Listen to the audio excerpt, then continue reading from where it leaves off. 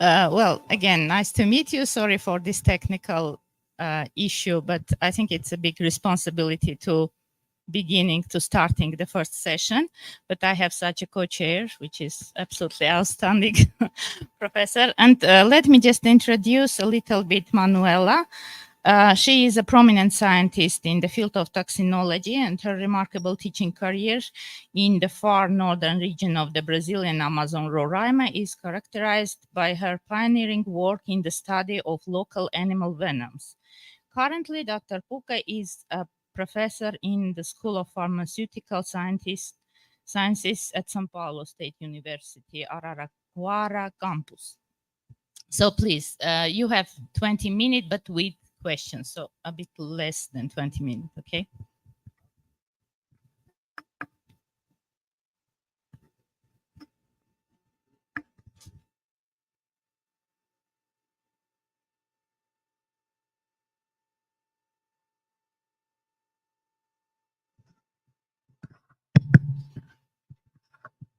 Thank you. Thank you for the presentation.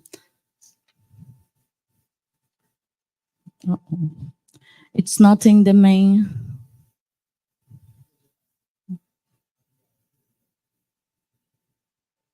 Okay, perfect. So today I will talk about the snake venoms of Roraima, composition, clinical scenarios, and educational initiatives. So in the world, snake bites are responsible for 2.7 million bites, 130,000 deaths, and more than 400,000 disabilities. Knowing that snake bites predominantly, oops, it's better. Okay, snake bites predominantly affect the poor. In 2017, the World Health Organization recategorized snake biting venom into the category A of neglected tropical disease. And in Brazil, snake bites is considered an important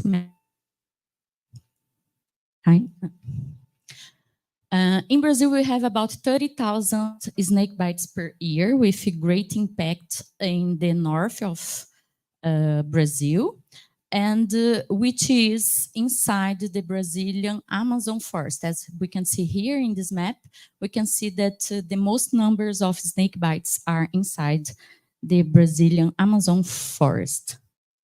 Regarding the incidence, in Brazil, we have 14 snake bites per 100,000 population. In the state of Amazonas, this number is higher, 45 per 100,000. And in Roraima, we have 86 per 100,000. So Roraima today is the highest state, is the state with the highest incidence of snake bites. But when we go to closer than the highest indigenous community of such as the Yanomami community, this number is much higher, 688 per 100,000. That is 50 times more the incidence of Brazil. But what is Roraima? So it's the northernmost state of Brazil. It's the state with the unique capital Boa Vista above the equator line. And the name Roraima means green mountain because of this very beautiful mountain that is in Roraima and in the border with Venezuela and Guyana. The vegetation of Roraima, we have there 33% of savannas that are open areas. In Roraima, we call it lavrado, where we can find many rattlesnakes represented just by one subspecies, that is Crotalus durissus huruima. And we have 67% of tropical forest. In the tropical forest, we have a high diversity of snake fauna, but I would like to highlight Botrops atrox. So I like to say that we have the queen of savanna, Crotalus durissus huruima, and the queen of Amazon, Botrops atrox. And because of that, in Roraima, we have severe snake bite envenomings, which are worsened because of the difficult access to treatment. Since the state, in the state, 40% of the state is demarcated indigenous lands, where we have 11 ethnic groups, 32 indigenous communities that spoke 80 different languages. Moreover, in the state, we lack resources for research, and we frequently lack doctors and medical supplies. Thus, snake bite victims in Amazon take time to access treatment. So in this article from Christine, 2021, we can see the itinerary to reach the treatment of 30 patients. And as we can see here, most of them took more than 6 hours to reach the treatment. And we know that the Ministry of Health, the Brazilian Ministry of Health, recommend to get the treatment, the antivenom, till 6 hours of the accident. And as we can see here, the patient 4, he had to walk, get a small boat, a big boat, then a car, and wait more than 10 hours for transportation, get an ambulance, get an airplane, and another ambulance to get the treatment. So it took more than 24 hours. And because of that, of course, in Roraima, we have many severe snake bites outcomes. Regarding the Crotalus durissus Roraima, as I told you, we have this unique subspecies in the state, and also Crotalus durissus Roraima, it's only found in this area, in Roraima mainly, and in the border with Venezuela and Guyana, English Guyana, because snakes, they don't know borders, so they go to the other countries. And regarding venom composition, as we can see here, compared with the other venoms from the other rattlesnakes of Brazil, we have the highest percentage of crotoxin, serine proteases, C-type lectin-like toxins, and metalloproteases represented by class P3. And because of that, if we look here, the red bars, we can see that Roraima induces the most edema, myolysis, bleeding, unclotable blood, renal failure, and respiratory failure, compared to the subspecies of Brazil. We really believe that one cause of that is the diet, because diet could influence venom variability. And unlike other subspecies of Crotalus durissus, anurans were found in Crotalus durissus Roraima stomachs. So we did some studies to find what these snakes are eating. Here it's a mice. As we can see here, we can see hemorrhagic manifestations. That is not usual for rattlesnakes from Brazil. Regarding the clinical scenario, Crotalus durissus Roraima induces myotoxicity, that we can see rhabdomyolysis and acute kidney injury. We can see the urine, the coke urine. We can observe neurotoxicity like muscular paralysis, as we can see here, the ptosis. We can see coagulant activity, thrombin-like activity, and also we can find in these patients hemorrhagic manifestations. This is a paper that we published in 2020, reporting a fatal rattlesnake envenomation. Besides the kidney injury, the patient developed hemodynamic stability, resulting in cardiac arrests. That's why he passed away. But this article raises questions about the effectiveness of the commercial antivenom for these subspecies. As we know, this subspecies is not included in the immunization of horses at the moment. What we are doing now, we are collecting many rattlesnakes from the Lavrado, the savannas of Roraima, as we can see here in the map. And we are studying CDR venom intraspecific variability from different regions of Roraima, performing proteomics and functional characterization.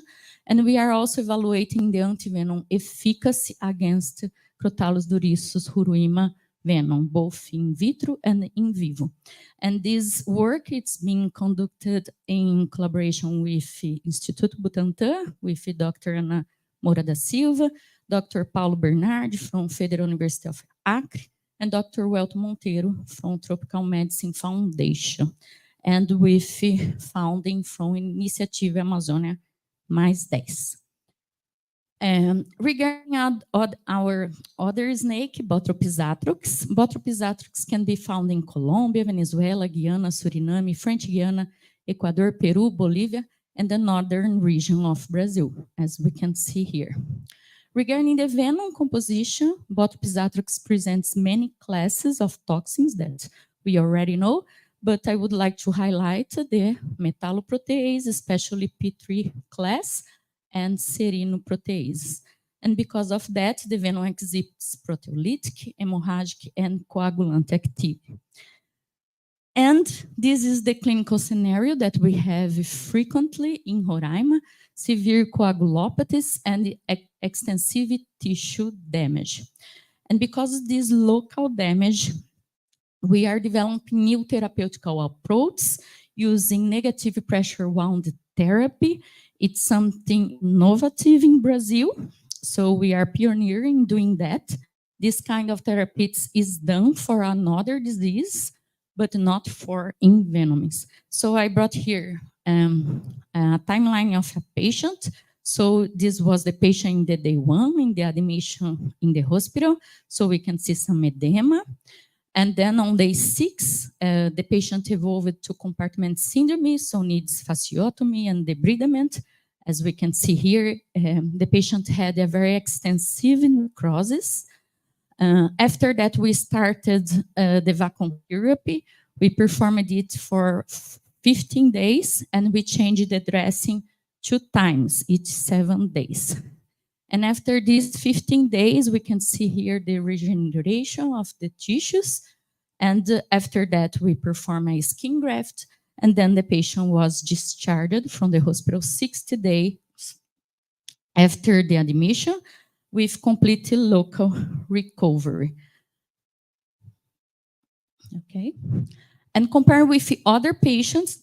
So this is a published student. It's not the same patient, but the local damage is similar. We can see that we could, this patient took it 122 days to be discharged from the hospital, but this patient did not use the vacuum therapy. We are currently in the process of collecting data and costs about these patients that use and not use the vacuum therapy. However, preliminary expectations suggest that implementing vac therapy could potentially reduce consumable expenses and hospital stays by approximately 3-fold. What is next? We are expanding the number of cases to assess the effectiveness of the therapy and reduce time and costs. As I told you, we are pioneer in doing this in Brazil, but Professor Sakti Vayapuri, it's doing the same thing from University of Reading in India, and we are collaborating to see and compare the results.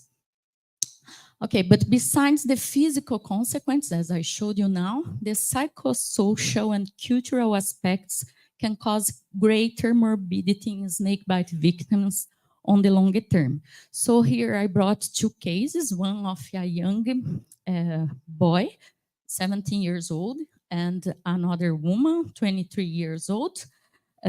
Both have to be amputated because of Botropisatrix accident. Both are Yanomami. Yanomami is a closed indigenous community, and they were transferred to the city, the capital of Roraima, Boa Vista, to receive antivenom and be amputated and manage the snake bite. And after that, refused to return to their communities until they receive a mechanical prótese.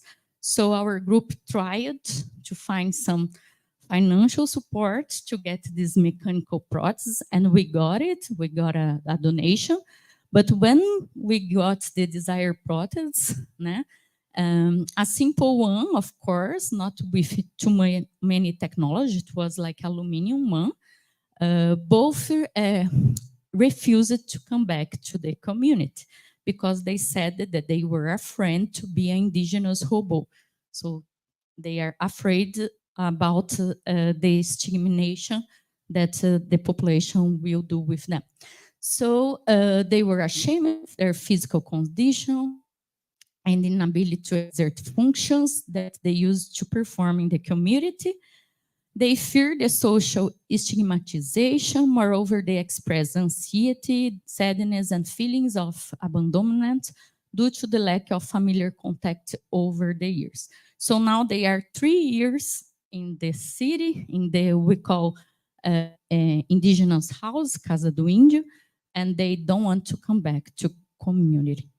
So we are studying psychiatric sequelae, ranging from and anxiety to post-traumatic traumatic stress disorder in snakebite victims. And but I would like to say that Bothrops atrox damage is beyond local damage. We also have unusual cases in Roraima.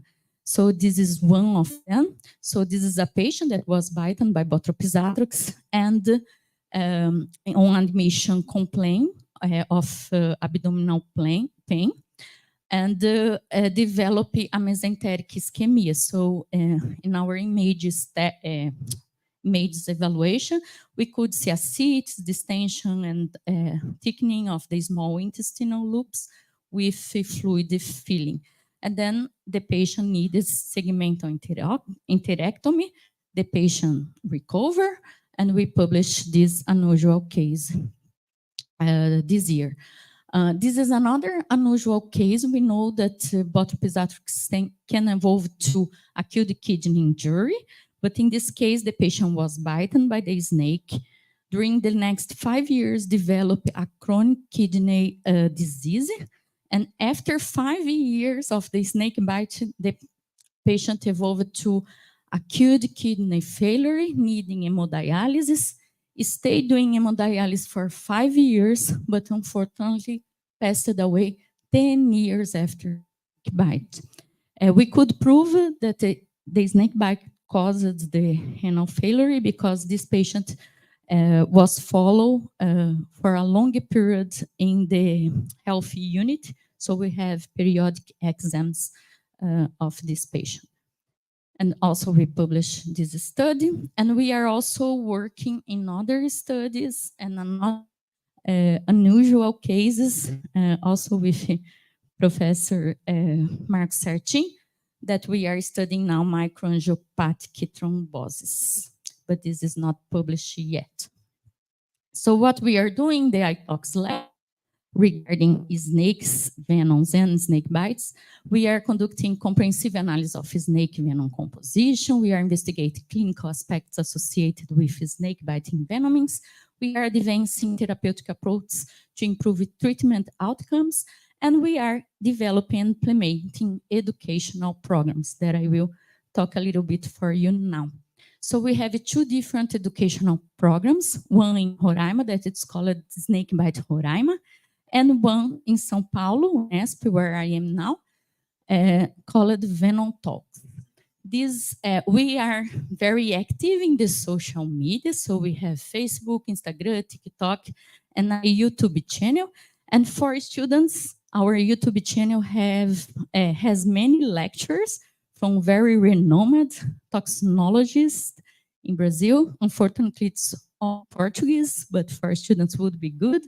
So we can see here some renowned scientists, Denise Tamburge, Marco, Elton, Norival, Ana Moura, Chema, it's also here. So you can view many times you want these lectures. And we also have illustrated snakebite informative materials. We produce them and distributed them in different languages. Remember that in Roraima, we are in the border with English, Guyana, so we have in English. We are in the border with Venezuela, so we have Spanish, and we also have indigenous languages, of course.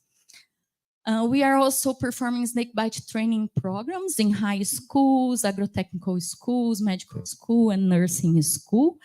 And also, very intensive, we are training physicians, nurses, and health staff, including the health team of the indigenous community. Here we have some photos. And after this training, it's a very intensive training, sometimes of 3 days. At the end, we give a pin for these professionals that is trained professional, and then they can use in their lab coat when they receive a snake bite patient. We also have a snake bite prevention and control program. So we educate regarding snake bites in educational institutions, rural communities, indigenous villages, military force, Venezuelan migrants, and firefighters. In Brazil, firefighters are usually called when they find a snake in their home. So that's why. Sorry. We also promote some events in the field of toxinology. In 2021, 2022, we performed the Venorama with more than 100 participants and others. We are very active in the communication medias, so we give information in radio and TV and so on. We have developed a mobile application that it's called Serpent Brazil in collaboration with Dr. Jaqueline. So please download our app application. This app, in this app you can find, this is for Brazil, it's in Portugal. Okay. You can find nearby rescue. You can find nearby hospital that have the antivenom. And you can report a snake in your neighborhood. You can use it. Of course, we use to educate regarding snake bites. And in case of scientists, we can use the collected data for many analyses. This is the main menu of our app.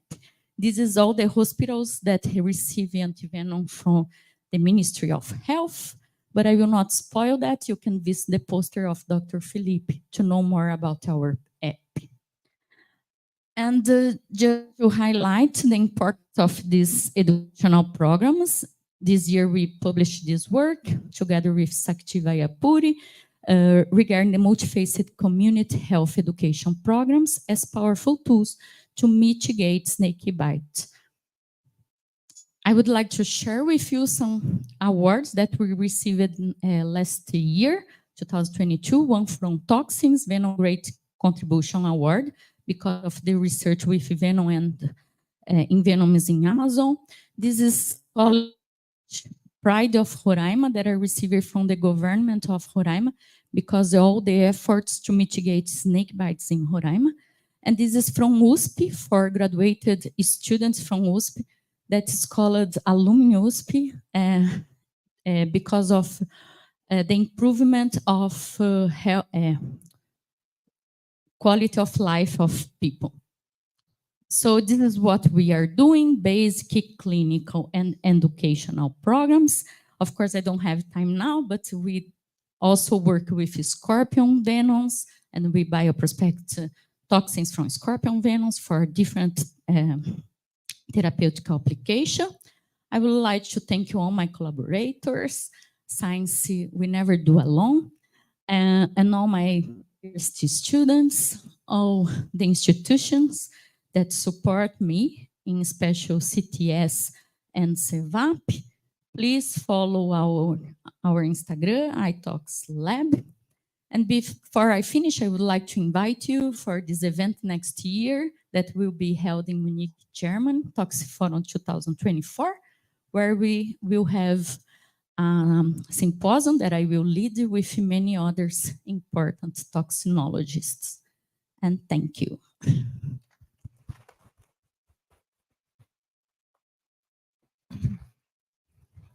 Thank you very much. Actually, we are very, very out of time. So maybe we will skip the question part. Perfect. But of course, you will have opportunity during the coffee break to ask. For sure. Thank you very much. Activities.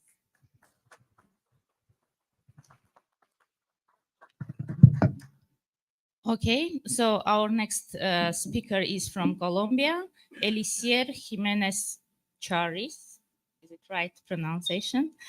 He's done his master's and doctors in biomedical studies from the Universidad del Valle, Cali, Colombia. And now he is an associate professor in the Physiological Sciences Department at Universidad del Valle. So, do you have?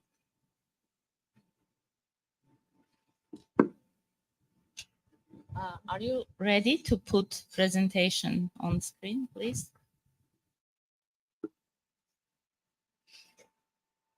Mhm.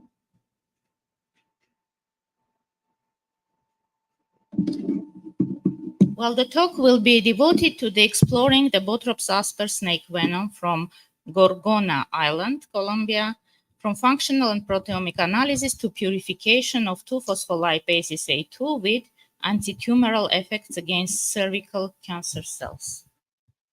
Please, again, I think this will be also about all other speakers. If it will be possible, please skip as much as possible your talk, at least not very important parts. Welcome on stage.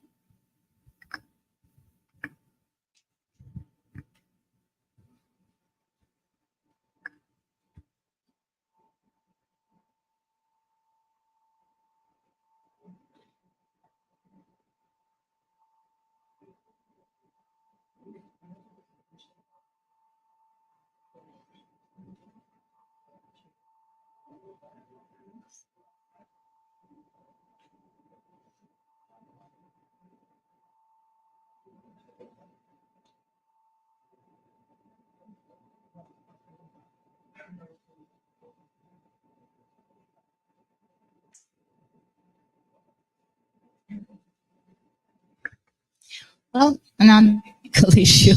Sorry. Well, would you like, maybe we will change the places of presentation. I can talk now and until you will do it calmly, because mine is already in the computer. Is it okay? Okay, so please then put mine.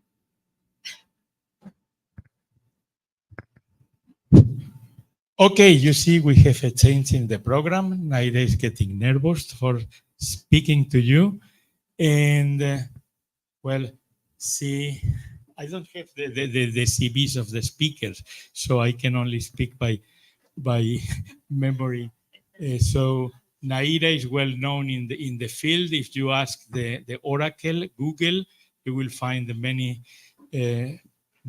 data about her, about Naira, and she's currently director. You are still director of the Obeli Institute in Armenia, and I hope that the war with your neighbors have not disturbed very much your daily activities. And welcome here to speak today about the impact of predominant toxins in viper venom to induce hemorrhage. So, all yours. Thank you very much. Yes, a bit stressing beginning, but it doesn't matter. It's okay. Let me introduce myself. I came from very, very far country, Armenia, and we have there the snakes which are not usual in this part of world, which are also vipers, but there are so-called old world vipers.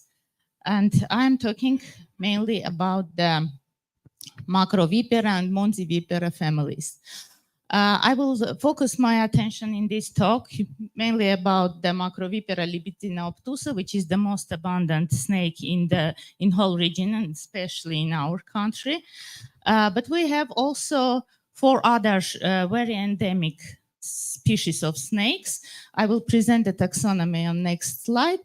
I should say that this Levantine viper, everybody heard about this snake, and it could be the expectations that these species are very well known and very investigated, which is not true, because I don't know why, but this is all, of course, the snake which was investigated from the very early times of toxinology, but the area of their distribution is quite complicated countries. It is a wide area from Tunisia to Pakistan, but the snake and its venom is not investigated very well. Now it is known only 5 subspecies of these snakes, and this is the taxonomy. As you can see, all these snakes, they are very endemic, especially the other 3 ones, they in red book for this area, which is mainly our country and some few neighbor countries. About the Macrovipera lipidina obtusa, it is quite classical viper with the venom which is leading to the very classical manifestations of the viper venom, which you can see on this picture. This is not my picture, so I should say that this is mainly taken in the patients in Iran and some other neighbor countries. The cases of such kind of severe envenomation in our country is not very well documented, so that's why it's not possible to obtain a real whole story about what's going on with patients in our place. But I should say that in very severe cases, of course, the venom is lethal, not with such high percentage of lethality as South American snakes, but about 15-20% is death cases. And in case of bad, late medical treatment, it could be definitely lead to amputations and disabilities. The biochemical composition of these snakes are, again, as I've said, classical for vipers, but the most abundant families of toxins here are metalproteinases, phospholipases A2, and serine proteinases. But of course, they have also in their venom a big amount of different disintegrins, which are one of which is very special and specific for this subspecies of Levantine viper. That's why it is Macrovipera lipidina obtusa, because in the composition of snake of the venom, they have so-called disintegrin obtustatin, which is one of the shortest ones. And this have a very interesting drug design perspective, because it's a very good blocker of the angiogenesis, especially during the tumorigenesis and during the metastasis vector growth to the direction, you know. So this is the comparison of different venoms of 5 subspecies of Macrovipera lipidina. As I've already said, they have the Transmediterranean are presented in Tunisia. The nominal subspecies Macrovipera lipidina could be found in Cyprus and in some other parts of Greece, and also in Iran. It is the other subspecies, which is Macrovipera lipidina chernovi. And as you can see, the even different populations of the same subspecies could have quite different composition of the venom. And one subspecies which is not presented here, it's Macrovipera lipidina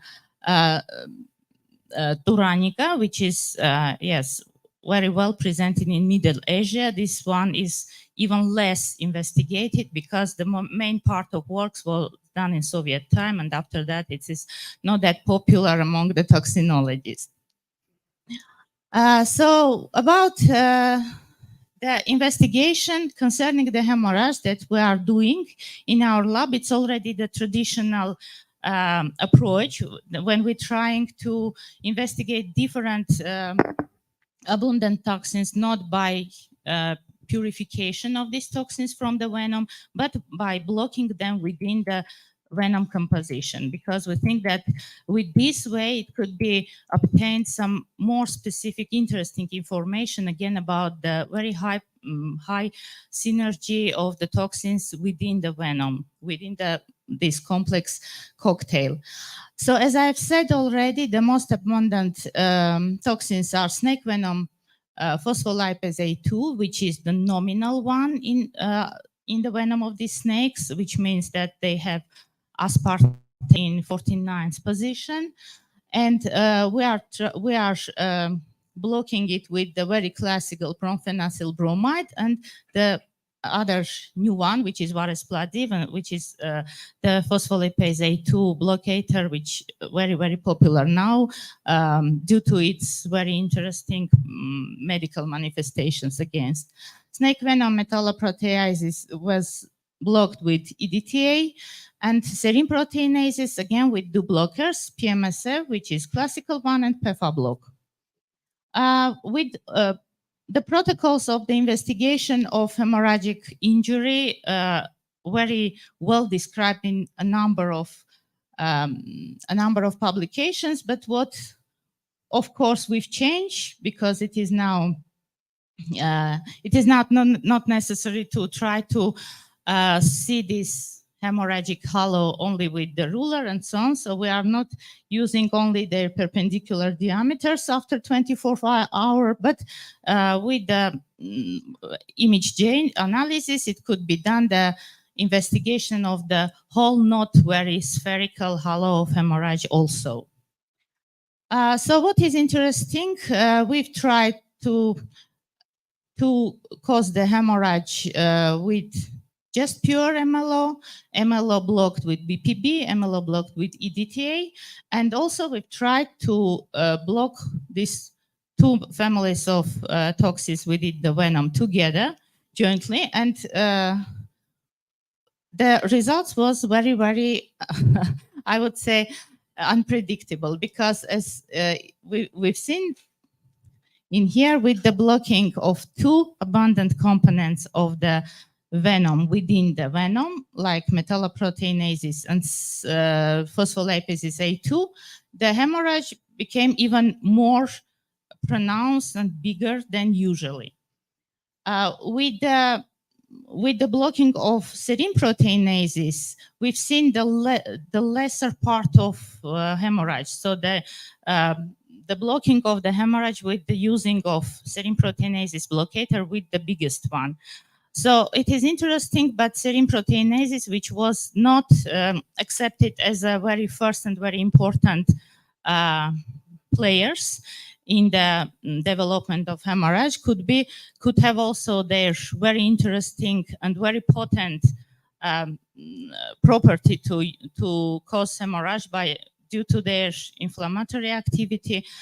And within the cocktail, it could be that different abundant toxins could synergistically act not as activators of each other, but also as suppressors of each other's. And on this stage of my talk, I could end, because this new two conclusions of the talk, that serine proteinases play a role, very important role in hemorrhage, and they could be suppressed with other toxins, I could end. But I would like to show you also the other technological and methodological approach when we used, because we didn't try again to be very subjective when we are analyzing these hemorrhagic hollows. But even with ImageJ and other computer approaches, it is not possible to, it's in any case, you are trying to make the frame of what you are seeing with your human eye. With the hyperspectral imaging, it is the opportunity to see all those injuries of the skin which are not specifically visible with the human eye, because hyperspectral analysis is a very novel and very developing part of the spectroscopy, which is merging the optical visualization and optical spectroscopy. The methodology mainly based on the fact that with this camera, the hyperspectral images could be obtained from each pixel of the image the full spectral characteristics. And this is, of course, much higher than the opportunities of human eye and even of the optical other cameras. So the study of design with these hyperspectral approaches is absolutely the same.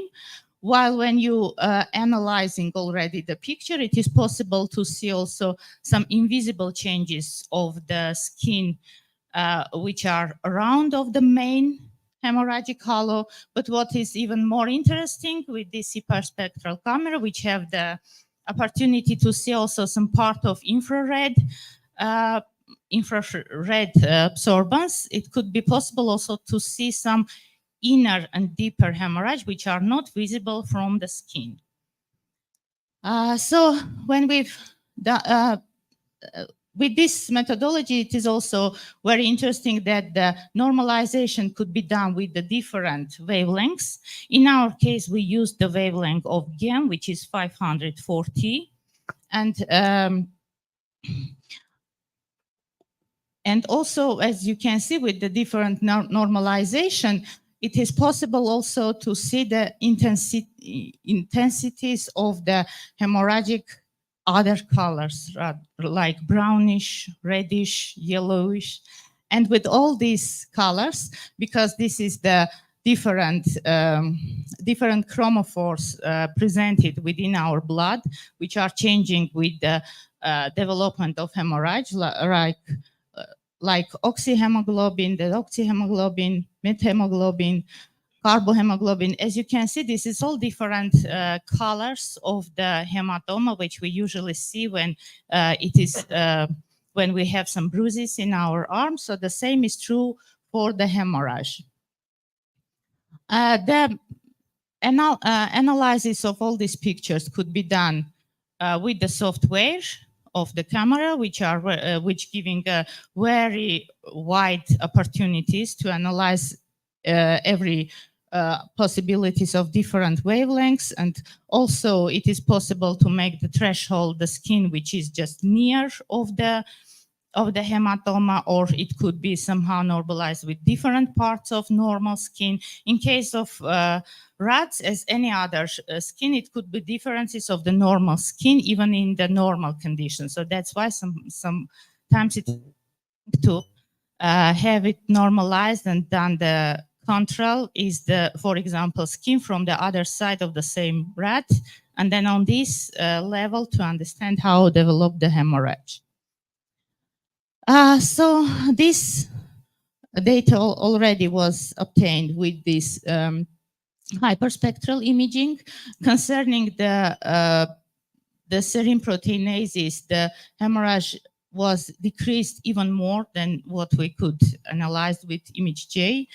But in case of the joint activity of joint blocking of the phospholipase AT and metalloproteinases, in this case, we are not seeing the very big increase of the hemorrhage, but at least it is not decreasing also. So in any case, somehow the phospholipase A2 and metalloproteinase is suppressing, if not serine proteinase, but maybe other some very important actors of the hemorrhage development, whether it be maybe small molecular proteins or other enzymes. And this is a very interesting speculation, which we will investigate it in near future. We also tried the Varese bloody because Xvii was very, very upset that we are using only bromfenyl bromide. So Varese bloody also worked very well as a blocker of phospholipase A2. But in any case, of course, the classical ones, if you are not injected in the living rat, but in the skin, it's not so important whether it's toxic itself or no. The using of PEFA block was excluded from our investigation because in case of PEFA block, it's surprisingly itself causing some very low level, but hemorrhage.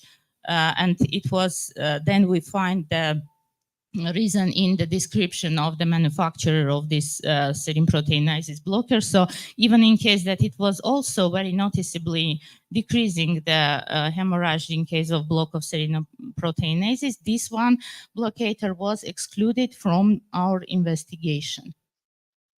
So with this, I would like to add to my first two conclusions, also the conclusion that hyperspectral analysis, which are now very widely trying to be applicable in surgery and other fields of biomedicine. Previously, it was done only for agriculture and astronomy, but now it is a very good tool which provides accurate and automatic estimates of protease inhibitors effects on the toxicity of snake venom in a hemorrhagic test on rats. But what is even more important and interesting, hyperspectral analysis can help to detect and analyze the deep inner hemorrhage damage of tissues in patients due to its infrared infrared part of technical characteristics. And this is very interesting to try on the living real patients with envenomation, which we will have some preliminary agreement with our clinics, and we will try to do. Okay, with this, I would like to thank my team who are working in Orbeli Institute of Physiology of the National Academy of Sciences of Armenia, and also our collaborators who helped us with hyperspectral analysis. And we've done it within the frame of the following grant projects. Thank you very much.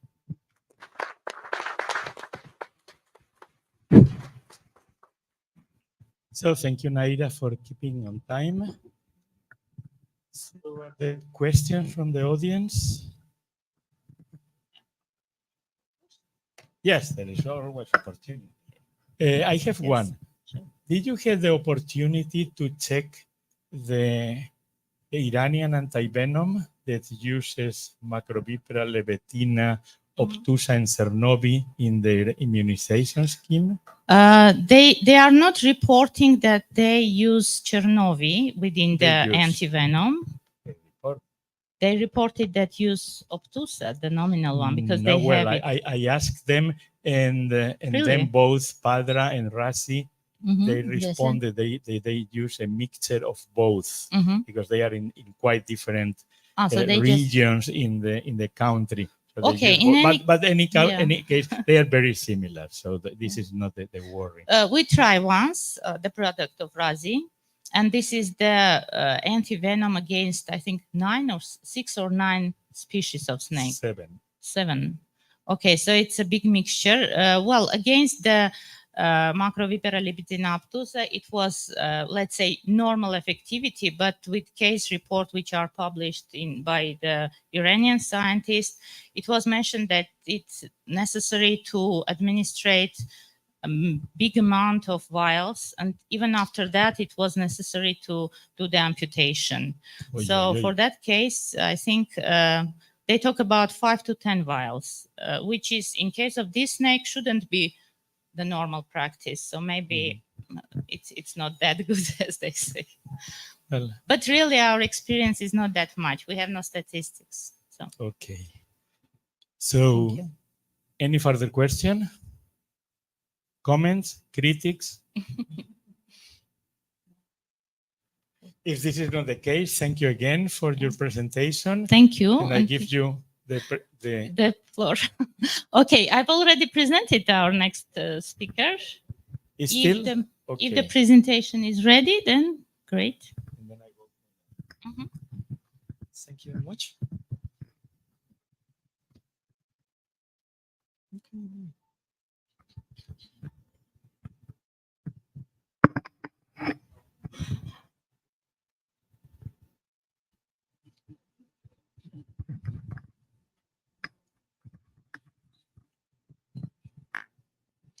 Good morning, everyone. Thank you for the invitation to present our investigation that we are doing at the Grupo in the Universidad del Valle in Cali, Colombia.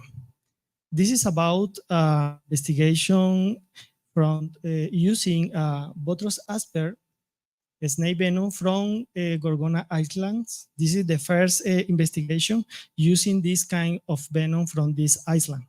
And later, we continue using on purification 2 of these phospholipases, and we find that produce some antitumoral effects against cervical cancer cell line.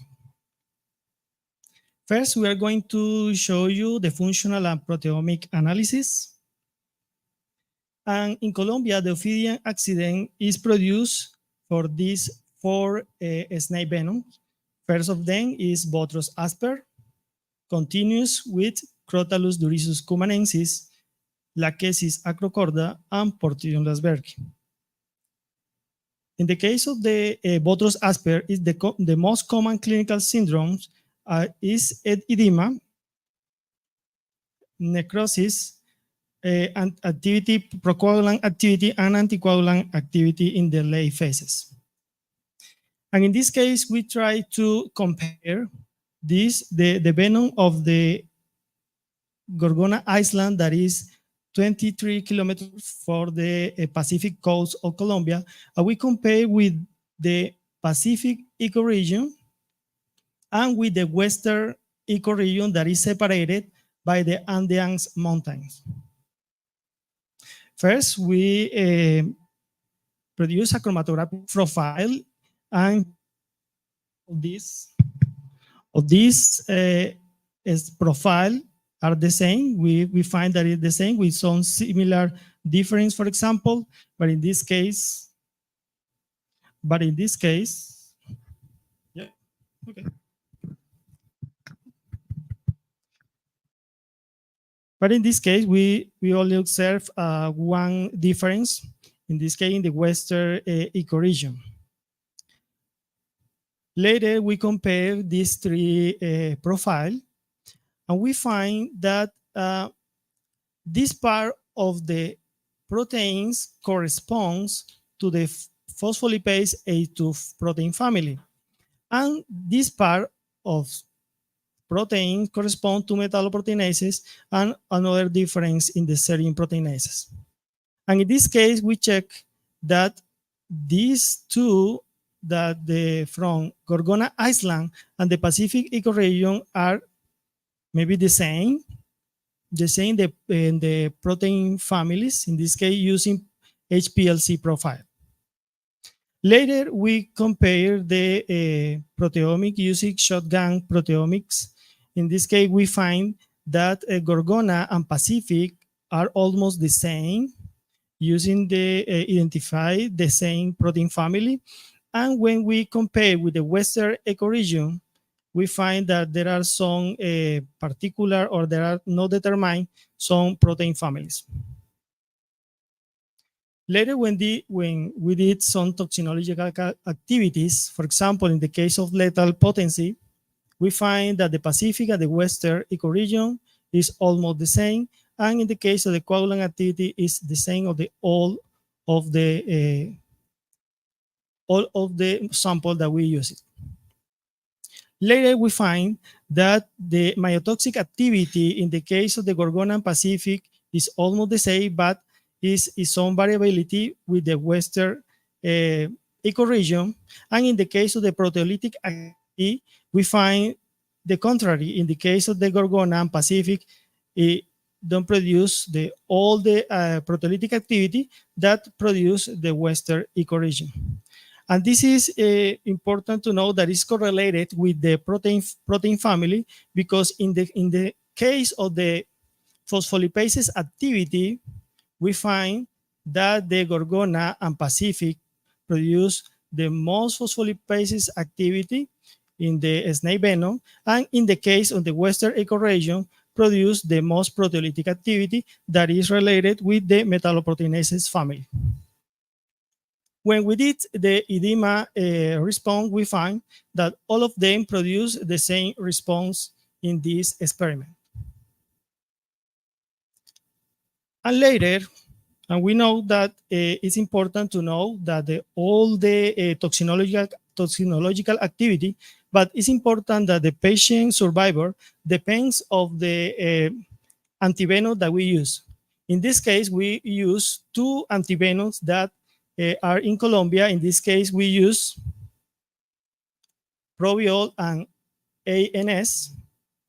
And we find that in this case, that ANS, the Instituto Nacional de Salud, produced the most titer against all the snake venom than the Probiol antivenoms. In this case, and another investigation like Diana Mora did in the last year, they found that the Probiol is more purity in IgG molecules than Probiol. And in this, and later we use some interaction with the principal proteins of the snake venom. We find that they have more interaction with the principal protein using the Instituto Nacional de Salud antivenoms. So the conclusion of this first part is that we find that the composition of the Botrus asper snake venom for Gorgona island is correlated with the toxinological properties. Later, display the similar clinical manifestation concerning to the Pacific ecoregion, and the immunoreactivity by antivenoms could be used after Botrus asper envenoming, in this case using Gorgona island, using one of them preferably. Later, if we check that we obtained or the Gorgona island have a lot of phospholipases, we purify 2 of them. And we obtained that these 2 phospholipases displayed antitumoral effect against cervical cancer cells. But we need to know that in 2020, GloboCan showed that more than 9 million new cases cancer, and more or less 15% of these are death. And in the case of cervical cancer, it's the 4th, both in new cases and deaths in this case. But this cancer and the old cancer, including cervical cancer, involves the inability of cells to die, the inability to produce apoptosis of this kind of cell. And unfortunately, the cancer treatment in this moment that we use, or that the scientist uses, is the low treatment that focus on the tumor microenvironment. That includes the use of drugs such as cisplatins and produce some side effects such as loss of hair, for example, diarrhea, and other ones. So in this case, we need to search pharmacological agents to attack the tumor microenvironment selectively. So in this case, we purify the 2 of these proteins, in this case, the phospholipases that we identify, and we observe that is maybe a monomeric protein, and we identify with mass spectrometer the partial sequence of this protein. In this case, we call it BAG1 and BAG2, Botrus asper Gorgona 1 and Botrus asper Gorgona 2. And later, we evaluated the cytotoxic activity using a panel of cervical cancer cell line. In these cases, we use a particular cell lines. In these cases, we used a Zika, Casqui, Gila, Doxy2, and C33A. In this case, there are some characteristics. One of them, for example, Gila is HPV 18, Casqui is HPV 16, and another one, C33A and Doxy2, for example, is negative for HPV. And we find that both of these proteins, or these phospholipases, both phospholipase 1 and phospholipase 2, present cytotoxic activity against all the cervical cancer cell line. And when we compare with cisplatin, that is antitumoral, in this case, antitumoral pharmacological product that used in this moment, we find that BGA produced the same cytotoxic activity than cisplatin, and the phospholipase 2 produce less than cisplatin. But when we compare with a non-tumorigenic cell, in this case, this is very important for a pharmacological agent, we find that BGA1 and cisplatin produce the most cytotoxic effect against a non-tumorigenic cell, and indifferent with the BGA2 that don't produce this cytotoxic activity. In this case, we think that BGA2 is most specific to cancer cell than non-tumorigenic cell. And this is a summary of the all IC15 that we obtained. And in this case, we check this one, Casqui, because we find that require more quantity of protein to produce a cytotoxic activity in non-tumorigenic cell. Later, we want to obtain if this protein that we know that is a lysine 49 that produce some damage of the cell membrane. And we find that they produce a liberation of LDH to the supernatant and compared to the control. And we think that maybe produce a apoptosis, a delayed apoptosis maybe, or apoptosis, late apoptosis. And we observe that when we use cell cycle arrest in the G2M, that is maybe particular to the late apoptosis. Later, other characteristic that we need to obtain to a pharmacological agent, in this case, antitumoral pharmacological agent, is to evaluate the antimetastatic effect.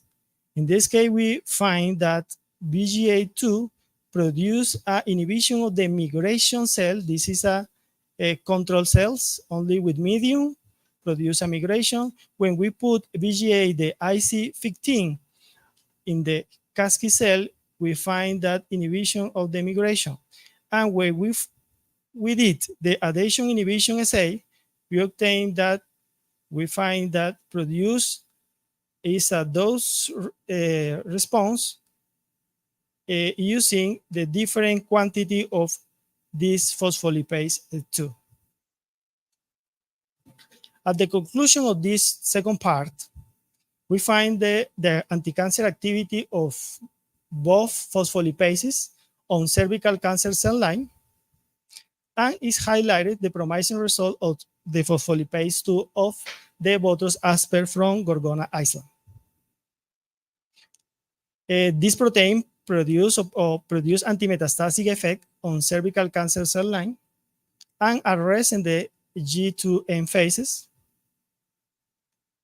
And maybe part of this protein, such as a peptide, maybe display a potential to continue developing new anti-cancer prototype of these pathologies that affect the most women in the world.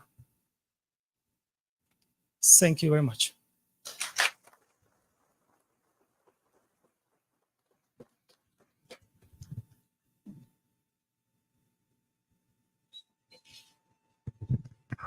Thank you very much. You've been very good with time, so we have time for questions. Please, first Juan, and then. So I have just a couple of questions. One, probably the most relevant, is that every day you see many articles about anti-tumoral activity and so on. So, but you then follow the papers, and these studies have no follow-up. So it was just another paper, another academic paper. So why do you think that yours will be different? Yes. We know that all these kind of protein maybe don't continuous of the clinical effect, for example, we know, but we try to do it. In this case. Have you an in vivo model? In this case, this is the second phase of our investigation. Just for example, in this case, we use this Botrus asper from Gorgona, Iceland, but we are working with another ones. For example, the Portillon Lasbergi. Lasbergi is another phospholipase, but in this case is aspartate 49. And we try to produce it in recombinant protein and produce some peptides and evaluate it in an in vivo model. We try. Okay, we will see. And just a short one, when you compare Biol with the Institute of National Health, the National Institute of Health in your country, the antibodies, you use the antibody titer. But what about the difference in protein content in both products? Yes, in this case, we use the same quantity of proteins of the venom that we put. No, the venom is okay. I mean the antivenom. Yes, we use the same quantity of antivenom to evaluate this experiment. Okay. Yep. Thank you, sir. Thank you. Julian White. Thank you. So I'm a clinician, but I'm not a gynecologist. So my query to you is two parts. First part, is cervical cancer a problem in your country? Yes or no? It's a big problem in this It's a case. big problem. Yep. So why don't you immunize? Because in Australia, they have immunization treatment, which essentially has eliminated or virtually eliminated cervical cancer as a problem. Yes, but So I would have thought that is the better solution, a public health approach that basically almost removes it as a problem. Then you don't have to worry about treating it. It's not. yes, that's okay. That's okay. But in this case, in Colombia, we have a particular problem with the health because our health ministry don't arrive all the country. So this is a big problem in this moment, but we need to change. Thank you, sir. Okay, thank you. Let's say thank you once again to our. And our two next speakers are virtual, and this complicated job I'm giving to Juan. Thank you for complicating my life. Do we have our first speaker in remote speaker? Mike Richardson. Mike, so up. Need an spiritually. Okay, just not to waste more time. I will say from Mike Richardson, it's not a classical toxinology in the way we know toxicology, and most of us are working in the field. He is a professor of evolutionary development biology. So he used embryos as screening models to study the evolutionary developmental biology of the snake venom delivery system. So he's not the guy that likes to publish much, but what he publishes is very solid. So this is a message also for the students. Care about what you publish and not the number of publications that you produce. Can you hear me, Juan?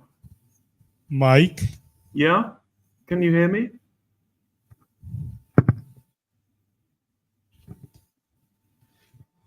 Can you hear me? Unmute yourself. Yeah. Ah, you can hear me.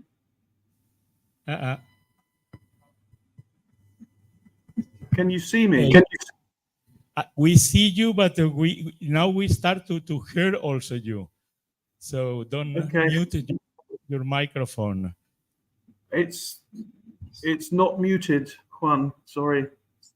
So all yours. You have 30 minutes, including the questions and your answers. Thank you very much, Juan. But you can hear me, can you? Sure. You hear me? Yeah. So how do I display my slides?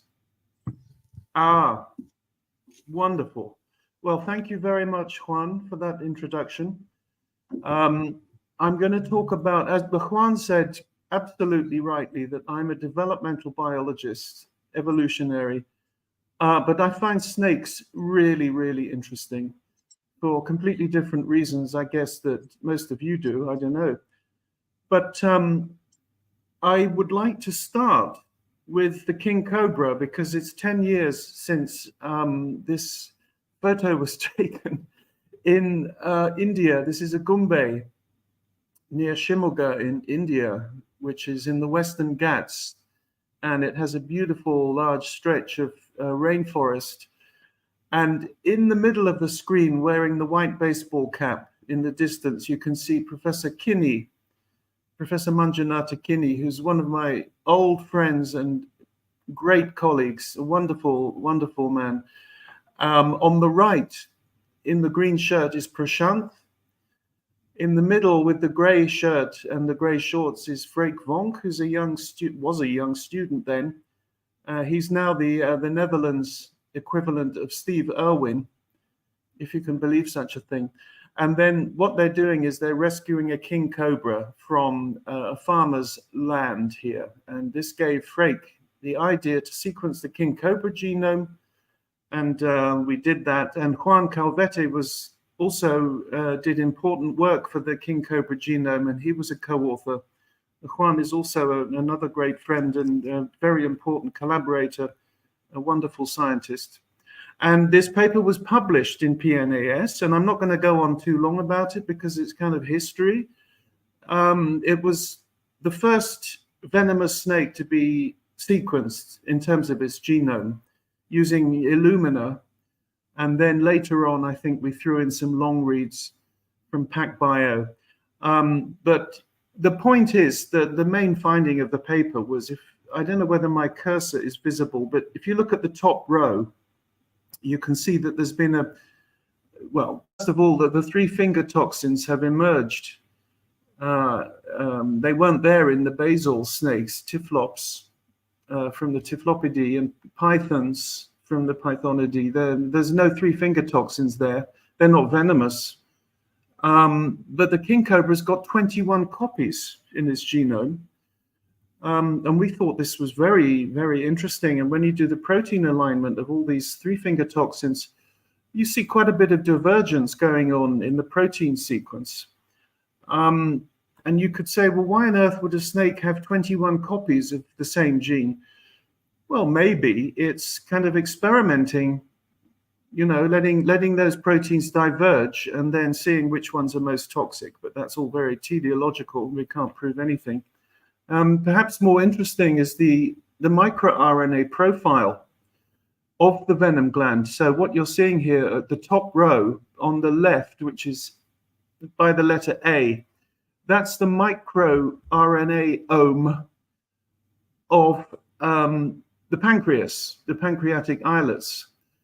And it's remarkably similar to the graph in the middle, which is the microRNA-ome of the king cobra venom gland, and totally different from the microRNA profile of the accessory gland on the right. So particularly the black segment, I don't know if that's visible there, but the black segment is MIR 375. This seems to be a common microRNA between the pancreas and the venom gland, which supports Elisar Kochva's idea that at least some toxin genes evolved from normal physiological precursors in the pancreas.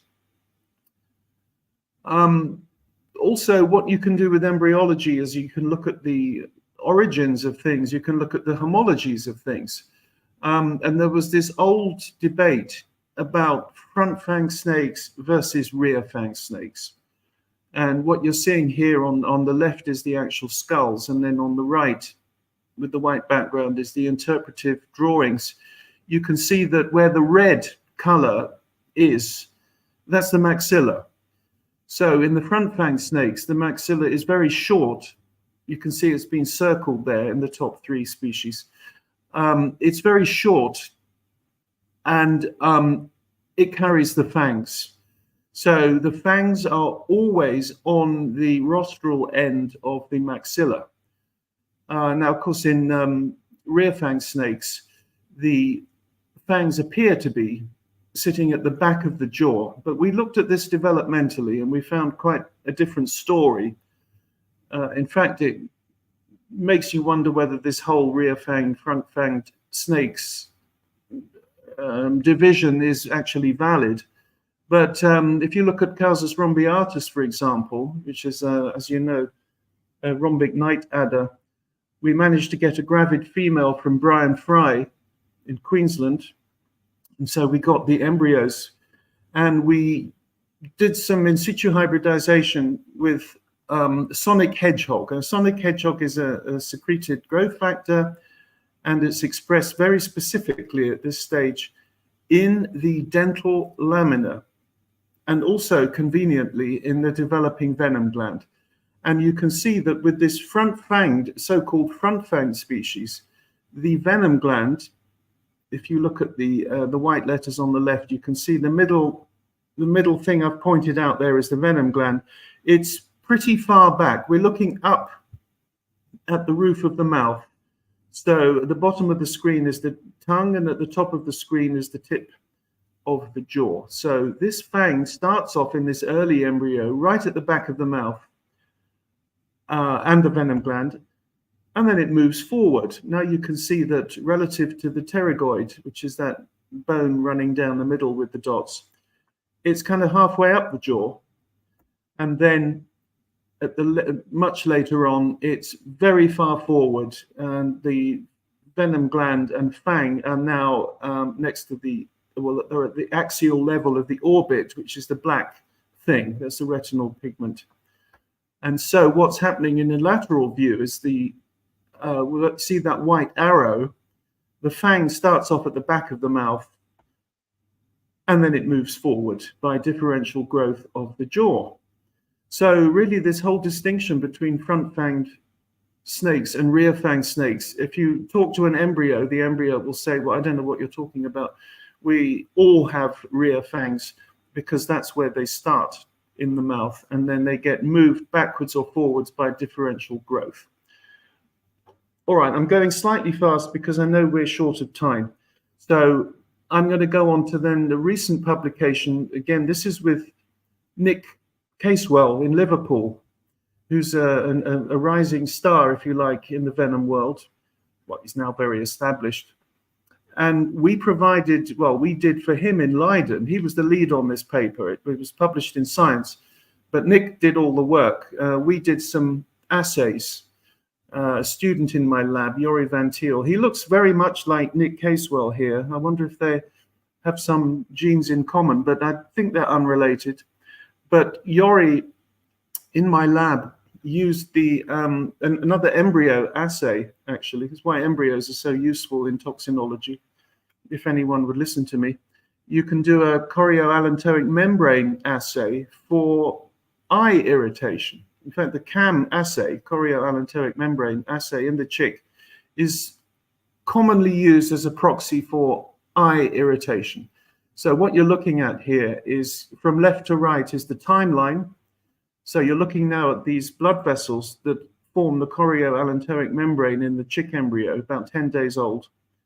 And then you can drip some test substances on, and you look to see, do we get bleeding? Do we get vasodilatation? Do we get clotting? In other words, does the venom or whatever we're putting in there, does it cause irritation to these blood vessels? Because then this might be a useful proxy for eye irritation. You can see the top row is just Hank's buffer, which is a physiological buffer, and absolutely nothing happens after 5 minutes. The bottom row is different. That's SDS. So this is a detergent, and it causes a lot of vascular disruption. If you look at the bottom right cell here, you will see that there's a lot of, well, how has Yori characterized it? He's given it a red circle and a white circle. So we've got vasodilatation and we've got coagulation. So that's really, that poor membrane is not very happy. If we then try some controls, we get slightly unexpected result. I said to them, we're going to test this. We're going to have a positive control, which is going to be the most irritating thing to your eye ever, which is capsaicin, which is the, as you know, is the irritant small molecule in chilies. And I thought, we put that on, we're going to get a massive reaction. Actually not.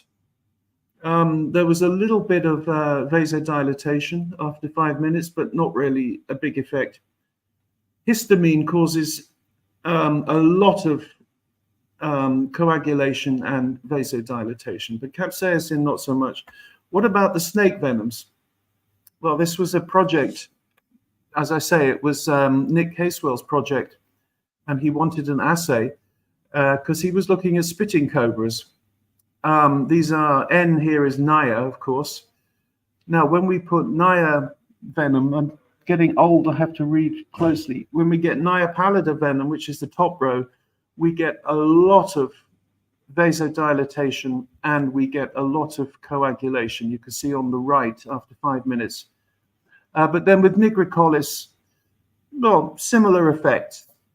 Yori repeated these and quantified them and did the stats. So you have to convert these very qualitative data into quantitative data. These two Naya species, no effect whatsoever. So when you've done the stats and you map all these venoms, Yori tested, I think, 15, 17 venoms, you can see that there's, well, there's a bit of a pattern. The color here is how much irritation there was in the CAM assay. Blue meaning no irritation and red meaning very irritating. You can see that by and large, you get the most irritant venoms, the most eye-irritating venoms in the spitters. And in the non-spitters, which is the black circles, you tend to get no eye irritation in this assay. But there's a couple of outliers. So, for example, if we look at siamensis, well, no, actually, that correlates, doesn't it? Let's look at Naya atra and Naya calthea. These two here, I don't know whether you can see my cursor, but they're very irritant, but they're not spitters. So with some exceptions, the general pattern was that cobras that spit have venom that's very irritant in the CAM assay, and also they did a mouse assay in Liverpool.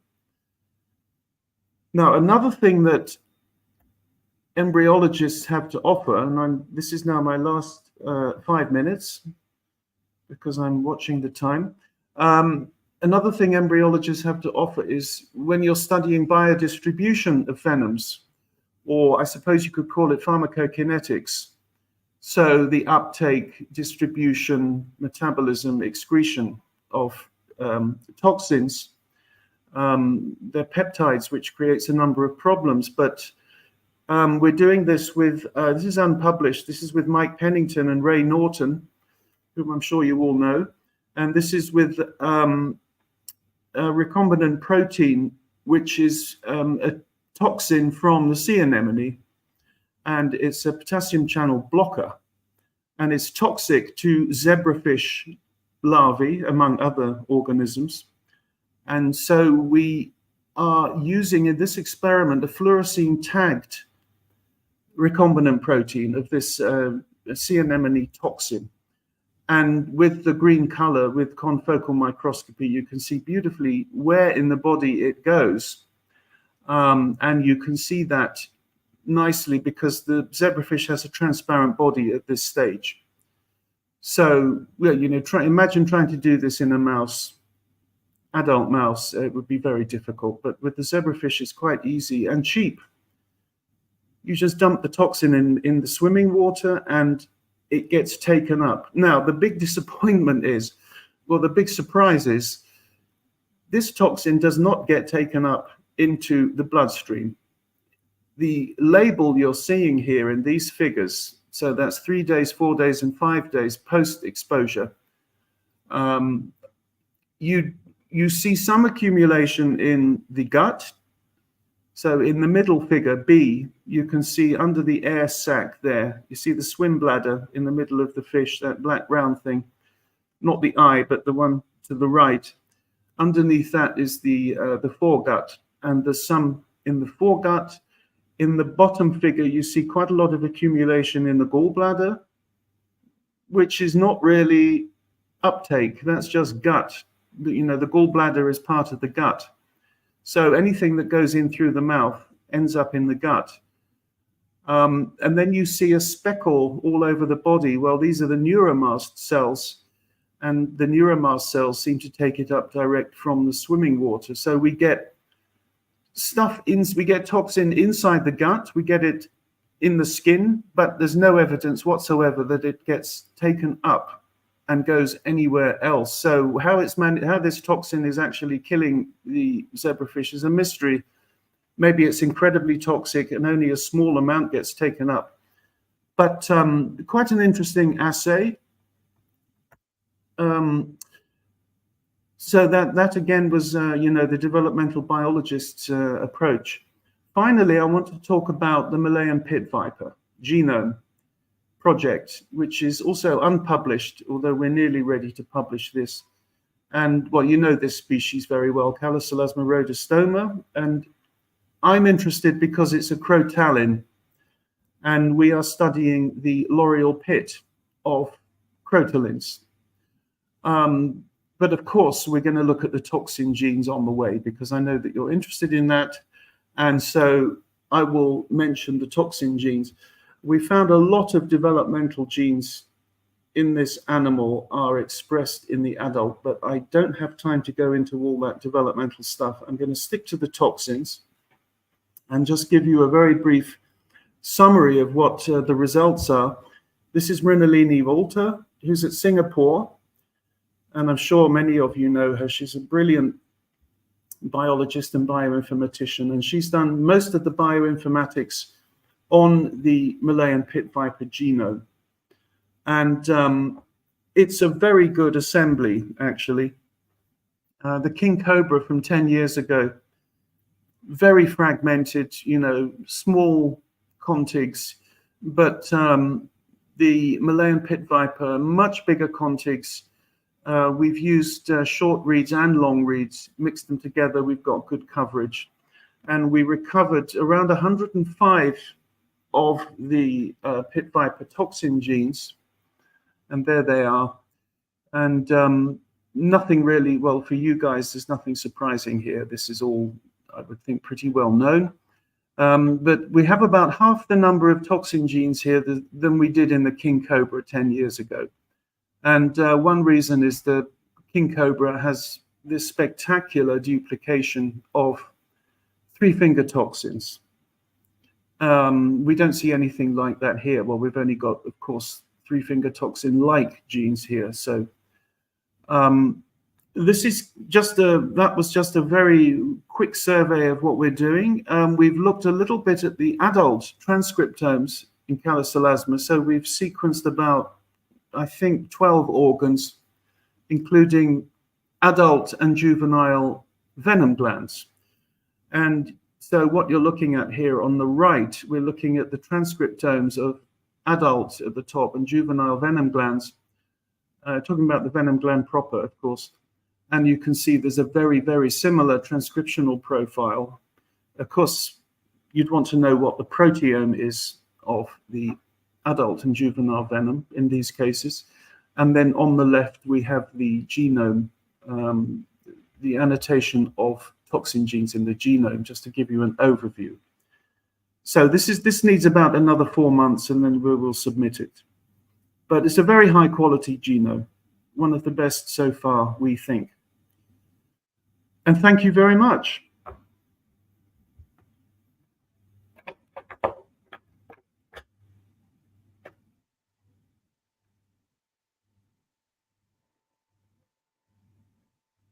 Thank you, Mike, for your wonderful lecture. We may have time for a couple of questions. One here, and I reserve one for me. I should just tell you, Juan, I'm in Barcelona now, close to your, close to your homeland. I'm going to see the Juan Miro Museum this afternoon. Okay, have a great time there, and go also to the Central Market. I will, yes.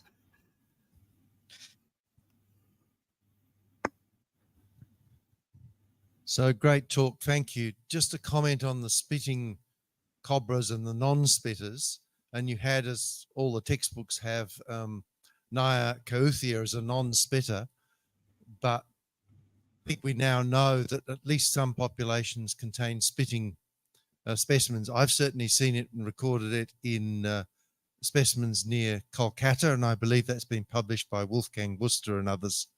Wow. That's great. I will tell Nick. Thanks very much.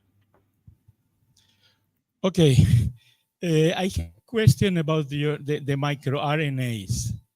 So yes. I'm glad to see that other people start with taking attention to the microRNAs, which have been like the Cinderella in world, at least in venoms and snakes. So did you have the chance to test the microRNA, some of them at least, the major one, to see how they modulate, or if they modulate really the expression of the toxins? No, we were hoping someone else would do that. I mean, it's a bit like your question to the previous speaker. You said it's been published, but there's no follow-up. And to my knowledge, there's been no follow-up. Sorry. We tested in Crotalus simus the microRNAs that should modulate crotoxin, and they modulated, but only by 5 to 15% of the expression. Yeah. So it's not That's big. low. Yeah. Yeah, thanks, Juan. Thank you again, and Thank you. hope to see you soon with a beer in between. Okay, thank you, Juan. Have a great Bye. conference.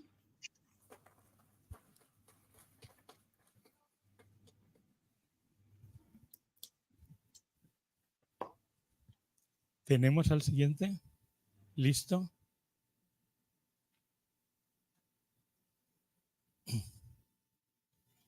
Chema. Chema. Where are you?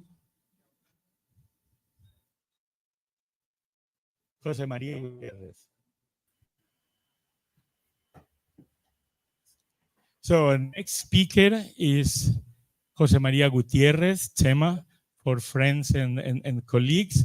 You see him here on the screen. He's another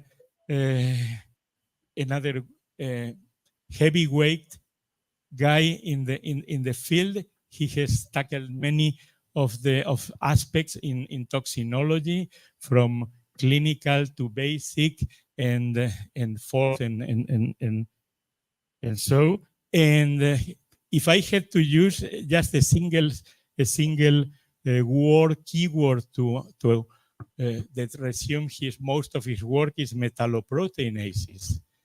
But he now choose to change with to change to Bruno Lomonte's favorite topic, which are phospholipases. So we are curious to see what you tell us. Go ahead. Thank you very much, Juanjo, and bon dia a todos. Good morning from San Jose, Costa Rica. Greetings to everybody. So let's see if we can share the screen. Okay. So thank you very much to the organizers for allowing me to present this reflection on the versatility of the mechanism of action of venom phospholipases A2.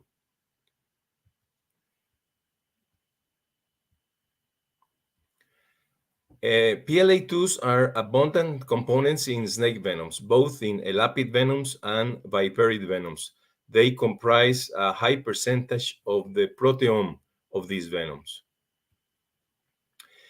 Elapid PLA2s belong to group 1 and viperid PLA2s belong to group 2. But these two types of phospholipases have a very similar 3D structure as seen in this slide. However, along the process of accelerated evolution that has characterized the evolution of these snake toxins, a number of changes, a number of substitutions in surface residues have provided these toxins with a wide spectrum of toxic activities, which make this family of toxins very interesting from the structure-function relationships. As seen in this slide, venom PLA2s exert a variety of toxic actions such as myotoxicity, cardiotoxicity, direct hemolysis, neurotoxicity, anticoagulation, edema and inflammatory effects, inhibition of platelet aggregation, and so on. It is interesting, however, that many PLA2s, particularly the acidic ones, are not toxic. So this variety of actions constitutes a puzzle from the understanding the mechanism of action of these various effects induced by these toxins.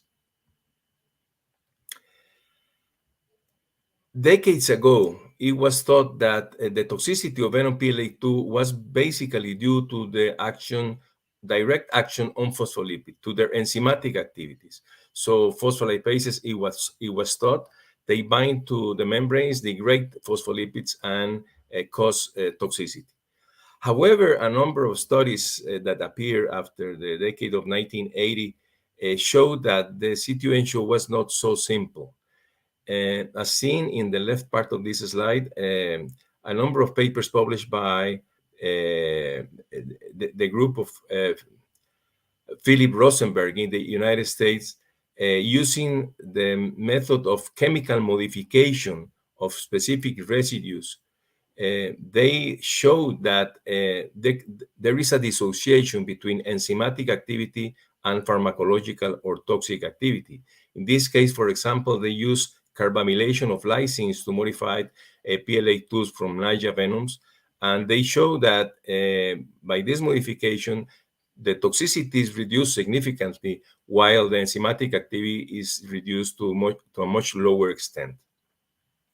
An explanation for this phenomenon was presented by Kinney and Evans in 1989 by proposing a model that can be summarized in the image to the right, in which PLA2s were proposed to have two different sites: the catalytic site, which is the enzymatic responsible for enzymatic activity, and what they call a pharmacological site. And the pharmacological site enables these toxins to bind to particular acceptors or receptors in target cells. So when injected in the tissues, phospholipases through this pharmacological site would bind to specific acceptors or receptors in target cells, causing toxicity, while they will not be able to bind to other bystander cells.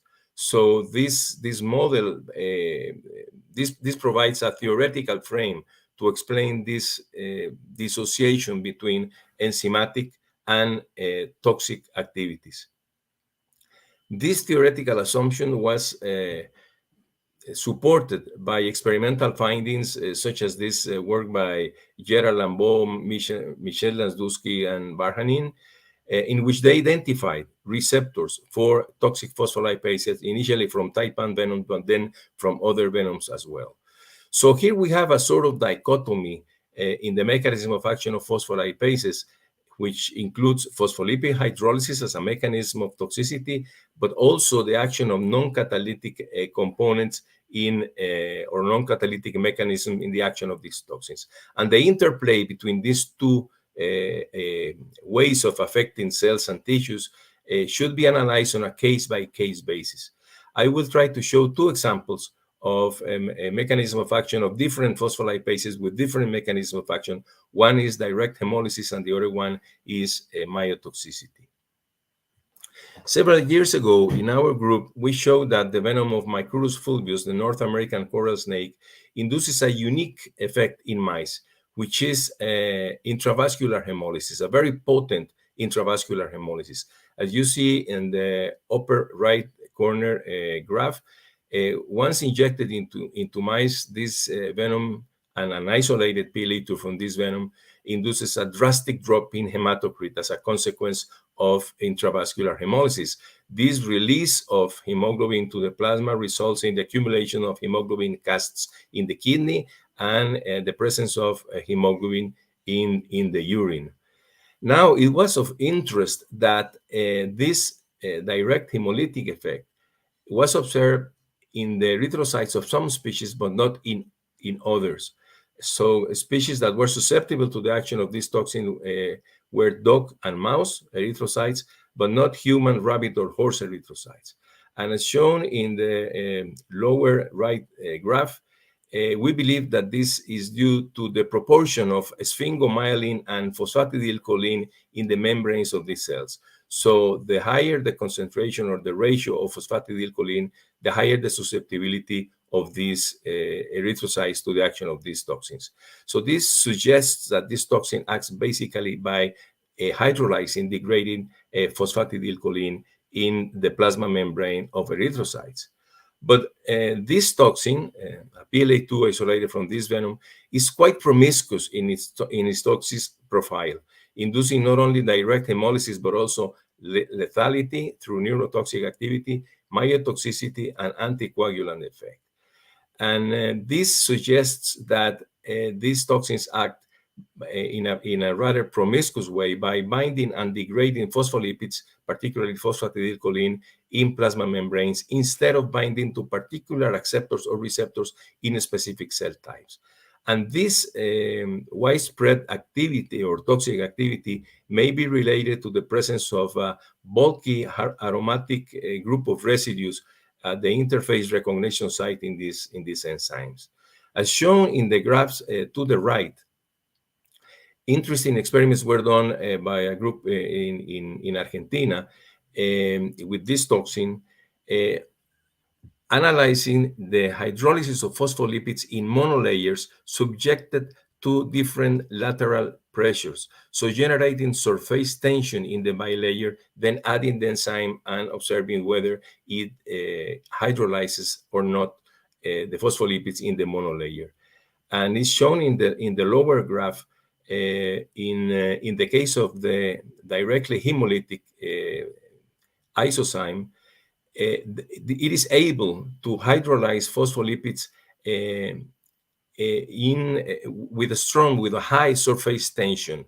So this shows that this enzyme has high penetrating power in bilayers and monolayers, and this may explain this widespread toxic activity or this widespread ability to hydrolyze phospholipids in a variety of cell membranes. In contrast, the action of, in the case of pancreatic phospholipase and a non-toxic phospholipase from this same Micrurus fulvus venom, they are not able to degrade phospholipids in this condition. So in this particular case, it seems that the mechanism of action is a direct attack of the toxins on the phospholipid bilayer without the requirement of specific receptors or acceptors. A different story occurs when we deal with the myotoxic activity of phospholipases. Viperate venom phospholipases are of two types. Some of them are catalytically active enzymes having aspartate in position 49. Aspartate is a residue necessary for the calcium binding in these enzymes.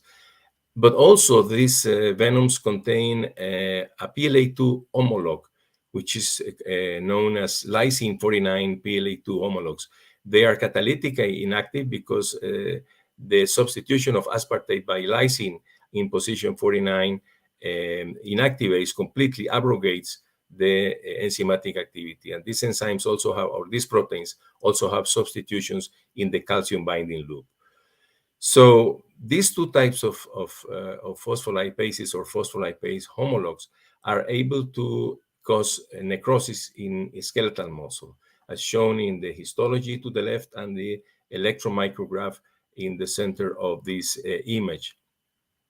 It was shown that these toxins disrupt the integrity of the plasma membrane and therefore induce a series of intracellular degenerative events such as hypercontraction of myofilaments, alterations in the mitochondria, and so on. This disruption, initial disruption of the plasma membrane, results in a prominent influx of calcium into the cytosol, as shown in the two figures in the lower part of the section of the slide. This rapid increase in cytosolic calcium results in the onset of a number of degenerative events such as mitochondrial damage, hypercontraction of myofilaments, activation of intracellular calpains, and so on. So here we have a group of toxins, enzymatically active and enzymatically inactive, which are able to disrupt the integrity of plasma membranes of muscle cells. In the case of enzymatically active aspartate 49 PLA2s, it has been shown that enzymatic activity is absolutely necessary for myotoxicity. In the figures to the left, you see a study done by Julian Fernandez in the laboratory of Anthony Postel in the UK, whereby they use lipidomics approach and mass spectrometry approach to assess the action of enzymatically active and inactive myotoxins in myotubes in culture. And it was shown that only the enzymatically active enzymes, as expected, were able to find catalytically inactive variants did not cause this degradation. When the enzymatically active myotoxins are modified by parabromophenacyl bromide, which modifies the histidine at position 48, in these enzymes, myotoxic activity is completely abrogated, as shown to the right in the figures to the right. This work was done by Diana Mora Obando and Bruno Lomonte in our laboratory, and clearly demonstrates that enzymatic hydrolysis is necessary to exert myotoxicity, but perhaps it's not the only requirement for this myotoxic activity. In the case of enzymatically inactive lysine 49 PLA2 homologs, the mechanism of action of this group of toxins has been studied in detail by the group of Marcos Fontes in collaboration with Bruno Lomonte and other colleagues. And as shown in the figures to the left, in the images to the left, it is proposed that these toxins bind initially to the membrane. A fatty acid gets into the hydrophobic channel, induces an allosteric change, and this exposes two regions in this molecule. One cationic region is responsible for binding to the membrane with high affinity, and a hydrophobic region located in the C-terminal part of the molecule penetrates and disrupts the integrity of the plasma membrane. Therefore, without the need of catalysis, of hydrolysis of phospholipids, these toxins, by their ability to bind and penetrate by layers, are able to disrupt the plasma membrane in muscle cells and to cause myotoxicity. One intriguing question is why these venoms, many of these venoms in viperrid snakes, contain both lysine 49 and aspartate 49 variants. And a response to this question was presented by Diana Mora Obando, Bruno Lomonte, and colleagues by showing that these two types of myotoxins work in a synergistic way. In other words, by the combination of aspartate 49 and lysine 49 myotoxins induces a higher extent of myotoxicity than each toxin separately, showing that this may provide an adaptive evolutionary advantage to the presence of these types of toxins in the venoms. When muscle cells are cultured, usually they start with the mononuclear cells known as myoblasts, but after several days and when the composition of the medium is modified, these myoblasts fuse to form multinucleated myotubes, which resemble structurally and functionally adult muscle fibers. So this is a very good model to study the mechanism of action of myotoxins. And one interesting finding was that myotubes are much more susceptible to the action of these myotoxins than myoblasts. And the question is, why is that so? It is not because myotubes are intrinsically more susceptible to membrane damaging agents, because in the case of cell damage by detergents, for example, the susceptibility of myoblasts and myotubes are similar. So there may be something in the myotubes that make them more susceptible to the action of myotoxin. And this something may be an acceptor or a receptor in these cells. So many groups have tried to identify acceptors or receptors in myotubes or adult muscle fibers for myotoxins. Some years ago, Maria Massimino, Fiorella Tonello, working in collaboration with Julian Fernandez and Bruno Lomonte and other colleagues, described quite an interesting finding. By using protein pull-down experiments and mass spectrometry, they demonstrated that a lysine 49 myotoxin from Bothrops asper venom strongly binds to a cellular protein called nucleolin. Nucleolin is located mostly in the nucleus or in the nucleoli, but it also occurs in the cytoplasm and is present also in the plasma membrane. So they found by these protein pull-down experiments that myotoxin 2 binds to nucleolin. And as shown in the micrographs to the left, myotoxin 2 and nucleolin are colocalized when they are added to myotubes in culture.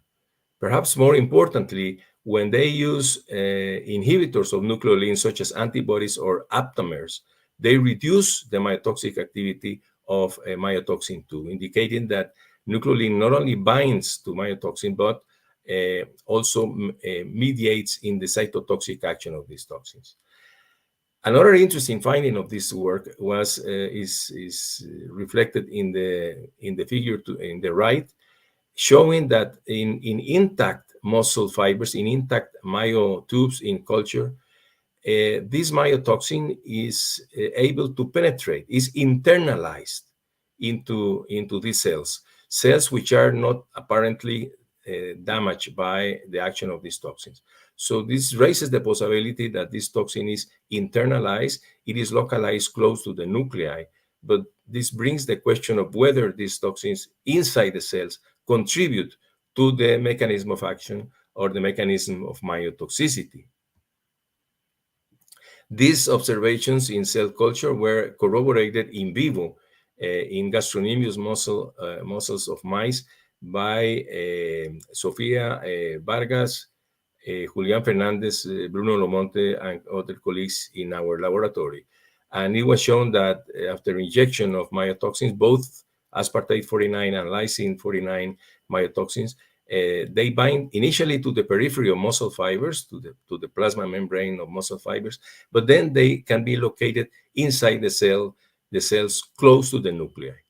Of course, this intracellular location may be a consequence of membrane disruption and passive diffusion of the toxin to the cytoplasm, but it may be also a consequence of an active internalization, endocytosis of the toxin, perhaps mediated by nucleolin.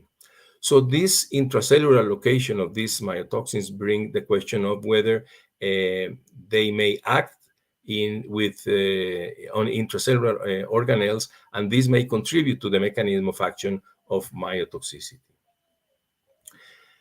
This question regarding the action on sarcoplasmic reticulum, an intracellular membrane in muscle tissue, was approached many years ago by our group, where we isolated a sarcoplasmic reticulum from rabbit skeletal muscle and incubated it with catalytically active, an aspartate 49 PLA2. And it was found that indeed this toxin inhibits calcium ATPase, a very important enzyme in the sarcoplasmic reticulum, hydrolyzes sarcoplasmic reticulum phospholipids, and damages the integrity of the sarcoplasmic reticulum membrane. So this creates brings the possibility that once inside the cytoplasm, these phospholipases, at least the catalytically active ones, can bind, hydrolyze, and disrupt the integrity of sarcoplasmic reticulum. And since this organelle is so important as a calcium storage site, this may be related to the action of the toxins. Then, more recently, in collaboration with Lopez Davila Alfredo Lopez Davila in Germany, we wonder whether myotoxins also affect the contractile apparatus of skeletal muscle. As seen in the electron micrograph to the left, the action of myotoxins in skeletal muscle involves a drastic hypercontraction of myofilaments. Of course, this drastic contraction may be due to the increase in calcium concentration in the cytosol, but we wonder whether myotoxins could also directly affect the properties of the contractile apparatus of the myofibrillar components in a skeletal muscle. And as shown in the graphs to the right, the response was negative. This was approached by using a type of isolated muscle fibers called skin fibers, which are fibers devoid of plasma membranes. So the myofibers are treated to eliminate the membranes and leaving the contractile apparatus intact. In these conditions, when myotoxins are added to the contractile apparatus, there is no effect. There is no change in the force of contraction of myofibrils due to the action of myotoxins. So this shows that the hypercontraction observed in vivo and in ex vivo is the result of the increase in calcium, the activation of the contractile machinery without the myotoxins having a direct effect on that.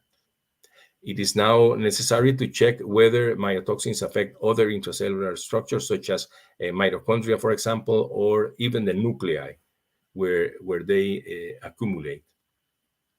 So to summarize these findings in terms of the mechanism of action of myotoxins, viperid venoms contain both aspartate and lysine 49 myotoxins, which act synergistically. The aspartate enzymes bind to the membrane. We don't know for now whether they bind to specific acceptors or receptors, but we do know that they degrade the phospholipid in the plasma membrane, disrupting the membrane and inducing calcium internalization. The lysine 49s, the catalytically inactive ones, it is proposed that they are able to bind and disrupt the phospholipid integrity, inducing a calcium influx, which causes hypercontraction, mitochondrial poisoning, sarcoplasmic reticulum degradation, and so on. But in addition to that, it has been shown in my presentation that lysine 49 myotoxins may bind to nucleolin in the plasma membrane and may get internalized into the cytoplasm, perhaps exerting intracellular actions. In addition to that, and this was shown by the group of Cesare Montecucco, the disruption of the integrity of muscle fibers results in the release of intracellular markers, such as creatine kinase, for example, potassium ions, and ATP. And they show that ATP binds to purinergic receptors in neighboring muscle cells, inducing a calcium influx and amplifying the cytotoxic action of these toxins.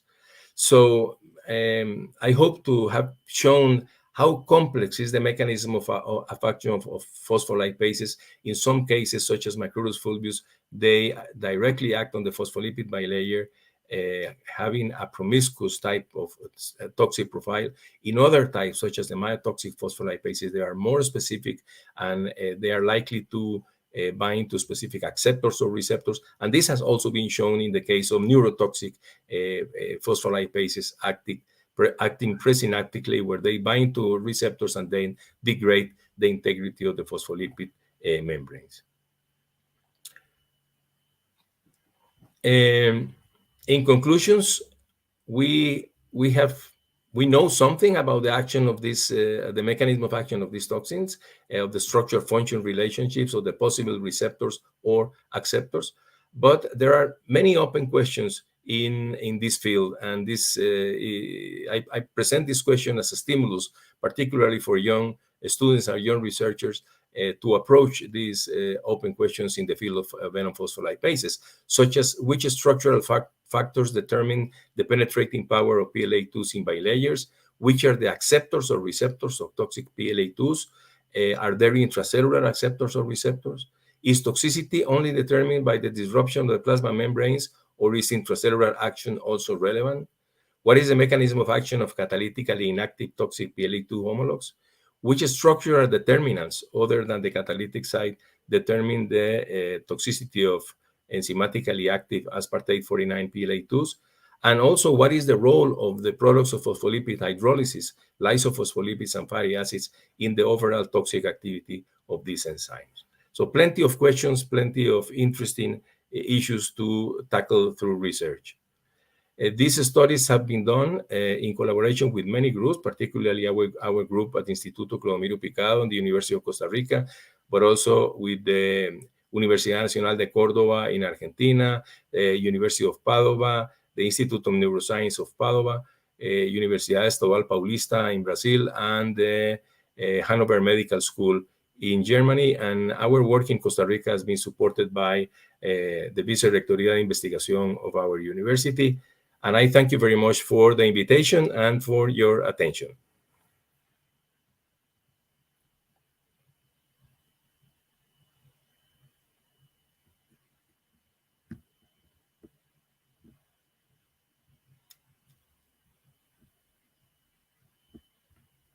We have some time for a couple of questions before going for the coffee with cachaça.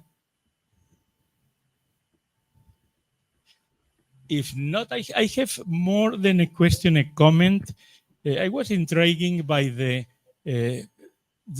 action on the phosphocholine part of the membrane of the myotoxin. So there is another example which perhaps can be also helpful for understanding the mechanism, which is acrosomal reaction. In the acrosomal reaction, there are also, particularly in the bull, proteins that bind to phosphocholine on the membrane, are major seminal plasma proteins, and they stabilize the membrane not by cleaving the lipid, but by extracting it in mixed vesicles with cholesterol. So they're stabilizing the membrane by increasing the fluidity, and this contributes to the acrosomal reaction. So these proteins also dimerize there, have many things in common with what you have told, and can be very, very easily isolated. I have more than 100 grams in pure protein in the lab. So making honor to your fame of co-collaborator, I'm offering you another tool for your studies on this topic. So we will think about this. Thank you very much, Juanjo. That's very interesting. And actually, when we say that these toxins penetrate and disorganize the membrane, this is a very vague concept, because there could be many ways to disorganize the membrane. It could be changes in the fluidity of the membrane, it could be changes in the curvature of the membrane, or it could be a mechanism like the one you suggest. So there is also ample space for biophysical studies in the mechanism of action of these toxins.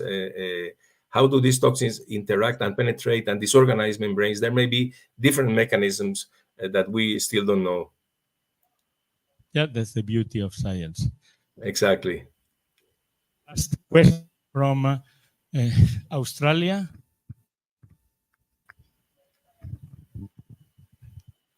Gemma, a great talk as usual. A clinical observation. Understanding the way that myotoxins work, and we see myotoxicity with Australian elapid envenoming by certain species. We wouldn't expect, once it's evolving, developing, symptomatic in a patient, that antivenom would make any difference.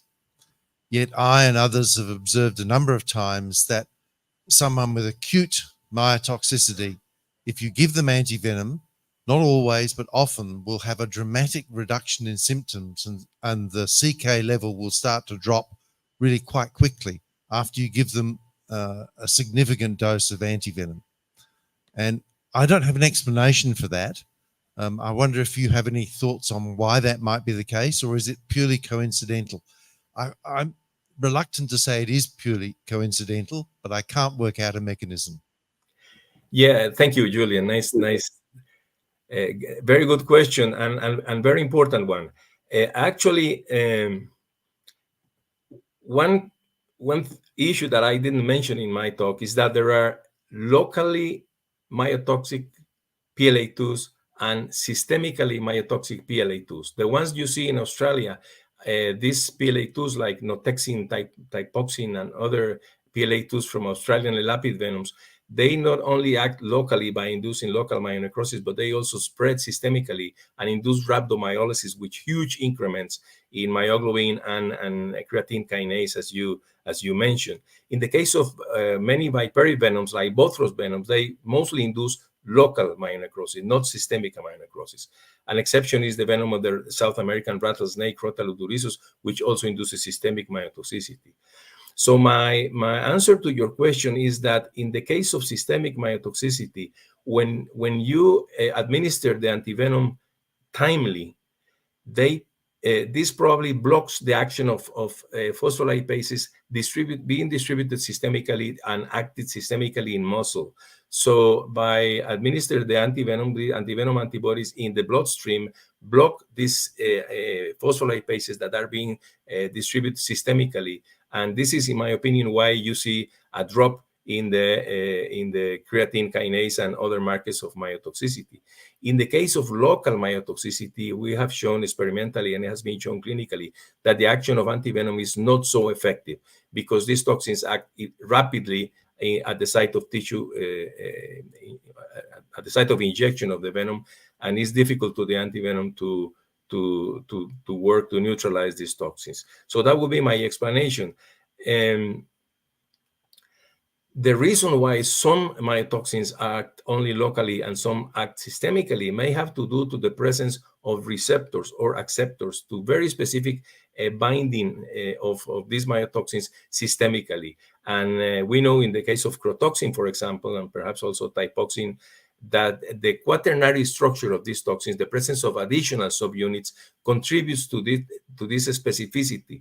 In the case of crotoxin, subunit A prevents the non-specific binding of subunit B, which is the toxic one, to many cells, and directs this toxin to muscle cells or particularly to neurons. So this is very interesting, and it's a good example of how the basic toxinology crosstalks with the clinical toxinology. That would be my explanation to your question, Julian. Thank you. Have more time for questions. We don't have more time for questions. We need to continue. You can take Gallo Pinto branch, which and we will continue this discussion in a more open, in a more session. Thank you again, Tema. Thank you very much. Enjoy the meeting.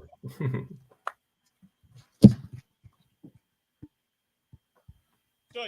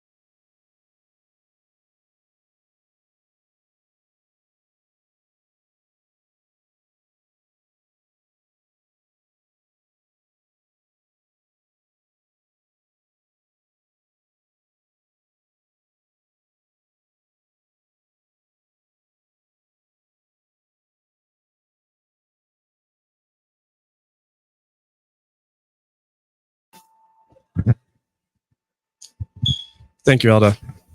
And thank you to everyone here for the invitation to speak. I'll just wait for the slides to come up.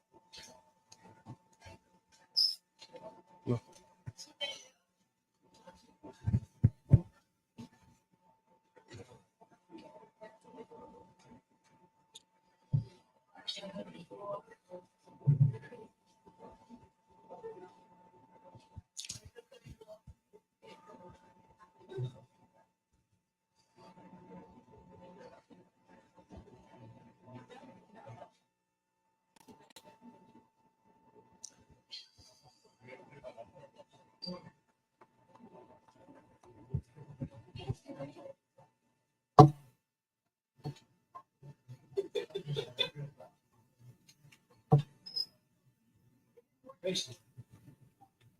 said it better. He said he's bringing it up. He's translating the slide. Accidentally made them in Hebrew. Now with the artificial intelligence. Yeah. Is that not how all the slides are made today? Is that not how the slides were made today? All of them? Yes. I don't have more to do. Job anymore, right? Yeah. Yeah. I'll figure it out.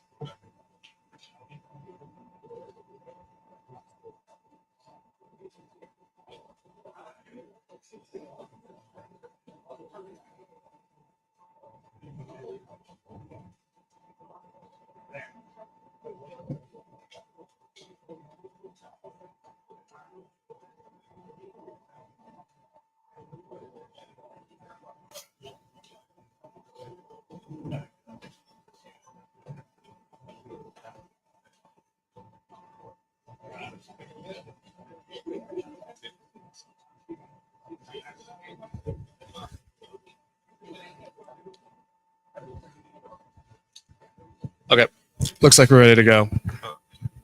I'll once again say hello, everyone.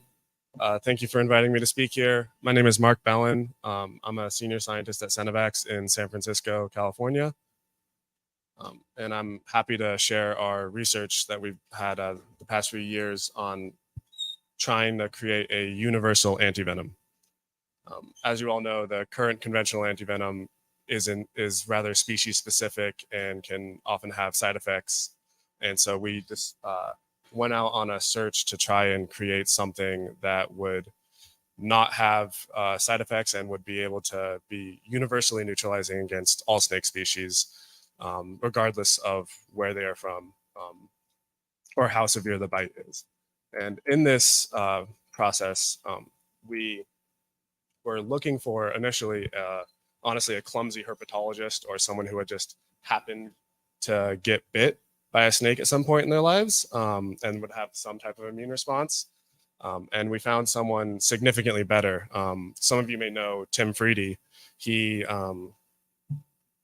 has been bit more than 200 times. And he took meticulous notes for his entire 17-year, 9-month immunization protocol. All of this happened before we ever met him. But in 2018, we drew his blood and took a look at all of his notes, which included pain scores, swelling size of the bite zones or the injection sites. And as our team is a team mostly of immunologists and vaccine researchers, and the way that he immunized himself was better than we would have hoped for administering a vaccine against influenza or any virus. And it was against various snake species, ranging from cobras, mambas, taipans, rattlesnakes, and a few others. And so the way that he serially increased week to week, starting off with 10 micrograms of venom and working up to, at one point, having 4 live bites, 2 cobras and 2 mambas at the same time in his left and right arms. Never having medical intervention, he survived that. And the fact that he survived that pointed us to there being definitely neutralizing antibodies in his blood, but hopefully broadly neutralizing so that we could isolate individual antibodies and try to create a cocktail that would work in a clinical setting. When we took his serum, we measured it against recombinant 3-finger toxins that we produced and had profound responses just from general serum IgG titers compared to controls on the bottom that are close to 0. And then measuring the somatic hypermutation rate in the particular CDRs, especially CDRH3 of every antibody in his blood. It was significantly increased somatic hypermutation overall as an average compared to standard naive human serum. The controls being a pooled group of 50 people from Stanford that donated. And then when we went through a selection process, the hypermutation went up to even 15%, much higher than the others after a selection process for the individual antigens they were against. We started with 3-finger toxins in our search because they are known to cause a profound level of lethality and very quick lethality. In some cases, some reports, mamba bites can cause death in 30 minutes, potentially. And this is largely due to action on the nicotinic acetylcholine receptor, causing either cardiac arrest, respiratory paralysis, and muscular paralysis that they obviously use for their prey. But this cardiac arrest that causes death so quickly, we were hoping would be abrogated through inhibition of the action on that receptor. And on screen is a crystal structure of the long 3-finger toxin. There are about 70 amino acids in length and bind this nicotinic acetylcholine receptor on this red outlining that you can see along there. A lot of them are not very well conserved. We have a conservation analysis on the bottom. There is highly conserved sites along the back that provide the general structure, but the most of it is actually not very well conserved, except for individual residues that it is using to interact with the nicotinic receptor. And since they all share these individual residues that allow it to bind to this receptor, they should be able to be bound by a single antibody that broadly captures all of them. And so that is what we did. We went through a phage display library building and biopanning protocol using magnetic streptavidin beads and biotinylated recombinant antigens.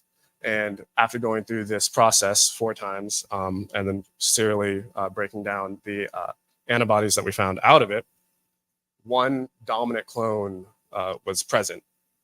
Over 80% of all antibodies recovered were actually in this lineage that we call D09.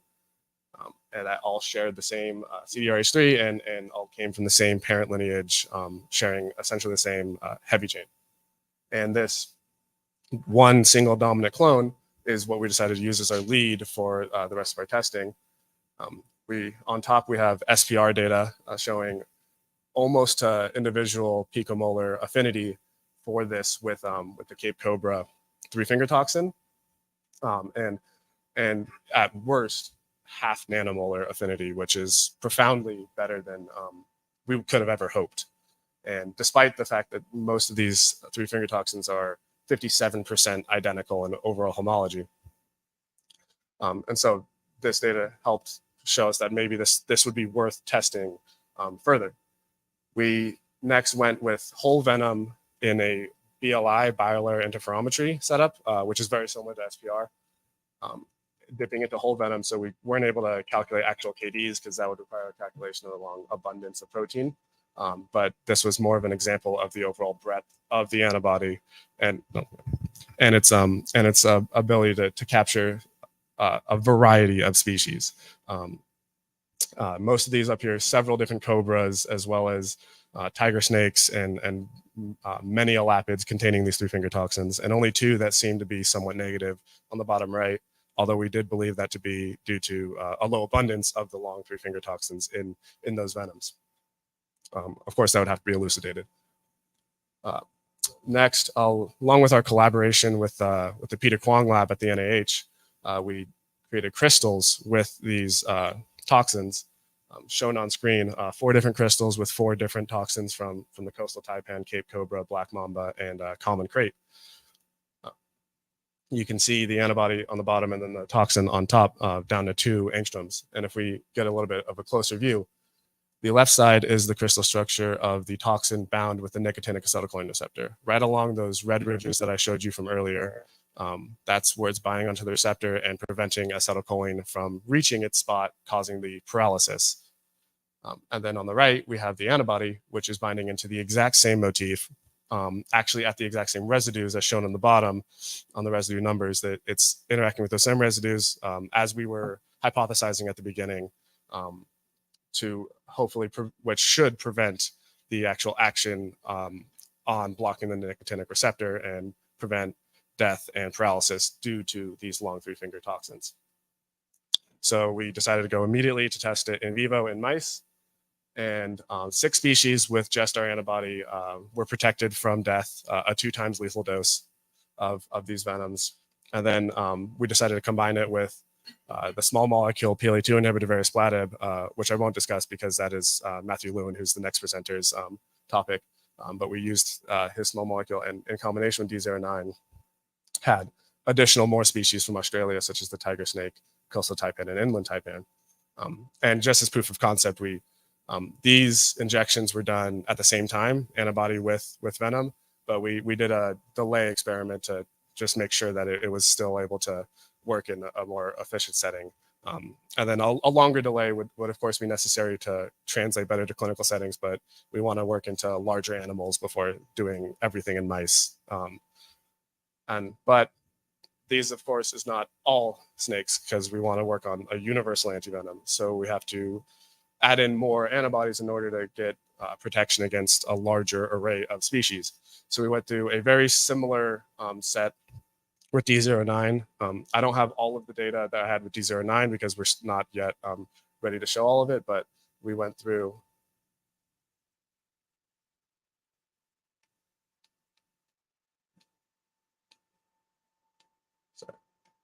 Sorry, it's lag. There we go.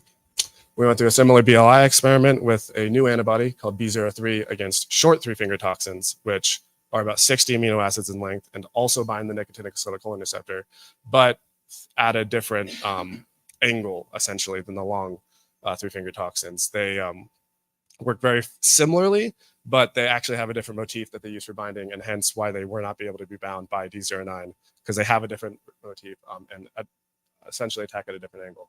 But when abrogating these, we found this antibody B03 that had similar breadth to the level of D09 with a set of different species. And then when we go to the in vivo, adding in B03 with the cocktail we already provided with D09 and varisplatib, protection against a total of 13 venoms from death, and then 7 more venoms that had a profound increase in lifespan compared to controls dying in 30 minutes to an hour, which points us to this being a very potential useful cocktail towards treating, in this case, all elapid envenomations, but these are a wide array of species from all over the globe, including coral snakes from America, kraits from India, Australian elapids as well. And while this is obviously not complete in terms of a true universal antivenom, we believe this to be a good stepping stone towards the future in creating a potential product that could save lives, hopefully. And I just want to thank everyone on our team and everyone in our collaborators, especially the NIH, who have provided us with a tremendous amount of support. Thank you.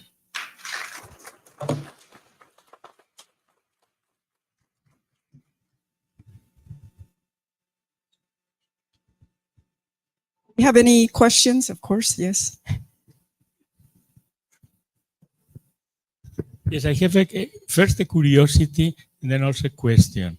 Curiosity is, do you have an idea of what's the percentage of the total immunoglobulin repertoire has this guy increased in the blood.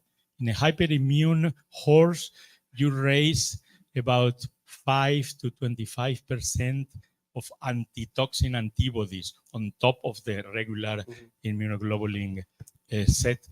So it's about 80%. 80? Yeah, 70 to 80%. No, 80. So you mean he has replaced 80% of his normal human IgG complement for antitoxin antibodies? At the time that we drew his blood initially, it has changed since he has not encountered snakes. But at about a year after, yeah, it was around. So this means that if he had a cold, will die. You would imagine he hasn't, but yeah, you would imagine. So, and I definitely point out, don't do immunizations with snake venom. It's not a good idea. I want to make that part clear. To see if the human were behaving the same as the horse when you hyperimmunize the animal. Yeah. They are also animals. Correct. And for the in vivo neutralization assays, what's the dose that you use? How many LD50s or how many micrograms? Or we determined an LD100. So it was about, depending on the species, it was around threefold LD50 on average, but they determined an LD100. So that usually you are just covering the neutralization of the major component, which is the tip of a peak. And if you go down with increasing the LD50, you will find all the other toxins also. Okay. That's something that we need to address, but we take everything one step at a time, and we will try to go up as we can. Yeah. Everything the same day. Yeah, exactly. Yes. Thank you. Thank you, Juan. Thank you. Really interesting talk. Just looking at all of that data, I'm thinking about my situation as a clinician treating snakebite in Australia. I was drawn to the fact that some of the snakes, mulga snake, for instance, you were showing a high level of protection. But for the brown snake, which is the biggest cause of bites and deaths in Australia, it seemed to be far, far less effective at preventing death in your model. Yep. Do you want to comment on that? Australian elapids seem, as far as we've seen, to have the most varied set of toxins. And while we know that our antibodies are binding and abrogating effects of the long and short three-finger toxins, there are, of course, other toxins present. And we specifically picked only the eastern brown snake because that is the venom that we had on hand at the time. I plan to test other brown snakes and try increasing doses. And we have plans in the future to address this, but we do need to first more empirically determine the breakdown of the individual toxins that are most important towards that lethality. And of course, the brown snake is very important to us, and it's something that we need more work on. Thank you. Any other questions?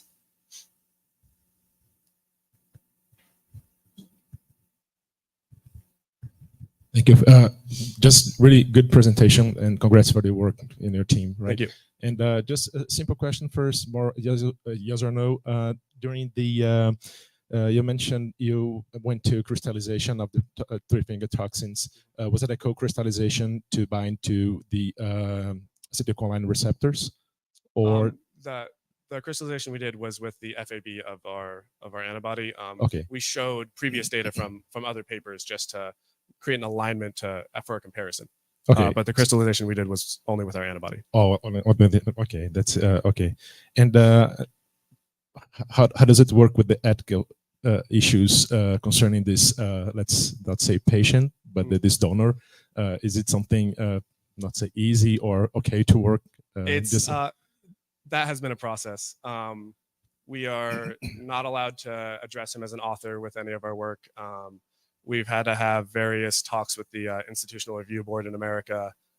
It's a large issue, and of course there's always the worries about the coercion factor. And but we had no affiliation with him while he was doing this immunizations, and it's never a good idea to do this.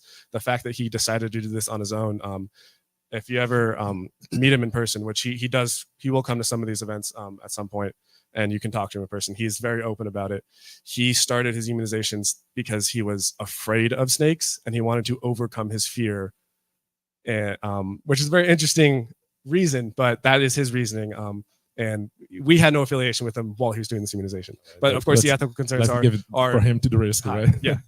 And just a final question: during your in vitro and in vivo assays, have you also compared to standard antivenom used for the treatment of those snake venoms to compare the efficiency of the antibody? Not currently, but we have plans to. All right. Yeah. All right. Okay. Thank you. Any other questions? Okay, thank you, Mark. Very good. Congratulations. Okay, our next speaker is Marco Aurelio Sartim. Marco is a professor with a bachelor's degree in pharmaceutical science and biochemistry from Federal University of Espírito Santo, master and PhD in toxicology at University of Sao Paulo. Currently is adjunct professor at the University Newton Lins and researcher at Tropical Medicine Foundation in Manaus, Brazil. Dr. Sartim has expertise in the field of basic and clinical toxinology, focusing on studies concerning snake venoms and pathophysiology aspects of snake bites and venomations and antivenom therapy. Also, he works with bioprospection of venom toxins with potential medical applications. Welcome.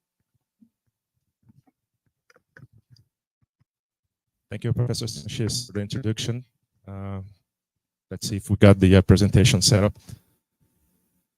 All right, I'm going to talk a little bit with you guys concerning the Botrop snake bites in the Amazon challenge to antivenom treatment.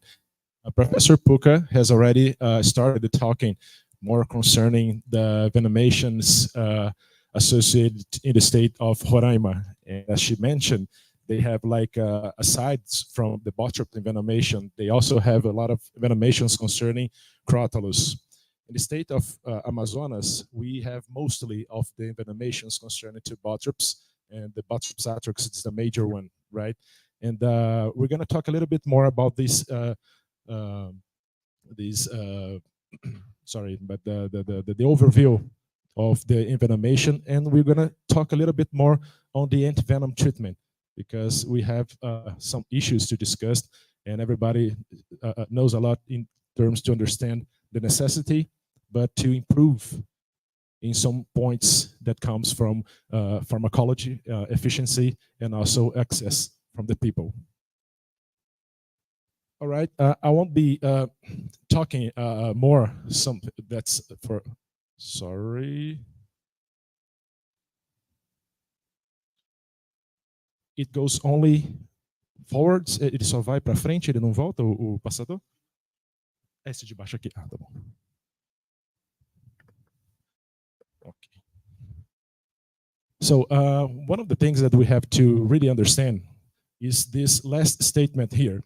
Treatment for snake bites, it exists, it's safe, and is efficacious.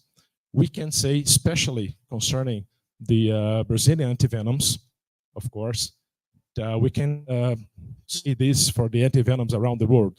Of course, we do have some issues, some backgrounds, some backgrounds concerning the efficiency and especially the side effects concerning the antivenom. But it's common sense that the antivenoms works and has been working for several years. But we do have to improve some of these issues. And in order to improve, we do need to understand a little bit more, not only the snake composition, the snake venom composition, everything, but the epidemiology of these envenomations. So to have an insight in the Brazilian Amazon, as Dr. Pupa already mentioned, in the Amazon region, rainforest, we have the highest incidence rate around snake bites and invasions concerning Brazil and other countries too.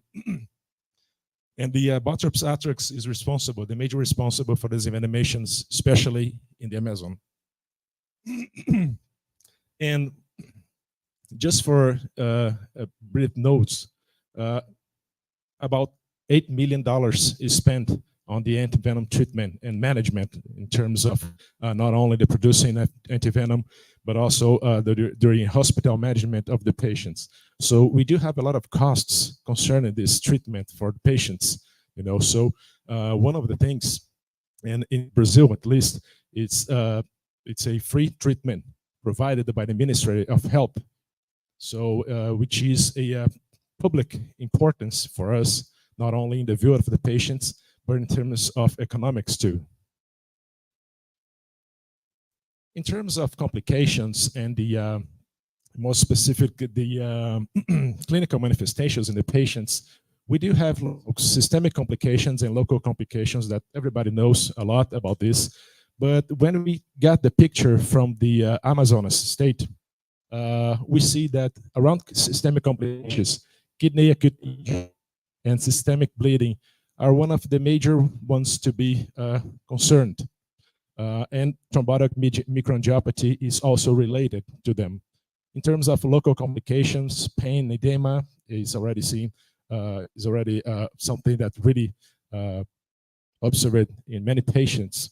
However, secondary bacterial infections are also a, let's say, like a problem here. So during the inflammation, it doesn't has to do specifically with the venom, but it has to do with the venomation. So the treatment is not only for the venom, it has to be a treatment to get the patient better. So including antibiotics and everything like that.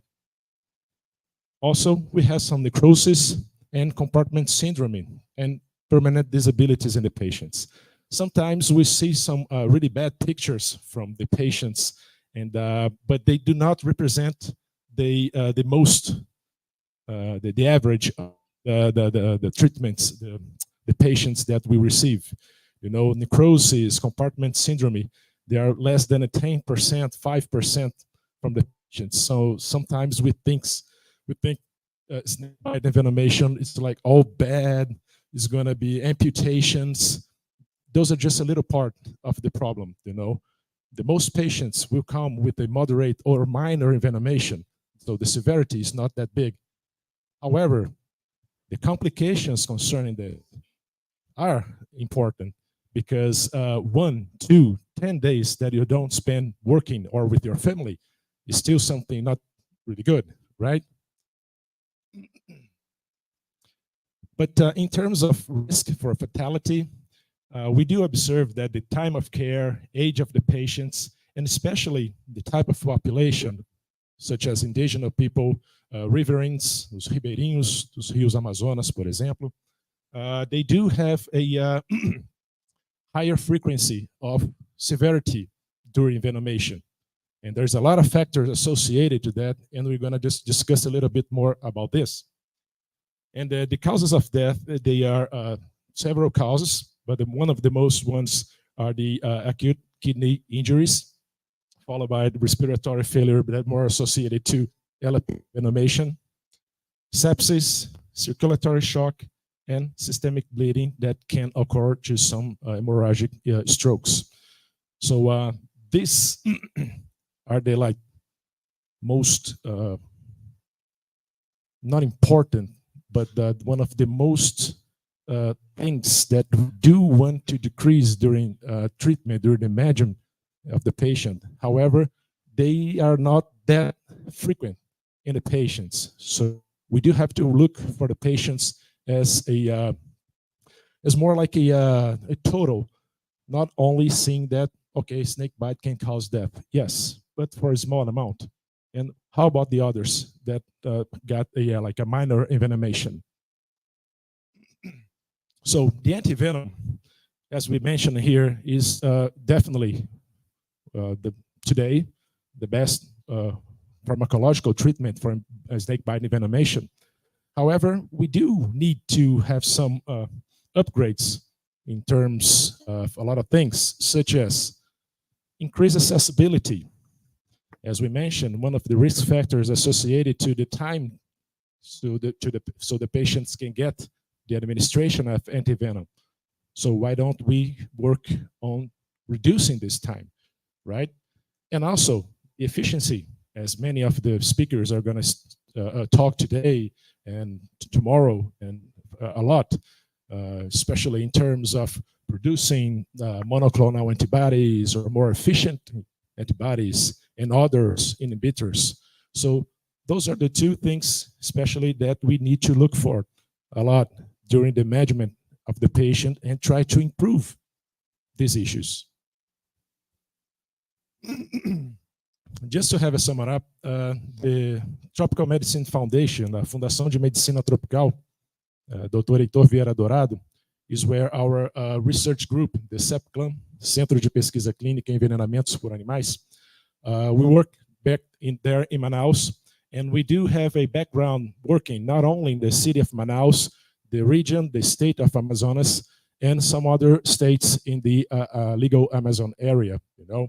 And we do have this cooperative work with the FMTs as hospital. Is a tertiary hospital unit that takes care of all the animals accidents within the area, and a lot of comes from all over the state to be treated there or to be management there. So we do have this clinical work together with the physicians and clinicians and our staff in the laboratory. So in terms to understand a little bit more this access to antivenom, sorry, and the importance to this, we have Dr. Puka already showed you guys this graph, this figure, which shows what are the main ways that the patient gets to go to a hospital or a health unit in order to get treated, you know. And this was performed in 11 months at the Amazonas. And as we can see, sometimes the patients has to get a lot of locomotions types, such as boats, planes. Sometimes you see that we don't have many patients with car transportation, because in Amazonas we do have some issues regarding the roads. And how do we can calculate this? So how long for the patients to get to treatment, especially when we say during a boat trip? When we are on a boat trip, if you go downstream the river, it's quite faster, but when you go upstream, it's longer. So how can we calculate this? We have performed some works, especially with the hydrography of the region, which is pretty complex, you know, trying to understand, based on the patients and the community health centers, how long was this road for these patients? What did he took? Like it was like a boat only. Is that better now? Or maybe, yes, okay. So it's quite hard to try to understand a little bit more specific ways to understand. So how far can the patient has to go to get the treatment? So should we maybe try some strategy in terms to get better locomotion ways? Like we do have to have more airplanes to take the patients, or helicopters or something like that. Or we could maybe get more accessible the antivenom, get the antivenom closer to these patients. So that's one of the major things that we have been working.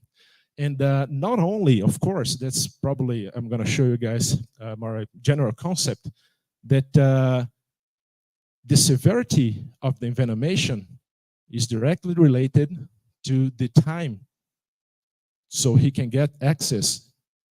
So the antivenom access impacts directly on the severity of the envenomation.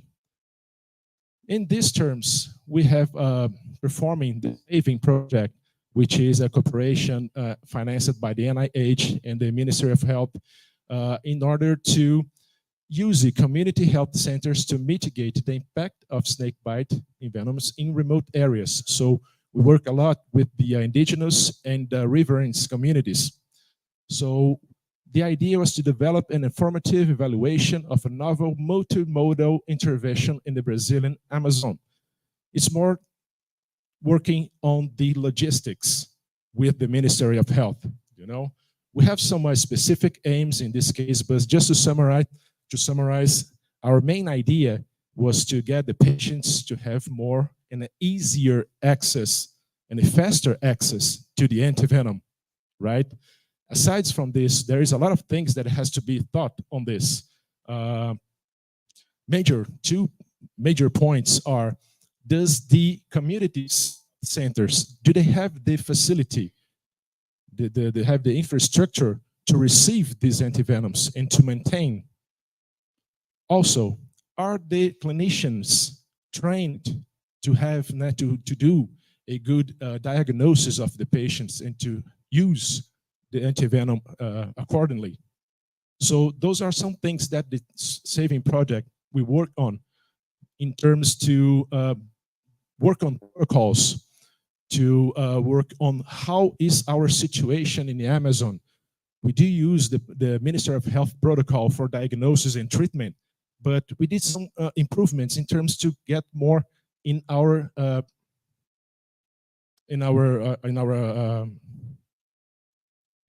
way, in our vision in the Amazon, because we do have this time to assess an issue, an important issue. So what we basically began with the work was straight working directly with the Ministry of Health and with the Butantan Institute, which is the producer of the antivenoms that we used, you know. So the idea was, okay, what do we have to do to get these communities access of antivenom so we can improve the treatment? So our strategies were back to visit not all, but most of these communities to see what are the major problems, what are the major issues, so we can work out to try to get it better and faster in terms so they can receive. If you guys can see the right corner picture, even a electricity issue is a really big problem because we have to maintain the antivenom on refrigeration. So implementation of some types of solar panels and also communication systems, because most of the physician staff, might not be able to correct diagnosis. So we can have like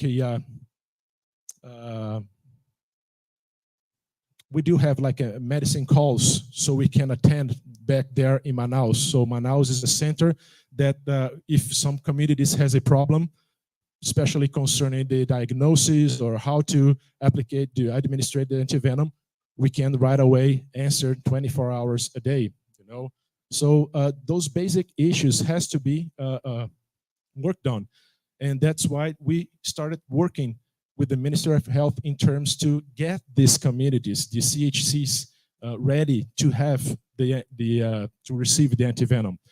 But also includes the side effects issues from venoms. Sometimes we think serum sickness and stuff like that.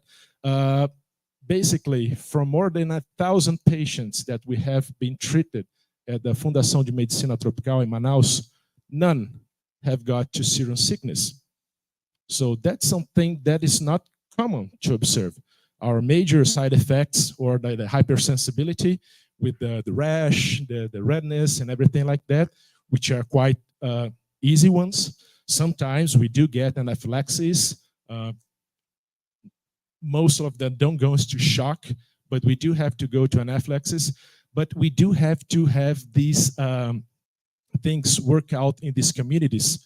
So do they have the sufficient support to treat the patients that may go to anaphylaxis? So what we try to do is to improve their condition to receive the antivenom to diagnose correctly, and if there are some complications with the use of antivenom, to treat it adequately. The same we do not only to riverines, actually is this picture, but also to the indigenous population, which are indigenous populations is quite harder, not only because of the distance, but the acceptance of the indigenous population to do the antivenom. So what our project was estimating that the spending the antivenom distribution can avert about 4,000 dailies and save about $9 million per year in terms of treatment and snake bite management of the patients. So the saving projects is one of the strategies that we want to get the population with more access to the antivenom.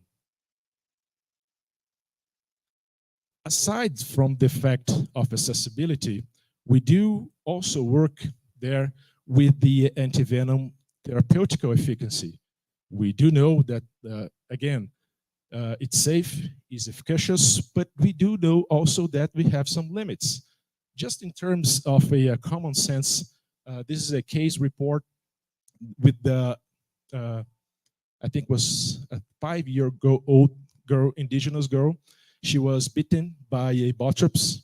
However, after 28 hours, the community did not evaluate or did not diagnose as a animal bite and not even a snake bite, envenomation of these patients.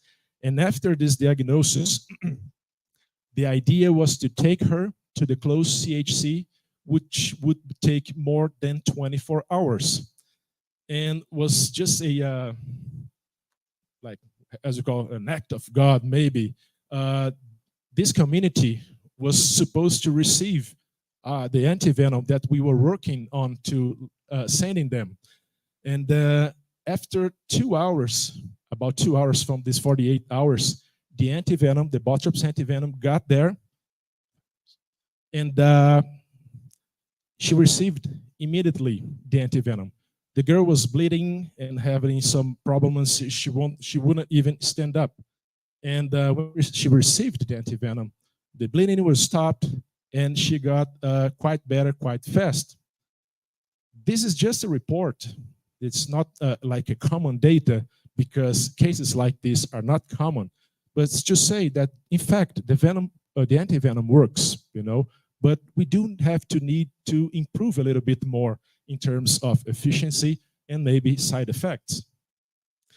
So in terms of these limitations of the pharmacological efficiency, we do know about the local and systemic effects that the antivenom has limitations. Starting with the systemic limitations, coagulopathy associated to snake bite from the botrops snake bite is quite common, a lot of patients, and we do see a decrease initially in the coagulator fractures, the consumption coagulation coagulopathy, right? However, after the treatment, we can see the patient gets better over the time. However, there are some of the issues that we are observing that even after treatment, the patients still go with a worsening of some of the issues of some of the manifestations, such as platelets. We are observing that a lot of patients, I want to say a lot of patients, but about 40% of the patients, they have a decrease in platelet counting after 2 days from the treatment, after 2 days from the antivenom treatment. So possibly, we still have the answer. The antivenom is still not really good effect in this late phase, I should call platelet drop. And this platelet drop is highly associated to the thrombotic microangiopathy, which we see in the patients with the anemic microangiopathy. And this is one of the major issues concerning to patients involved to kidney injuries. So what we are observing that although the correct treatment of antivenom and the patients gets there really soon, really fast, sometimes we still have this limitation of antivenom that it does not in some cases completely abrogate this platelet drop and microangiopathy formation and takes to kidney injuries. Associated to the local effects, there's a lot of knowledge and works showing this, but especially on the patients, what we see is that patients, even with the antivenom administration correctly, for instance, edema, it's something that does not goes down really fast. It takes a lot of times. It takes a lot of time. Especially we accompany the patients for about 7 days, and the edema is still there. You know, of course, pain. You got a pain relief right on the first 24 hours and 48 hours. However, the edema is still there. So we do understand that some limitations of the local effects that we have. And some of these limitations are associated with the, does the antivenom, the antibody, gets to the site of the snake bite. We have a previous work with the blisters, the hemorrhagic blisters from the patients, which we collect the exudate, and we found antivenom in these blisters, all right? So the antivenoms get there. However, it might not be sufficient to neutralize adequately in terms of removing this this effect. Just to finalize, we just have it like last week. We, in terms to improve this pharmacological efficiency of the antivenom, there's a lot of strategies going on, and one of our team has done was to really validate the photobiomodulation, the use of laser therapy on the site of the venom, which has been a lot of performed in the preclinical studies. And they just approved an article in the JAMA International Medicine, Internal Medicine, which we use the laser therapy in the local effects of the patients, and we got a really good improvement in the patients, especially on myonecrosis and edema and local effects.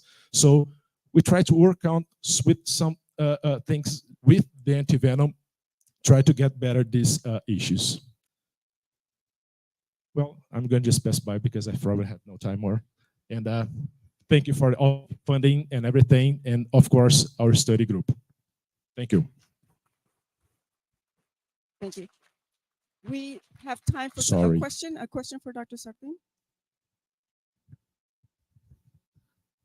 Thank you for nice talk. Thank you very much. I just was wondering whether it's not usual for butantan production to make the lyophilized products also in case of this not normal conditions in the very indigenous places. Yeah, it is an idea for the butantan. The Flavio is a representative of the Ministry of Health. The owners make animals immunization, and butantan is interested in performing something like producing the lyophilized antivenom. It's still working on, still not a, it's still only the previous phase, but this is one of the ideas to get the stability better. Yeah, because with the decision of WHO, it could be just a similar condition with this type of products. Okay, thank you.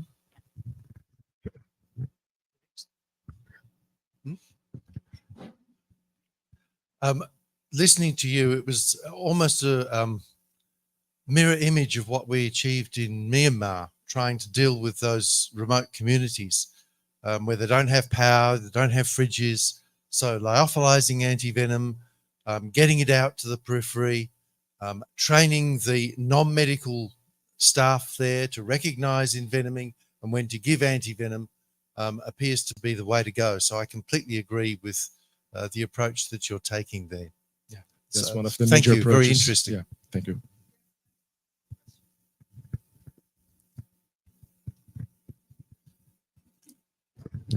Have you tried or are plans to establish a distribution network like Amazon use for delivering the packages?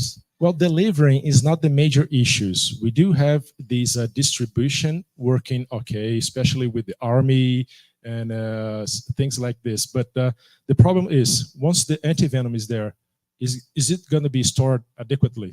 Or are the health unity staff going to use the antivenom adequately? Mm-hmm. So the Minister of Health has this logistic works really, really good. So the problem is not getting the venom there. But the issue is to get the venom there to treat adequately. Something like this. Okay. Thank you. That's the most time we have. Sorry, we're running out of time. Yes. Okay. Thank you very much, Marco Aurelio. It is my pleasure to introduce the next speaker of today, which is Dr. Matt Lewin. He's a US-based emergency medicine physician and holds a PhD in the field of neurophysiology. He's an elected fellow of the California Academy of Sciences, a fellow of the American College of Emergency Physicians, and a fellow of the Explorers Club and on the board of the North American Society of Toxinology, previously having served on the WHO Snakebite Envenoming Working Group. He earned his MD and PhD at the University of Texas MD Anderson Cancer Center, Graduate School of Biomedical Sciences, and is a graduate of the University of California, Berkeley. Currently, his focus is on the development of small molecule inhibitors of snake venom secreted phospholipase SA2, which are now in the phase 2 of clinical trials, and on the further development of venom inhibitors and the biological basis of their clinical potential, limitations, and use in conjunction with existing standards of care. So this is going to be remote, and let's see if we already have Dr. Lewin on the line.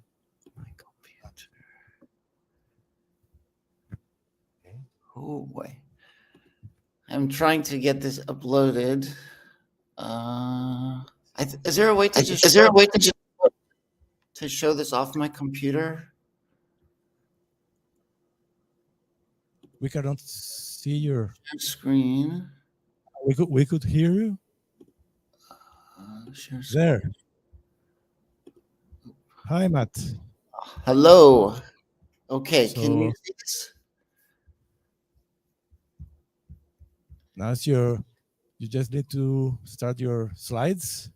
Are you able to see the slide? Not yet. Huh. Oh dear. Share. I wonder if it would be more profitable for you to skip ahead, because I'm for some reason it's not showing my screen.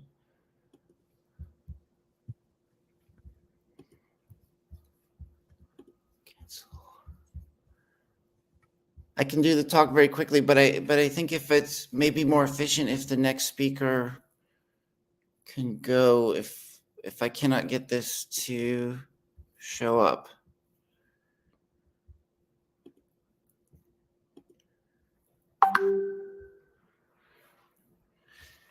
Kindly click on share screen. So I'm doing that. Present, share screen.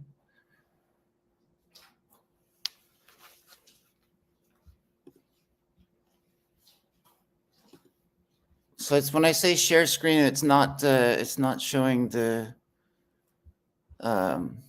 my presentation. You can see some bits. So he's trying to click on share screen.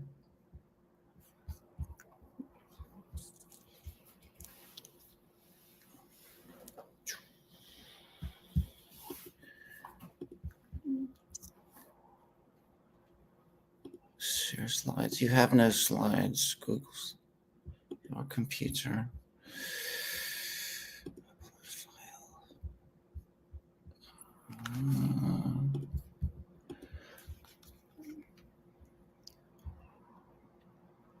I'll be quick with the talk. I won't spend too much time. I'll make keep this on track.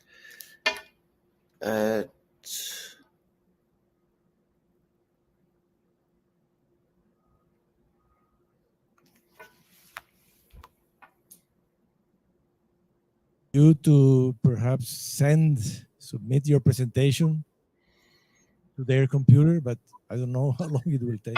Yeah, if this doesn't turn around to, oh, there we go. Does that show up? Let's wait. No. There, great. Thank you. Oh, okay, I apologize for this, and I quite regret not being able to be in Brasilia today, because in particular there are many colleagues in Central and South America who have improved our understanding of how verapamil works, have played a key role in the development of our program, which has now entered phase 2 clinical trials. Just for disclosure, I'm an employee of Ofrex. We're a public benefit company, and our goal is to make these treatments that we're developing affordable and accessible to everyone, in much the way that was described by the last speaker, whose talk really inspired me to add this slide that seems to have come a little bit off kilter, but basically that because snakebite is so treatable, there should be treatments, and that there should be access to treatments. It's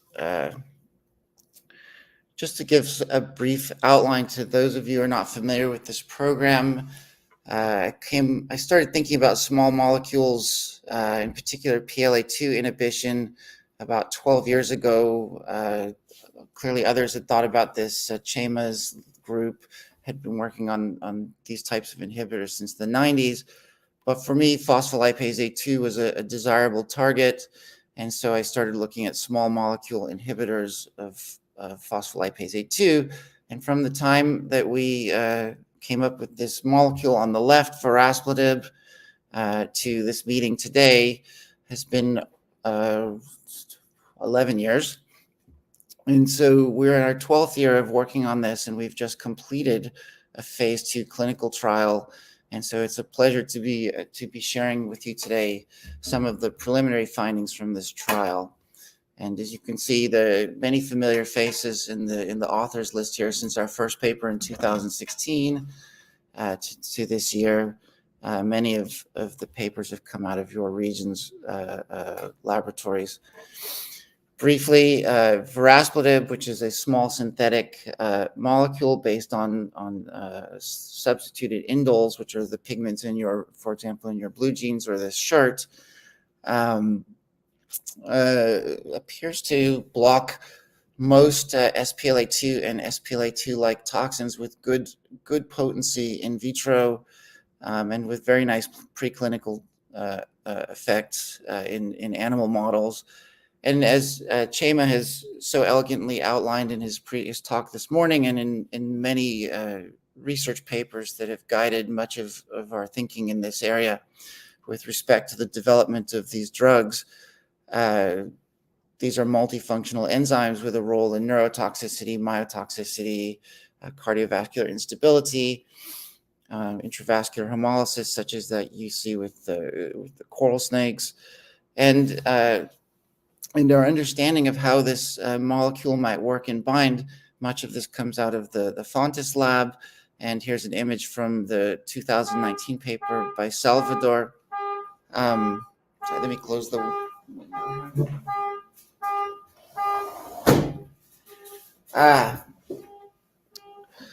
And you can see in yellow verapamil binding to what would be the active site in an enzymatically active toxin, and to the mutated active site that you see in myotoxins. And again, great thanks to this group who have really helped us understand the mechanism of action of how these molecules might work. So why I got into this field was because a colleague of mine was killed by a crate, which is a neurotoxic snake with a presynaptic neurotoxin. And so I thought it would be quite important to develop a field antidote for snakebite, or to begin to do this. And most of my work was based on this idea of a pre-hospital setting and an oral antidote that might reverse neurotoxicity. And it was from there that I became aware that this was such a global health problem, because in the United States, we're quite privileged to be able to go about our business and with very little fear of snakebite. And so it's not in the center of our thinking. But this was a great surprise to me.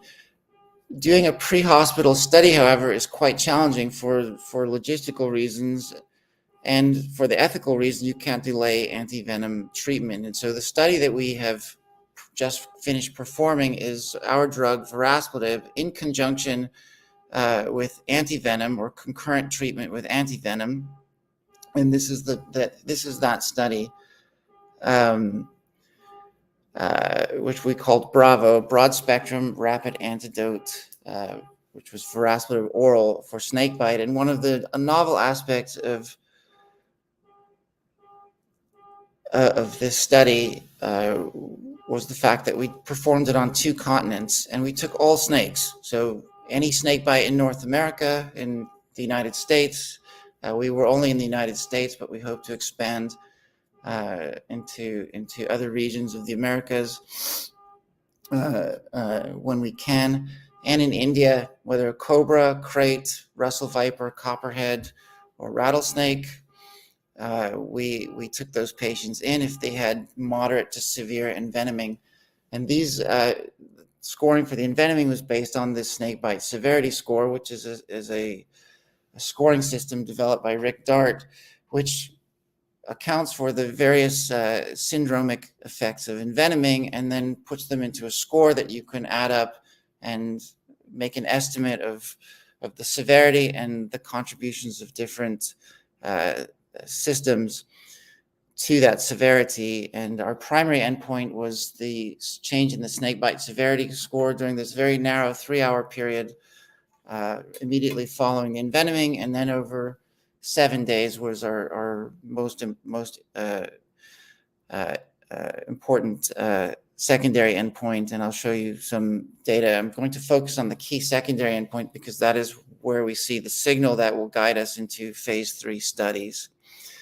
Briefly, the protocol was a 1-to-1 randomization of patients to either receive the standard of care, which was antivenom, or antivenom and the drug. All patients received antivenom without delay in care. And so what this study is looking at is what is the additional effect or lack of effect of this drug over the course of the study. And we took patients any age over 5 years old who had the ability to have a consent for them, and patients who were enrolled within 10 hours of the bite. And I'm quite proud of this and quite proud of our group. We performed this study on 2 continents during the middle of the COVID pandemic. And with this team, 86% of the patients completed the entire study through 28 days, and 97% of the patients completed the first, met the primary endpoint. We had very few dropouts during this period, and you can see the breakdown by patient sex and the randomization groups. Geographically, we were in 16 sites. We're crossing the Sun Belt in the United States from east to west. On the East Coast, we predominantly saw copperheads, which Chuck Gerardo was our real champion in enrolling these patients. And in the American Southwest, Arizona, and 1 site in California. And in India, we were in the north, where a lot of crate bite are seen, and then in the east, west, and south to get some variations in the snakebite syndromes. And the distribution of bites pretty well broke down along the lines of what you see in these countries, with Russell viper being the most common bite, and in the United States, copperheads predominating. Briefly, we didn't hit the primary endpoint. I think the 3 to 6 hour time point was just too narrow a target to account for all the different systems that might have to recover during that period of time. But we did see a quite nice signal in the patients who were treated early, and this gets to the theme we've heard often, which is that the time to treatment is critically important. And as you can see, that if the care was delayed more than 5 hours, the p-value seen on the right-hand side here is a toss-up. But when we look at the recovery of the patients through 7 days, you see a quite nice nominal p-value there of 0.024, which suggests a strong signal. And in this particular instance, we're accounting for not just the acute effects, but also local wound effects that take longer to improve. And if you do a nice post hoc analysis of this, you can see that this hypothesis is nicely supported. Looking on the left-hand side, we take all the patients, and if you go take lesser and lesser time units toward the time of the bite, so the closer you get to the bite, as you trend toward the bottom, you see that the area under the curve, the magnitude of the area under the curve gets more and more negative, with the negative value favoring the drug's effect. And so this supports the hypothesis that early treatment is critical, and that these types of treatments, if they could be brought to the field, you might see an even greater salutary effect of the drugs. Are these not showing up? Can you see these histograms? Can somebody let me know if you can see anything on these slides?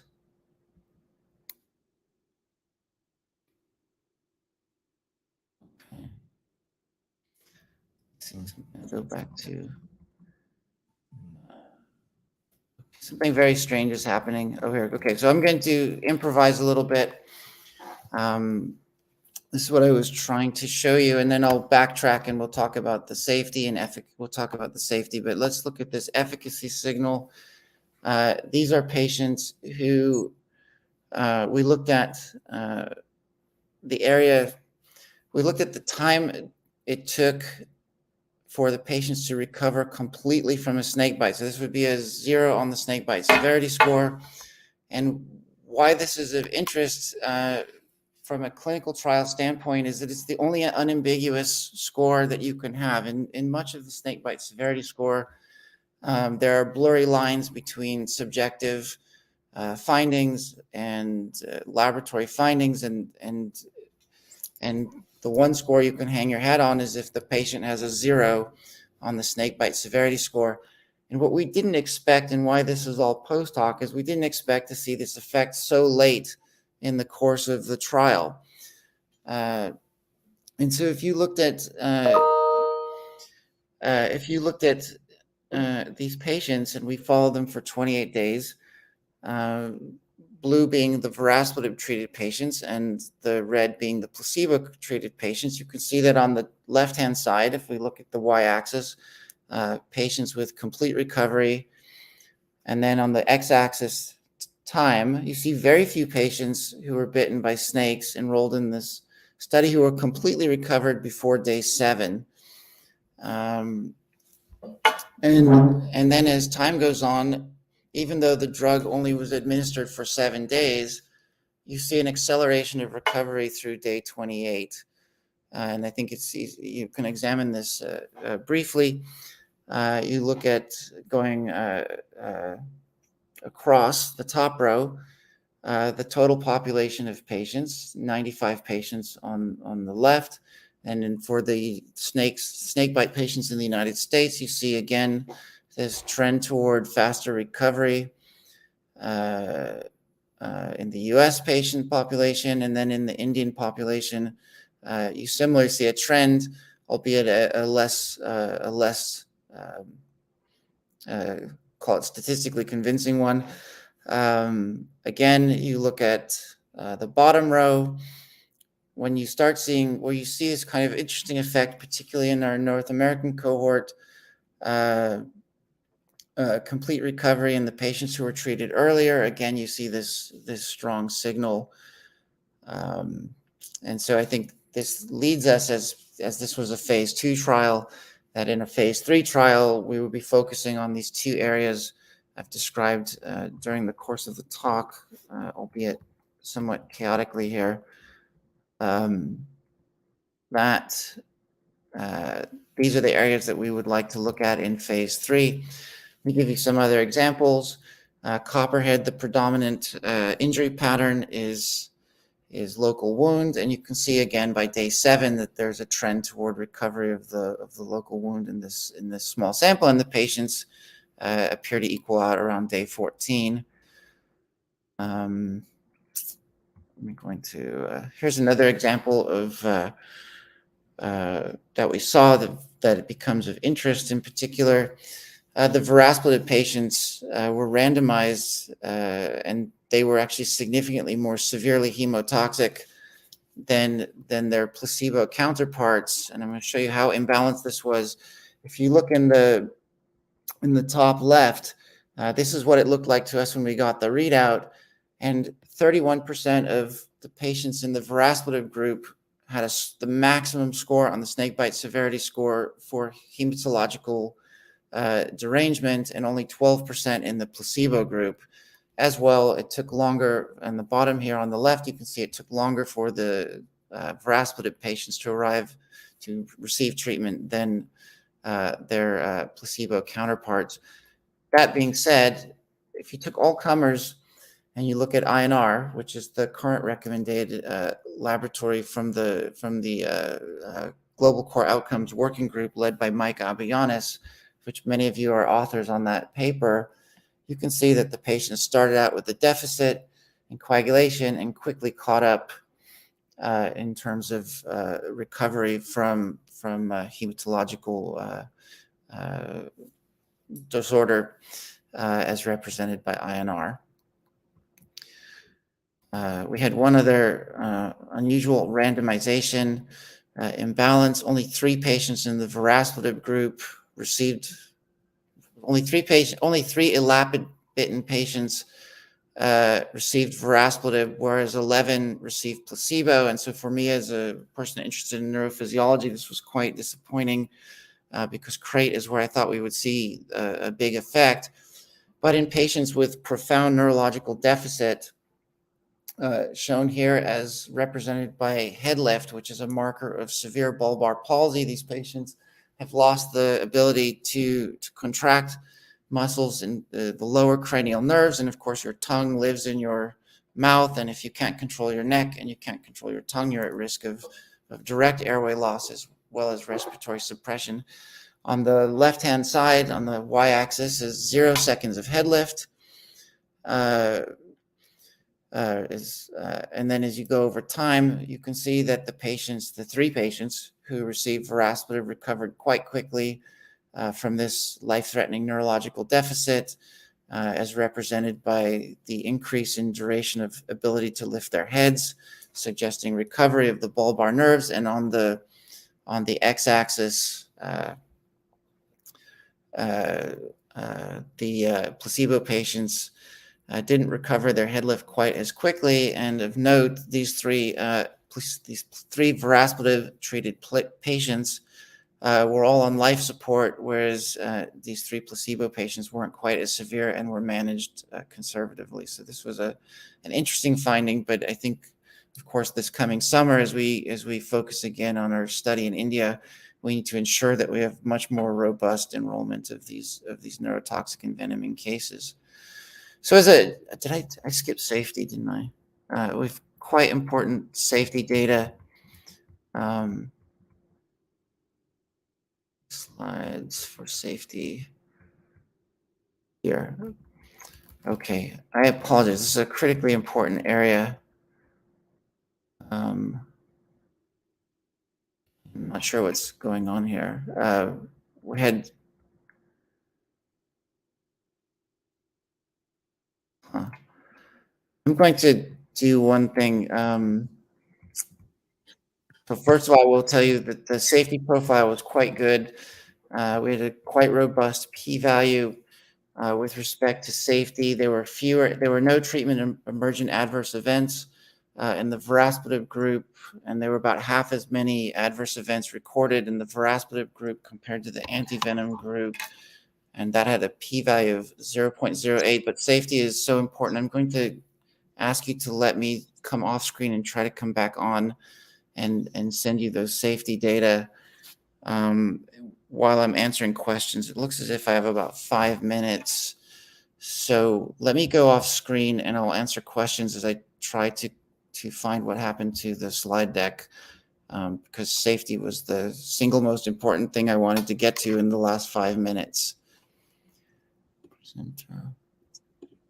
How do I stop sharing?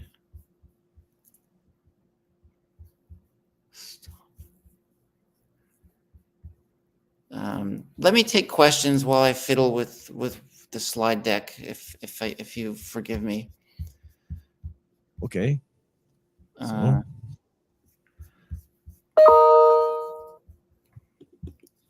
there any questions? Hi, thank you for this wonderful speech. I'm wondering, is there any pharmacokinetic study about the product, about the molecule?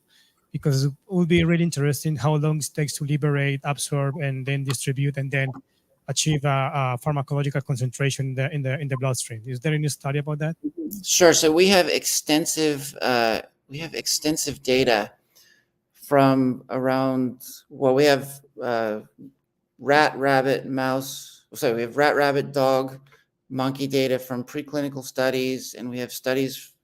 About 4,000 patients have received this drug for other indications in clinical trials, and so we have quite extensive PK data. For the oral drug, you would hit Cmax in about between 30 and 60 minutes, and you'll hit concentrations, at least based on the inhibitory concentrations that we see in vitro, of around 500 times the in vitro IC50. So in the order of 1,000 nanograms per ml, where the IC50s are in the low nanomolar ranges.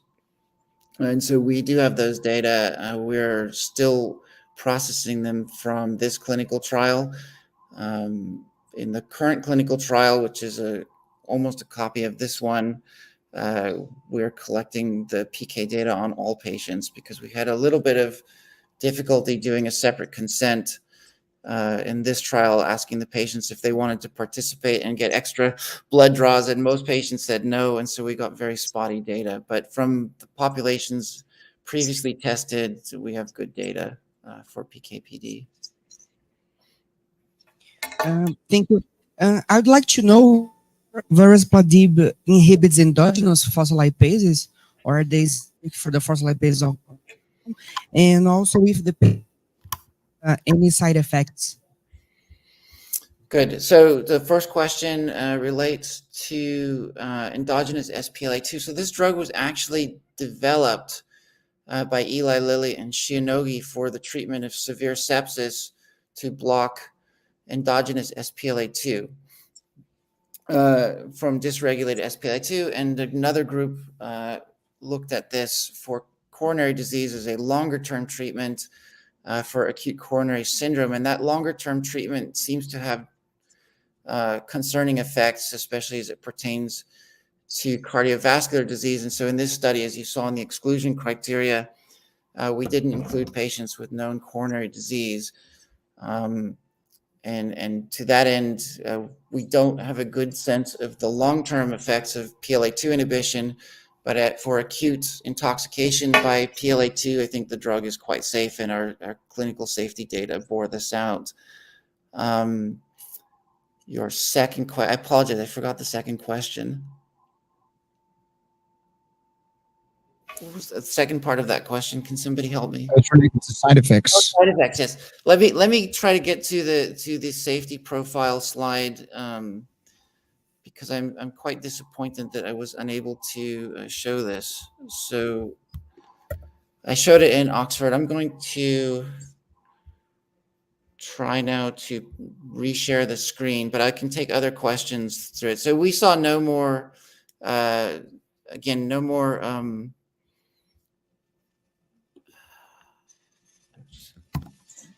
trying to figure out how to get this on the, what am I showing?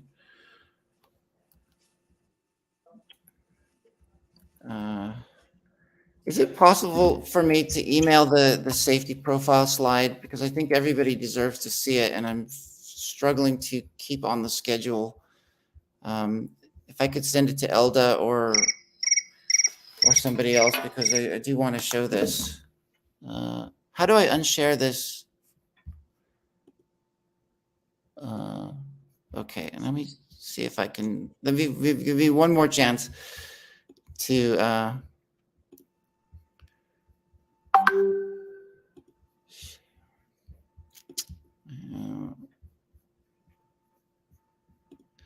I apologize. What I'm going to do is send this to Elda, and then she can share it and everybody can see it. I think that's the fairest thing to do. I will read you the slide. So there were no deaths. There were fewer treatment emergent adverse events in patients who were randomized to verapamil than placebo. That p-value is in the range of 0.08. The number of treatment adverse events that occurred in the verapamil group was in 17 patients versus 27 who received antivenom only. Gastrointestinal disorders, 8% of verapamil treated patients and 14% of antivenom patients. Infections were seen in 4% of the verapamil treated patients and 10% of the placebo patients. There were 2 patients with acute kidney injury who presented in the study in the verapamil group, 1 in the placebo group. So we don't have any real data for that. Allergies to immune globulins were 2% in the verapamil group and 6% in the placebo group. And I think I'll send that slide over for you to examine. But you can see that from that readout that across the board, the AEs were greater in the antivenom only group. And what you can imagine is that this drug was developed as an anti-inflammatory. And so there may be some direct toxin inhibitory effect and an anti-inflammatory effect that accelerates this longer term treatment. And so to that end, it was disappointing not to hit the primary endpoint, but I think it's reassuring that we have a good sense of where to look next within the study that's ongoing, which is a 7-day recovery period, and we're limiting the patients who are enrolled to the earliest signs and symptoms of envenoming, and taking in again more severe patients than is typically done in these types of studies. Julian, this is the first time in my life you've not asked me a question. So there is one last question here, Dr. Lewin. Okay. So because we have 1 minute left. Okay. Yeah, I'm going to do this fast. Thanks for a fantastic presentation. So I'm curious on reaching both primary and secondary outcomes, whether it would make sense, considering venom complexity and variations across the snake species treated, whether it would make sense to differentiate and see the effects of verapamil depending on the snake species for future trials. Any considerations about that, and also when the drug gets on market to actually change treatment approach depending on the snake? Mm-hmm. So that's a great question. So unfortunately, the slides that were blank, I was trying to show you the individual outcomes. And so for individual snakes, copperhead, Russell viper, crate, over the long term, they all recovered faster than for the antivenom only group. We didn't see it in that first 6 to 9 hour period, but over that 7-day period where you would have recovery from wound or recovery of residual neuromuscular blockade, they did appear to recover faster. And to that end, you're exactly right. We do need to look at the specific snakes this is the early days for this drug, and so I think what we learned from this phase 2 trial is where we need to look next, where we made mistakes, to not make the same mistakes in analysis, and to refine the endpoints to consider things such as what you're suggesting, which is to be more specific and not only to enroll the patients at earlier time points so that there's a chance to reverse that which is reversible, but also to focus on a little more on syndromes that we can get clean data for, so that we can actually see an effect before we start expanding into the all snakes sort of approach. Okay, so thank you very much, Dr. Lewin, for this talk. Thank you for having me, and thank you for your patience with my technical difficulties. Again, I'm always easy to reach by email, and I hope those of you who have questions will do so. Okay. Thank you. Thank you. So we move on to the presentation of Dr. Elda Sanchez, a PhD. She's the director of the National Natural Toxins Research Center and professor of biochemistry at the Texas A&M University at Kingsville in Texas. Dr. Sanchez received her bachelor in biology from Texas A&I and a master's in biology from TAMUC, which is the previous university, and her PhD from the Central University of Venezuela. She joined the Department of Chemistry in 2010 as an assistant professor and became the head of the research center in 2012. She's the principal investigator of a multi-cycle 2.5 million Viper Resource Center grant from the NIH, and has been a researcher in toxinology and a part of the research center for over 30 years. So this center is organized to support biomedical, basic and translational research on snake venoms and venomous snakes. Dr. Sanchez has over 90 publications in her field, and she's currently the president of the North American Society of Toxinology and secretary of the IST. So please, Elda.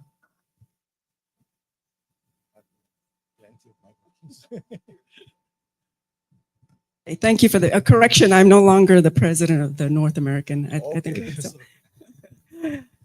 Okay, thank you for the invitation. Thanks for the organizers for inviting me.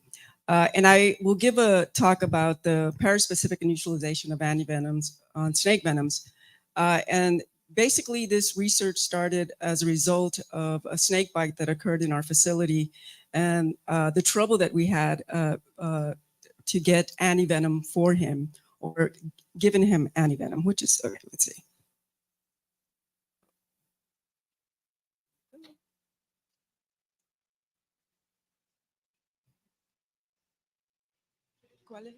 Oh, okay. Okay.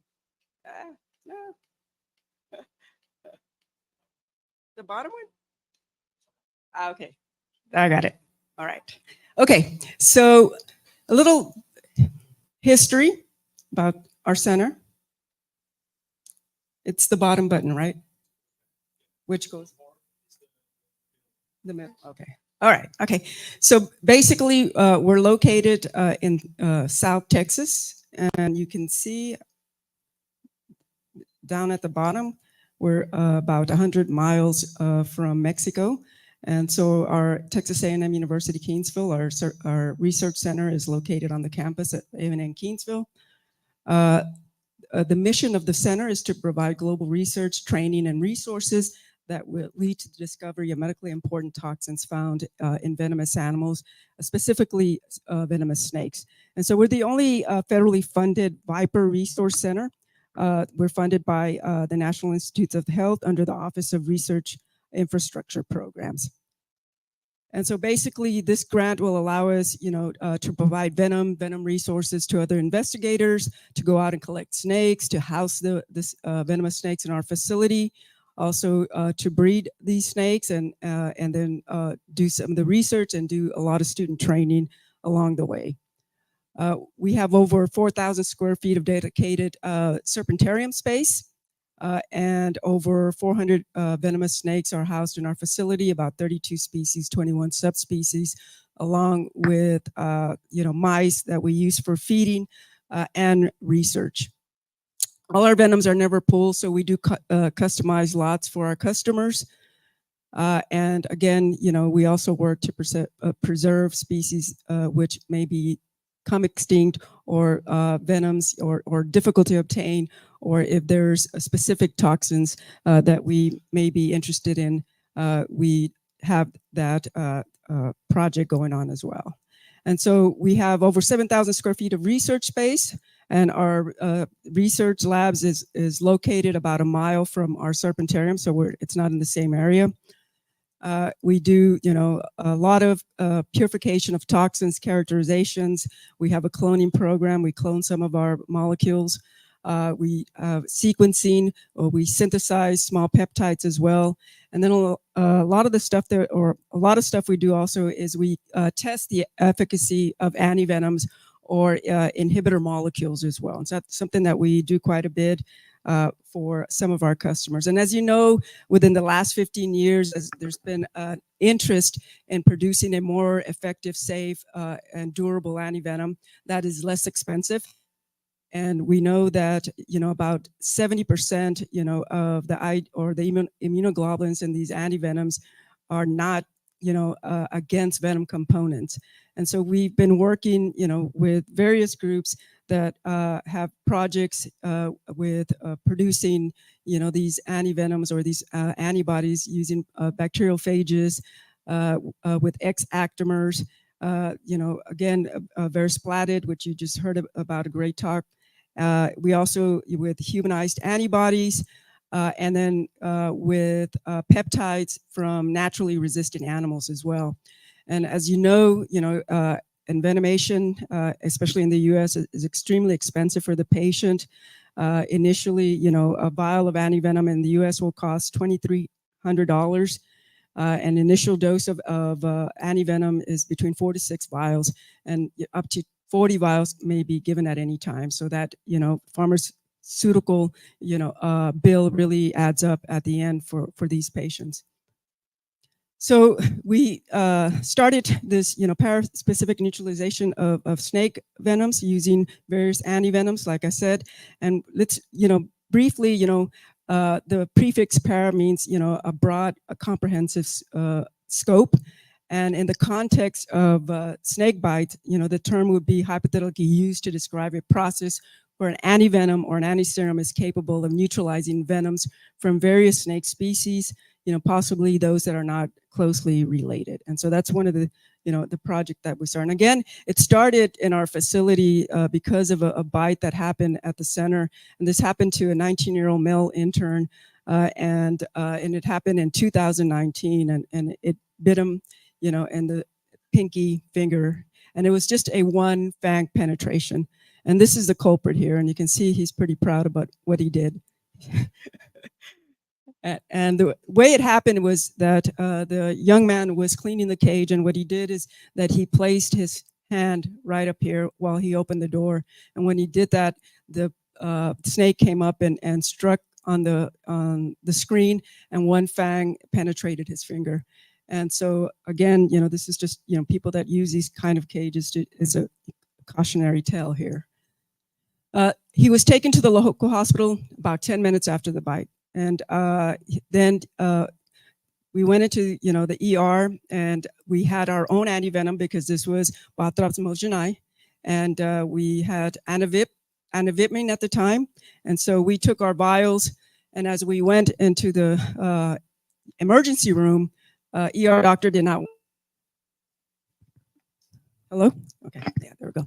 And so after consulting with Dr. Leslie Boyer over the phone, they finally decided to give him the antivenom after 2 hours after the bite, and keep in mind that we took him, within 10 minutes. But because of, non-FDA approved antivenom, a lot of, the MDs don't want the liability of giving something that, may cause adverse reactions, and then they can be sued at the end. And so at time, they gave him the 6 vials of antivitamin, and then after that, we were asked to call around and send him to another facility because he didn't want to deal with the patient, mainly because there was no surgeon, which I don't really know why we would need a surgeon. And no more antivenom that was, not expired. We did have some expired antivenom, but he didn't want to administer that as well. So we called around and found a friend of mine, Dr. Spencer Green. Some of you may know him from the College Baylor of Medicine, and he agreed to take him in. But it was a 4-hour drive from our facility, to Houston. And so he was taken by ambulance because the weather, was not proper enough for a helicopter to fly him. So when he arrived, his arm was very swollen, and they gave him another additional vials of antivitamin. And then Saturday morning, I went ahead and texted Dr. Green to check up on the patient. And one of the things that was happening here is that Saturday morning, my daughter was getting married. So I was, trying to, facilitate, both activities. And so one of the things that happened was, I asked for an update. He said that he came in, they gave him more antivenoms, and and he said he should be fine. Nothing should be wrong with his pinky, and there's been worse cases. And I said, great, I'll move on. I have, my daughter's getting married today. It's been a crazy, and so we started going. And then he sends me this text while I was getting dressed, and it says, well, that's fast. He's going to the operating room. And I was like, why? And he said, gunshot wound to the chest and abdomen. And I was like, wait, what? Why is this happening? And then it turned out it was somebody else. So I was extremely concerned about that. And so this came to mind as I was trying to figure out what was happening to this patient. But anyways, he was released on Sunday. So, he was administered on a Friday, and it was a 2-night stay. And then he was released, and you can see the progression of his, the healing of the wound, which was, not a major bite, fortunately for him. But at the end of the day, if this was a full-on bite, it could have been, extremely dangerous for him. And, you can see, I don't know if you can tell, but there's a little bit of tissue lost, but again, fortunately for him, it was a one fang bite in the pinky area. So he recovered, as a result of that. So after this, we wanted to, determine if the antivenoms that we had in our facility that are non-US venoms were able to neutralize, the snake venoms that we housed at our facility. And then other facilities in the US also wanted to know the same thing. So, well, we have, these cobras, and we don't know for sure if the antivenoms, that were made for these cobras actually neutralize. So we started a study where we did LD50s of the snakes that were held in various facilities. These were pooled samples, and in some cases we had some individuals. And then we did, the effective dose, with the antivenoms, where we used, antivitamin, we used Crofab, and Crofab is US, FDA approved antivenom that is used in the United States. We used the Venezuelan antivenom. We had Cymir. We also had Cymir Equis carinatus, and then we had the Thai antivenom from that are the hemato and neuropolyvalent antivenom.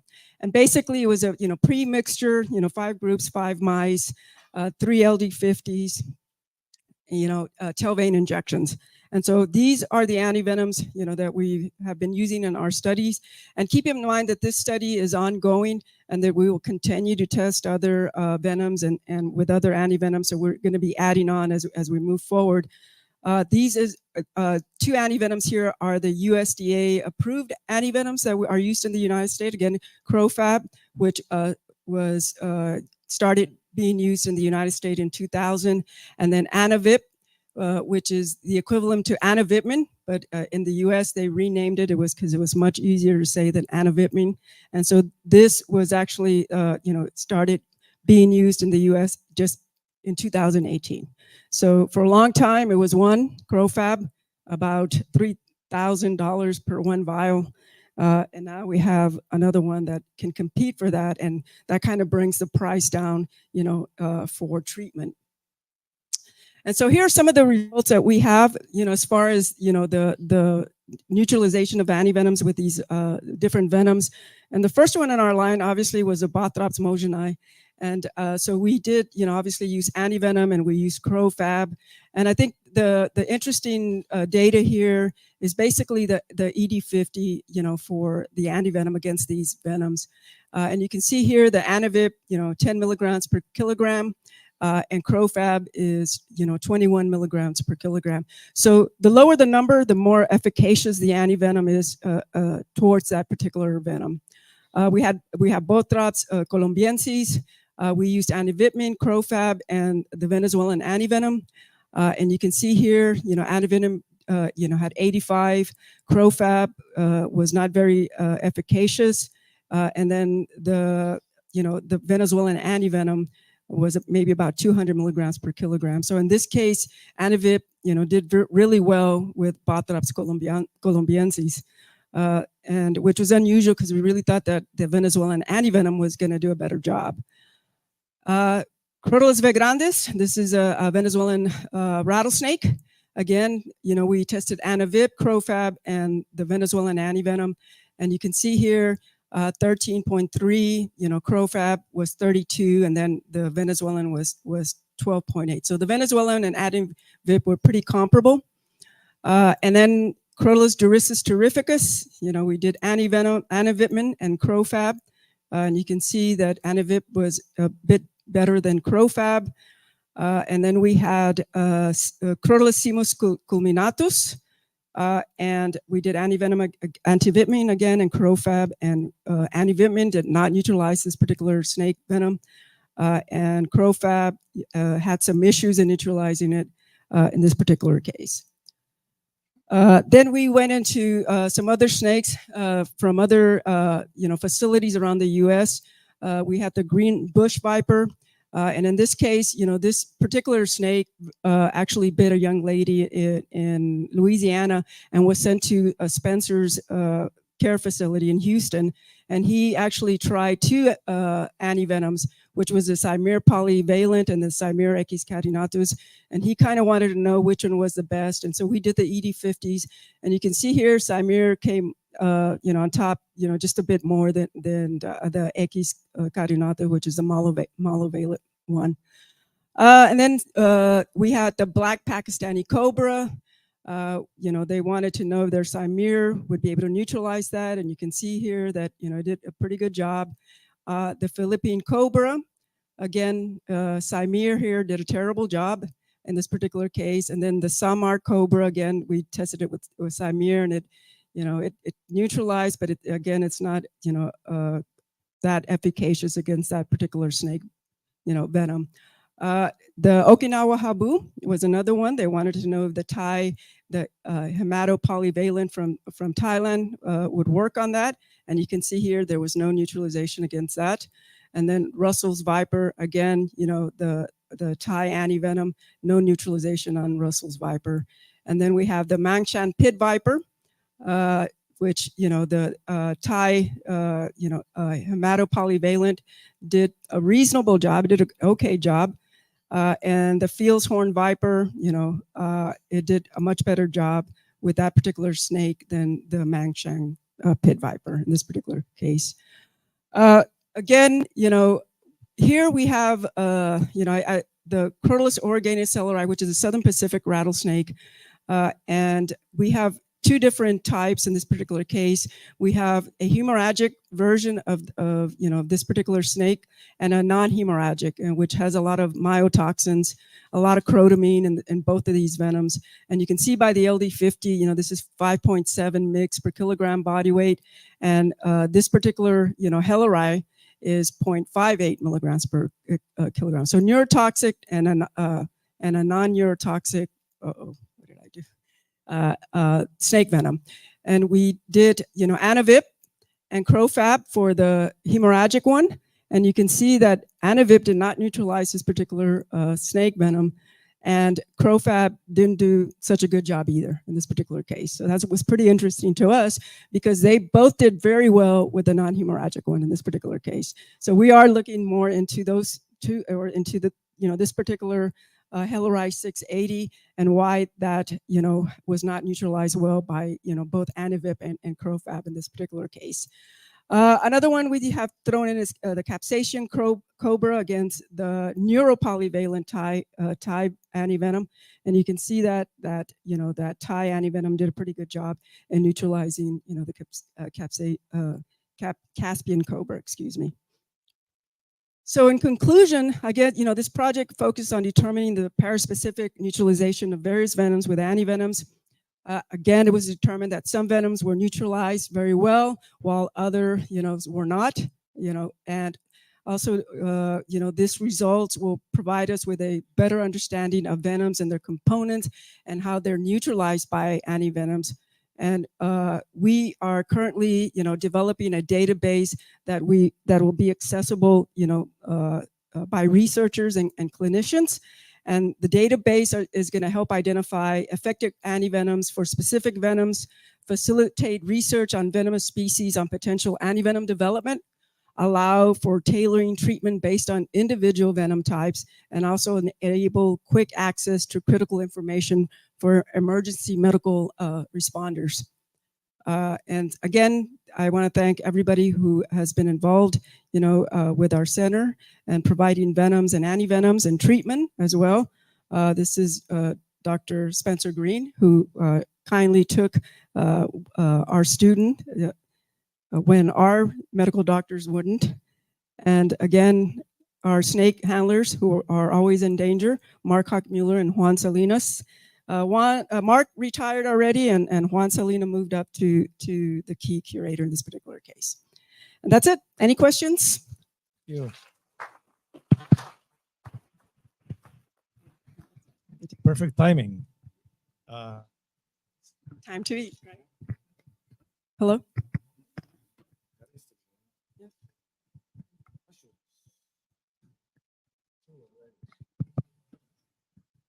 Thank you for talk. It was very interesting. May I ask you, so what is the characteristics of these two antivenoms, CROFAB and Antivip? Oh. Yeah, so CROFAB is a B molecule. Is it monovalent, polyvalent, and they're polyvalent, both of them. And which kind of venom? They're for the Crotalus atrox, for the Mojave rattlesnake, for the western cottonmouth, and what is the other one for that? I think copperhead. Huh? For both of them? Not for Anivip, I think. Yeah. Yes. And Julian, the CROFABs are similar in that. Right. Adamanteus, that's the one I forgot. Yes. And western copperhead. And Antivip and Anavip is the same kind of antivenom. Yes. One is FDA approved and one is not. Well, the Anivip is the FDA approved, and it's the same as Anivipmin. The Anivipmin is made in Mexico by Silanes, and so is Anivip. Anivipmin is the Mexican name, and Anivip is the U.S. name. Much cheaper, the same but much cheaper. Much cheaper than CROFAB, yes. Okay. Yes. Thank you. Sorry. I wonder which inoculation route did you use for LD50 determination? IV in the same as neutralization, I guess. Yes. So because you had some neurotoxic venoms that IV may not have difference with intraperitoneal, but the hemorrhagic may have a big difference. Right. And do you have a database on working in such a big center with so many snakes on the venom yields? Not a database on the venom yields. No. Do you want one? Sure. Okay. I would love. I have. Yeah. So we're going to do a relational database. I have searched the literature since the 1930s and collect all the data. Yes. I have found, of course. Good. Huge Excel I would love to include also data from your center. We got from venom producers, and so many data also. So this is a very important thing, because it doesn't matter if your antivenom is effective and can neutralize 2 milligrams per vial if you have a bite of 800 milligrams. Right. This is the question, the thing. Yeah. Marco Aurelio. Professor Sanchez, congratulations on your work. And any problem with the Brazilian antivenom? Why do you know? I don't have access to the Brazilian antivenom, Yeah, but I now would you love got access all the to access you need. You know, we got the Butantan, the Minister of Health. So I leave on Tuesday. Vital Brazil, which is No, I mean, I would love that. Yeah, I mean, any antivenom. I mean, these are antivenoms that are held in the facilities of the people that are the zoos, private facilities. So obviously, we don't, our hospitals don't carry the non-U.S. Antivenoms. Yes. So like we in have to situations such as like So we obviously we purchase it and we keep it in our facility in case of an emergency. Then we take it to the hospital, which you can see was not very productive initially. Yeah, so, I probably would like to talk a little bit more, maybe another moment. Yeah. But just concerning about the Micrurus snake bites, coral snake bites, is that a not say big, but is that an issue in back in the U.S. in terms of epidemiology, in terms of snake bite cases of coral snakes? There are not many deaths as a result of the complications. Not too many Okay. that is reported in the literature. Yeah, but would be something also interested to. Do you guys have coral snakes in your facility? Yeah, so we actually in our area we have the Micrurus tenor. Okay. And so we do have Texas coral snakes in our facility. All right. As well. So maybe an idea for. But that antivenom is a different antivenom. Yes, it is a different, and I heard that it's not available anymore in the US, right? Or so it was not available for quite a while, and I think from my understanding is that Pfizer is now making. Really? Yeah, so Pfizer it's the same IgG antivenom, and so they just kind of bought the rights from I think it might have been Wyatt's at the time. Yeah, that's a good thing because I heard that it was no longer producing. It was that's a big deal. No, Pfizer does produce it now. Yeah. Okay, one last question to be on time. Julian, just to respond to that query first. Yeah, my understanding is that the antivenom which was expired from Wyeth for coral snake, they kept on extending the expiry date until the lab was recertified to new standards.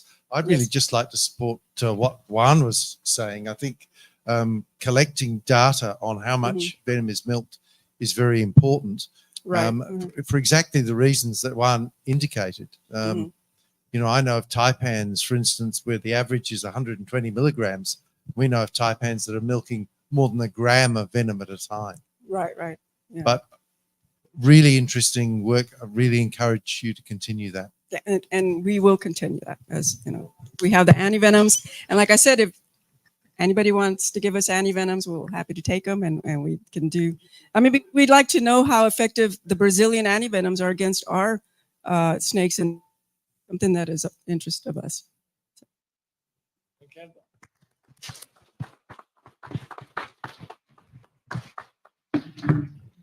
Hi, just to inform you, we have lunch kits available for everyone in the lobby.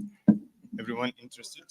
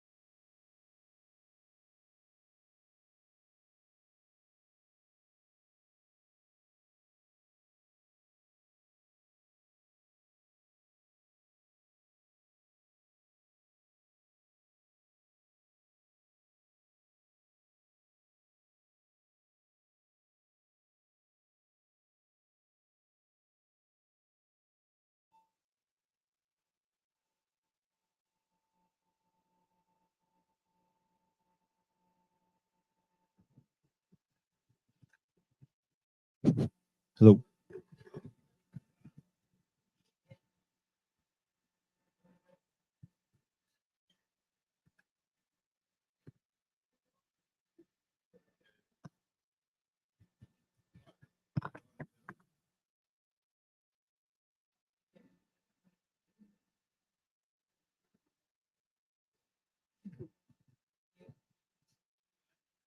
Good afternoon, everyone. So let's start the new sessions. For this afternoon session, I'll introduce Professor Marcos Fontes. Professor Marcos is graduated in physics from the University of São Paulo, completed his master's and PhD in physics from the same university, as well as postdoctoral studies at the University of Melbourne and University of Queensland, both in Australia, and a full professorship in biophysics at UNESP. Since 2010, he has been a full professor at UNESP Botucatu in São Paulo, and is responsible for the structural molecular biophysics lab. He has experience in the area of molecular biophysics and currently works on topics related to animal venom toxins, nuclear import proteins, and DNA repair proteins. He's a researcher at CNPq and has supervised more than 30 dissertations and theses and published more than 150 widely cited articles. He's editor of the journal Scientific Reports and has served as vice president, treasurer, and member of the council of the Brazilian Society of Toxinology, which is currently part of this council. So with you, Professor Marcos.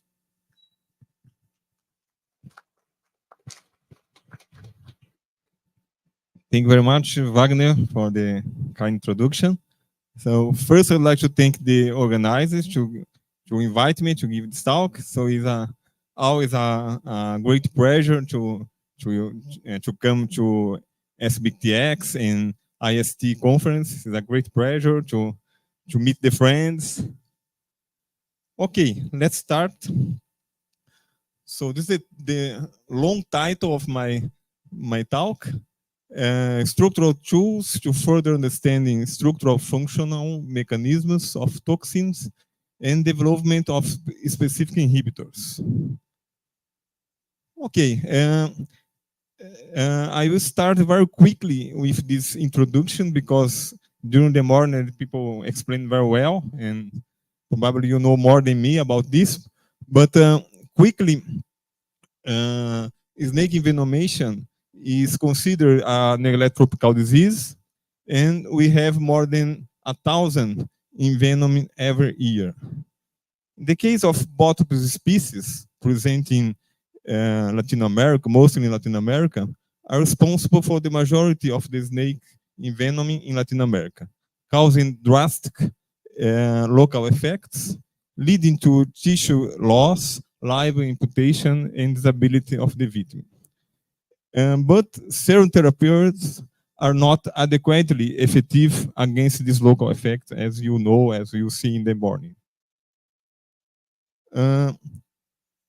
Phospholipase A2 and metalloproteases play a fundamental role in necrosis and hemorrhage in venom cases. Elapide and viperide venoms have one of major targets, skeletal muscle fibers of the prey, which is exerted by PLA2 proteins. In the case of viperide venoms, there is a special proteins that we call by phospholipase A2-like toxins, also called by lysine 49 toxins, phospholipase A2 homologs, etc. In this talk, we mostly focus in these toxins. So these toxins were first identified in 1984. They are catalytic independent, causing severe and rapid local myonecrosis. They conserved the phospholipase scaffold and present a natural mutation as you know, in the position 49. The most common version is the lysine 49, the most common natural mutation. But in the literature, you can find mutations for serine, arginine, asparagine, and also in glutamine, always in this position. Okay, local effects are not efficiently neutralized by antivenom administration, as you see during the day today. So we think that it's very important to develop neutralized agents against these local effects. So in this talk, I will try to address the following questions. So what are the reasons for the catalytic inactivity? It's just the presence of lysine in the position 49. What are the mechanisms for the myotoxic activity? Are the oligomeric conformations play a role? Which are the myotoxic sites? How is the inhibition mechanisms? And what are the differences between inhibitors? So this short video here were made by a collaborator from our department and showing the action of a phospholipase-like toxin in a synthetic membrane. So you see here in the bottom, this large membrane here exploding. So by the action of this toxin in a synthetic membrane. So the first question, why are phospholipase-like toxins catalytically inactive? So if you look at the literature, everybody says about the inactivity is due to the neutral mutation in the position 49. However, studies show us that the reverse mutation lysine to asparagine, the toxin remains catalytically inactive. So, studying different structures, etc., we could see that this mutation here in the position 28 is also fundamental, because in the calcium by the loop that is represented here, there is this aperture here between the residue 28 and the result 33. So you can measure this distance here in the phospholipase-like toxins. This is about 6 angstroms. However, if you look at the catalytic phospholipases, this distance is much closer, much smaller. It's about 4 angstroms. So, as you see there, calcium by the loop distortion is one region. This mutation is one region for the catalytic inactivity. So we think both mutations are fundamental to the catalytic inactivity of these toxins. Okay, so moving to the next topic, over the last years, we work in this myotoxic mechanism, and we proposed 2 regions that we call by membrane dock site, MDOS, and membrane disruption site. So this membrane dock site is formed by the basic cluster that is responsible for the membrane anchorage in the membrane, and is formed by a cluster mainly in the C-termini, but also other residues from the N-terminal, for example, can make part of this cluster. And the second site is the membrane disruption site, MDs, that is formed by a hydrophobic cluster that is responsible for the membrane penetration. Hydrophobic residues such as leucine 121 and phenylalanine 125, also in the C-termini, are responsible for this site.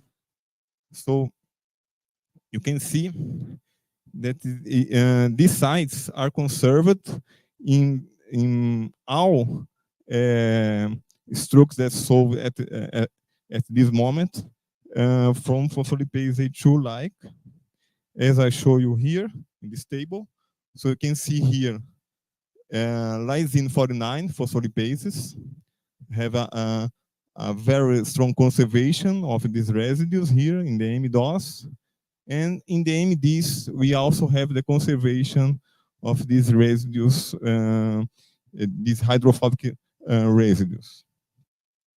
Also, myotoxic ASP 49, sorry, PLA2 also have these sites, both sites. Arginine 49 also have these sites, and also serine 49 have these particular sites. So we propose these myotoxic mechanisms.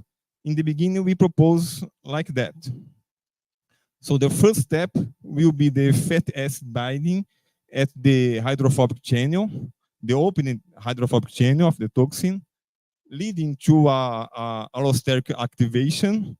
And now the protein can dock in the membrane. And now, in the second step, is the membrane penetration through these residues from the MD sites, leading to membrane disorganization and eventually cell death. So, in this paper here, we propose a very detailed myotoxic mechanism, and we studied a complex with this toxin BTH-TX1 with zinc ions. So this work here, we studied functionally these toxins using myographic and electrophysiological techniques, and also we use ITC, isothermal titration calorimetry, to measure the affinity between the ions and the toxins. And we could see that these ions can bind in two different places, in different sites of the toxins. The first site is in the a residue, histidine 120, that is present in the MD site. And in the second site is the histidine 48, that is present inside of the hydrophobic channel. So, using this structure, we could propose a very detailed myotoxic mechanism. So the first step is the entrance of one fatty acid through the tunnel 1. Tunnel 1 is the hydrophobic channel open to the surface, to the solvent, because in the inactive configuration, we have one hydrophobic channel that is not exposed to the solvent, and the other monomer is open to the solvent. So this monomer that the tunnel 1 is exposed to the solvent, we call by canonical monomer. Okay, when the fatty acid bind the hydrophobic channel 1, occur the approximation of these two residues here, leucine 121 and phenylalanine 125, from the non-canonical monomer, the second monomer. Now the dimer is reorientated, and the non-canonical monomer adopts the canonical conformation, so inverting these two residues here. Now the vacant hydrophobic channel from the other monomer is open to the solvent, and now the second fatty acid can go through the hydrophobic channel, and the protein adopts now the active states. So both monomers become aligned and symmetrical. And now both amidose sites are exposed to the solvent and aligned, and now can dock in the membrane. And after this, both MD sites are also aligned and can disrupt the membrane, leading to the uncontrolled influx of ions. In this video here was made using three structures, three crystal structures, and show you what's happening. So we use the inactive structure, the active structures, and a third structure is in the state between the active and not active state. As you see here, the first fatty acids go through the hydrophobic channel. Now the monomer is reorientated, and the second fatty acid in the bottom can go through the other hydrophobic channel. You can see in yellow the residues from the MD site, the hydrophobic site. You can see that both are now have the same distance and they are aligned. So you see here in the bottom, the yellow ones, and here the other two pair of residues. See, if you look the same movement but rotating the protein, you can see now the same thing happening, but now you can see the residues in blue are formed by this MDOS region. So it's similar. So both sides are aligned, okay, and both fatty acids are bound to the protein. So this video is not made by a computation, etc. Was made using crystallographic structure, experimental data. Okay. Here is just a different view using a solid surface. So the same occur, fatty acids go through the hydrophobic channel, causing the reorientation in both monomers. Here in the right side, in your right side, it just rotate 108 degrees. So the same thing happening. Okay. So in this paper with zinc ions, we could get a transitional state structure between the active and the inactive state. And we saw using ex vivo assays that zinc ions can inhibit the toxin. And using calorimetric assays, we could see three binding events that is related to the three binding of the three ions. So going further, we try to look the dynamic of this process. Try to go further in the dynamic of these phospholipase-like toxins. So now using bioinformatic tools, for example, normal mode analysis together with dynamic molecular dynamics, and we propose we studied APO and complex structure, and we create a geometric description with three-angle model, and that we could understand what's happening.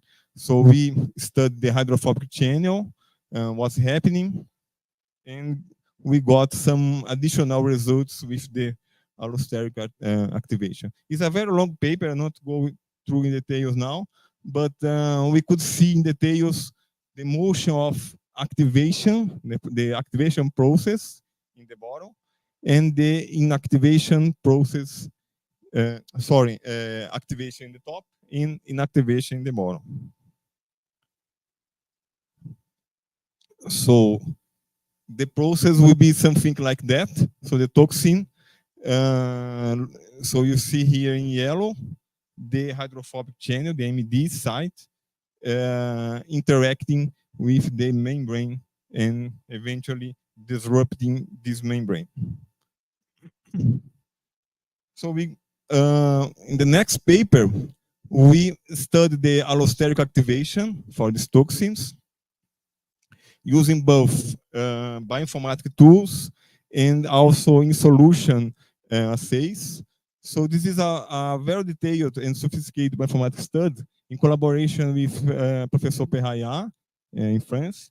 And we also use SAX, small angle X-ray scattering, to study what's happening with the protein in solution.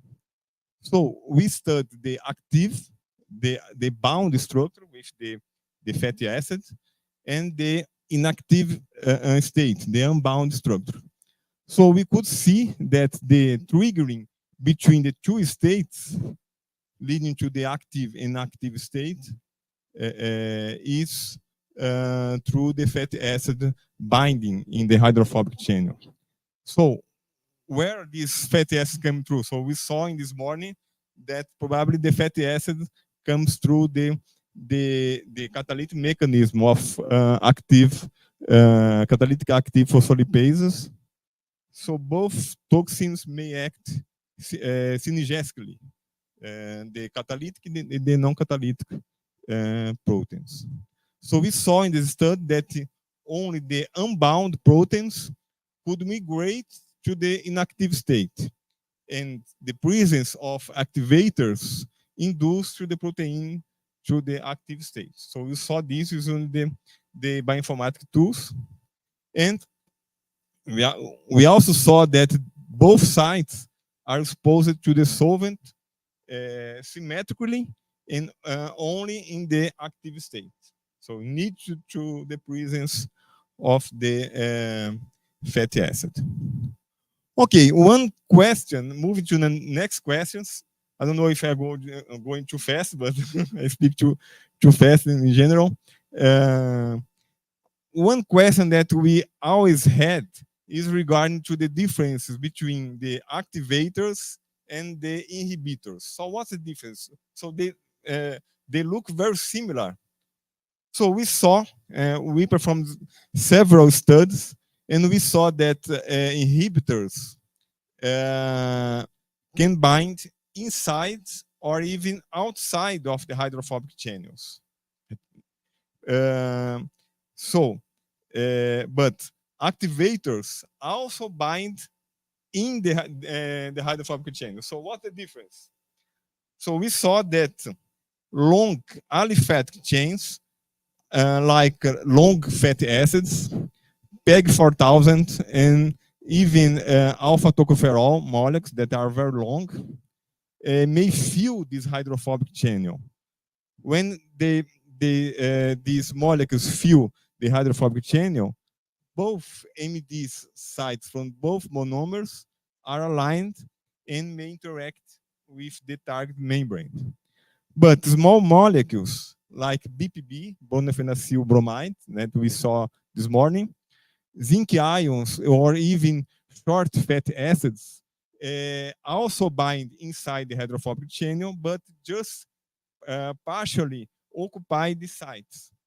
When this occurs, this interaction here between the helix 1 and the MD sites doesn't break, doesn't disrupt. So so you need to have long fatty acids bind ligands to make these disruptions. So, in conclusion for this, the presence of molecules, the presence of small molecules prevent the binding of activators. So small molecules like BPB are in fact inhibitors, and long molecules are activators. That's the difference between both molecules. It's a very tricky difference. Okay, so along the last, I don't know, 12 or 15 years, we studied several molecules as testing for inhibition, testing for structural studies, etc. And we got a set of inhibitors that I show you here that was studied by functional methods. So they are inhibitors. Some are bad inhibitors, others are not too bad inhibitors, but all molecules are inhibitors, and we studied by crystallography all these molecules here. Today I just show you some cases of this inhibitors history. So we have molecules like alistoloic acid, suramine, chicoric acid, varespladib, so famous varespladib in this morning, caffeic acid, gallic acid, BPB, rosmarinic acid, cafetaric acid, MMV. MMV is from plant, is extracted from plant, chlorogenic acid, and zinc ions. So I will show you in the next slides, but we could classify these inhibitors in 3 or 5 classes, depending your choice in these classifications. But inhibitors can bind inside of the hydrophobic channel, outside of the hydrophobic channel, can bind in the MDs region, in the MDOS region, and there are 2 inhibitors that can cause oligomerization, suramine and chicoric acid. And when they cause this oligomerization, they eventually hitting these sites here. So we could classify, we like this this classification here in 3 different kinds of inhibitors. The first class is inhibitors that prevent the binding of fatty acid. How these inhibitors prevent? The presence of inhibitors inside of the hydrophobic channel or outside, prohibiting the binding, preventing the binding of these molecules in the hydrophobic channel. So we call by class 1 inhibitors. So the class 2 is regarding to the inhibitors that bind in the MDs site or MDOS site. And the third class is inhibitors that cause the oligomerization. So this table is a bit complicated, but summarize these findings. So for example, suramine binding everywhere, but suramine is a very strong inhibitor. So suramine, I will show you later the structure, but they bind inside of the hydrophobic channel, also bind in MDs region, MDOS region, and also cause oligomerization. So everything is in all class inhibitor. Other inhibitors like BPB is a weaker inhibitor, only bind inside of the hydrophobic channel in the histidine 48. We also performed for some of these inhibitors binding assays, and we got dissociation constant. So you can see here the results. So suramine depends. So the binding of suramine depends of specific characteristic of each toxin. But in general, suramine binds very well. Chicoric acid also binds well. Chlorogenic acid, gallic acid also bind well, and some inhibitors are not very good, like this caffeic acid and etc. But varespladib is not the best inhibitor, but inhibits. Okay, I don't know how much time I have, but what time is it? 3 hours. I have half hour almost. So I will show you in the second part of my talk some cases of these studies. The first is related with this rosmarinic acid. Rosmarinic acid is present in plants, in several plants. So we initially start performing some functional assays, and we could see that this molecule may reduce by 90% the muscle damage using this toxin here, pyrotoxin 1. So we use ex vivo assays and light microscopy, and also electron microscopy. So you can see here that the mixture 1-to-1 between pyrotoxin 1 and rosmarinic acid reduce the myotoxicity, the damage to the membranes. So the toxin, so the crystal structure, so the rosmarinic acid binding in the entrance of the hydrophobic channel, one oligomeric, one rosmarinic acid bind in the dimer of the toxin. So the next study, quickly the next study is using caffeic acid and aristolochic acid. So we solve the structures with high resolution, perform functional studies, and we could see that caffeic acid is a reasonable inhibitor. So its protection is about 65%. And aristolochic acid is also an inhibitor. You see here that the protection in the proportion of 1-to-1, it's about 43%. But when you increase this concentration by 1-to-5, 5 molecules in weight of aristolochic acid for the toxin, the molecule, the inhibitor, become toxic to the membrane. So the aristolochic acid is not a good inhibitor because it's toxic to the membrane.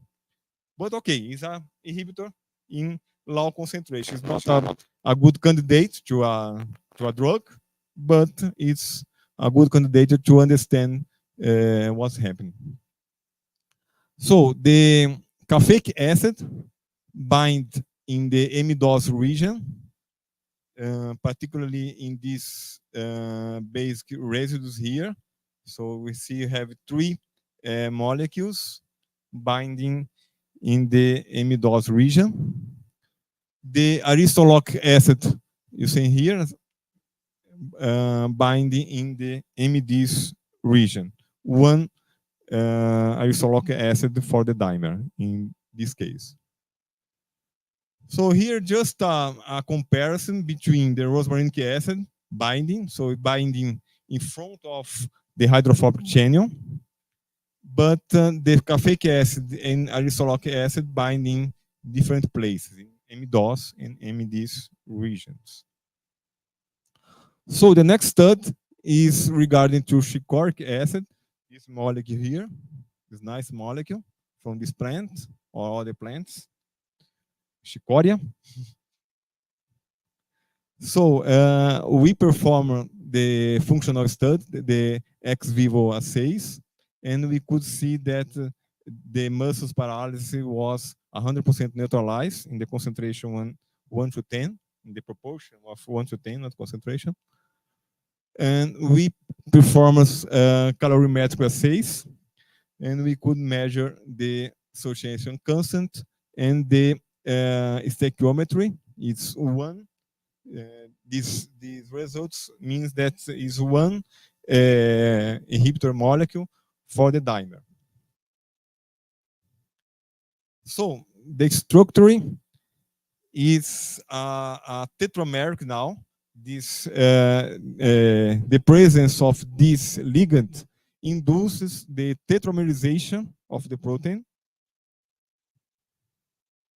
and we here compare the binding site of rosmarinic acid in in blue here with the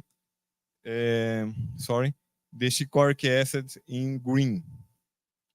So both binding in the same region that is outside of the hydrophobic channel.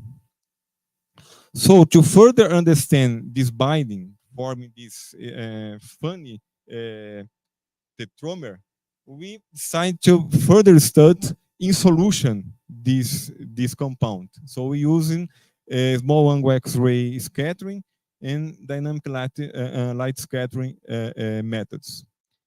So using SAX, small angle X-ray scattering, we could see that using ambic as a buffer, we have a tetrameric, mostly tetrameric conformation in solution.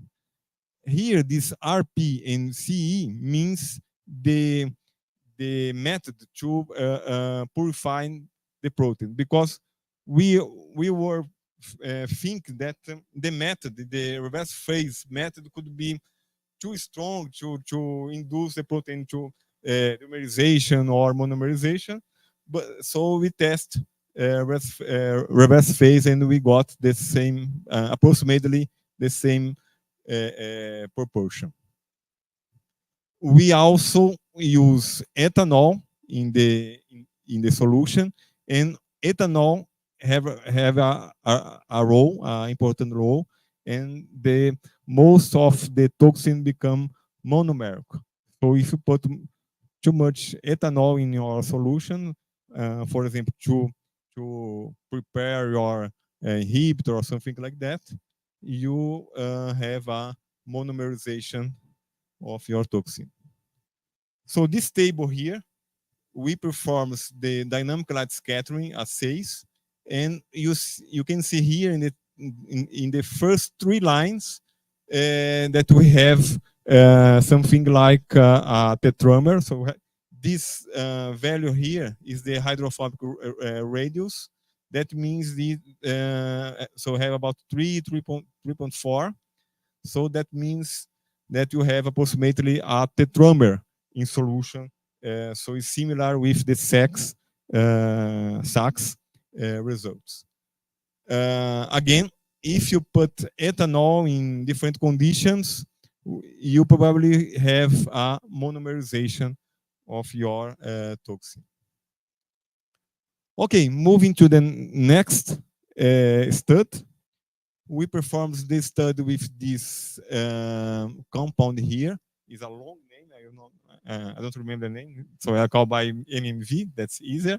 But this compound is from this plant, Taberna montana catarinense. That is a famous plant in Brazil. You can find it everywhere. And we studied the toxin itself here. The toxin here is a toxin with the root tract of the plant. So we have a slight inhibition. But when you mixture your toxin with MMV, you have a interesting inhibition. So you also can see from this experiment here. So the best condition is when you mixture the MMV with the toxin.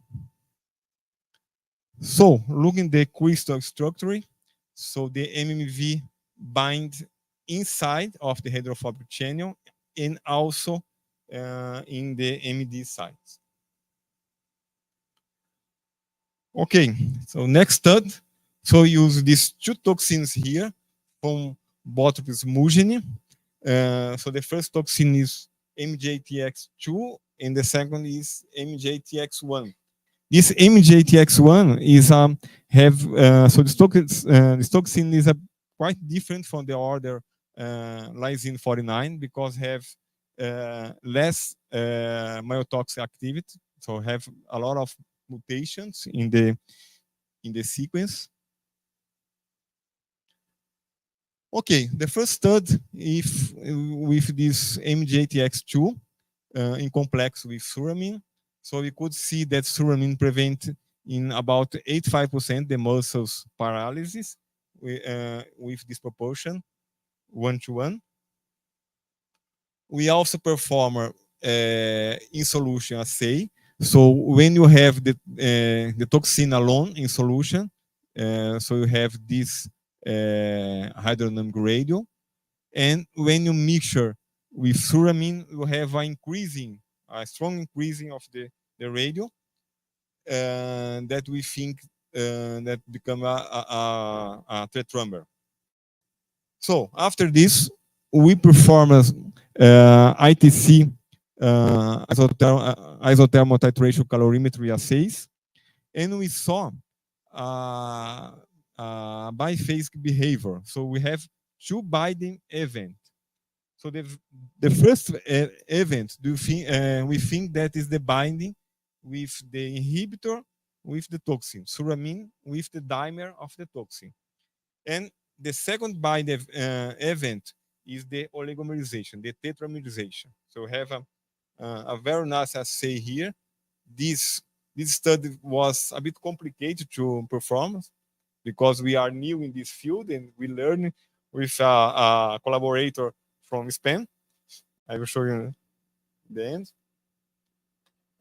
So this is the crystal structure. We have 4 suramine molecules in a tetramer. It's a tetrameric structure.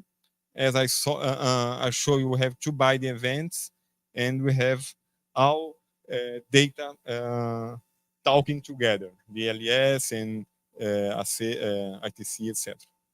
So the crystal structure is very nice. So the suramine bind at the same time in the MDs region, in MDOS region, and causing the oligomerization and hiding the hydrophobic chain.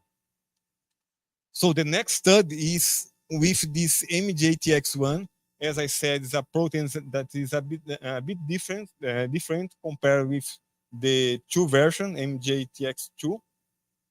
So the suramine also prevent about 80% of muscle paralysis in a proportional 1:5.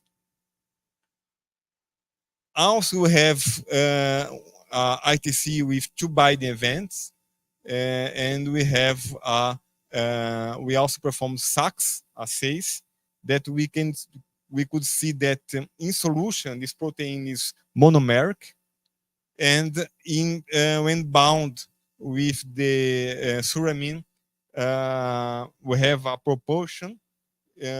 Some of the toxins are dimeric and some are tetrameric. About 40% of dimeric and 60% tetrameric. So this is the crystal structure. Here's a dimer. So in this case we have 1 suramine for each dimer. But we also could see, sorry, it's a bit confused here, but that's the structure of MJTX1. We have a tetramer, and now we have 2 suramine molecules for tetramer. We have 1 suramine for each dimer.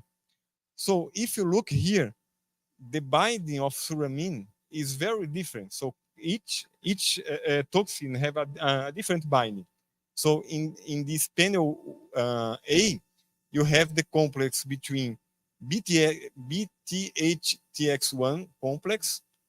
In the green one, the second one here, we have the last stud, MJTX2, and here MJTX1. So the binding of the suramine is different for each toxin, but all works as an inhibitor. Okay, the next stud, more 5 or 10 minutes, I finish, I think 5. The next stud is MJTX2 with verapladib. As you know, verapladib is a synthetic molecule developed in clinical tests, and we studied, in fact, the group of Bruno Monti studied this protein, this complex functionally, and could see that verapladib is actually an inhibitor for this toxin.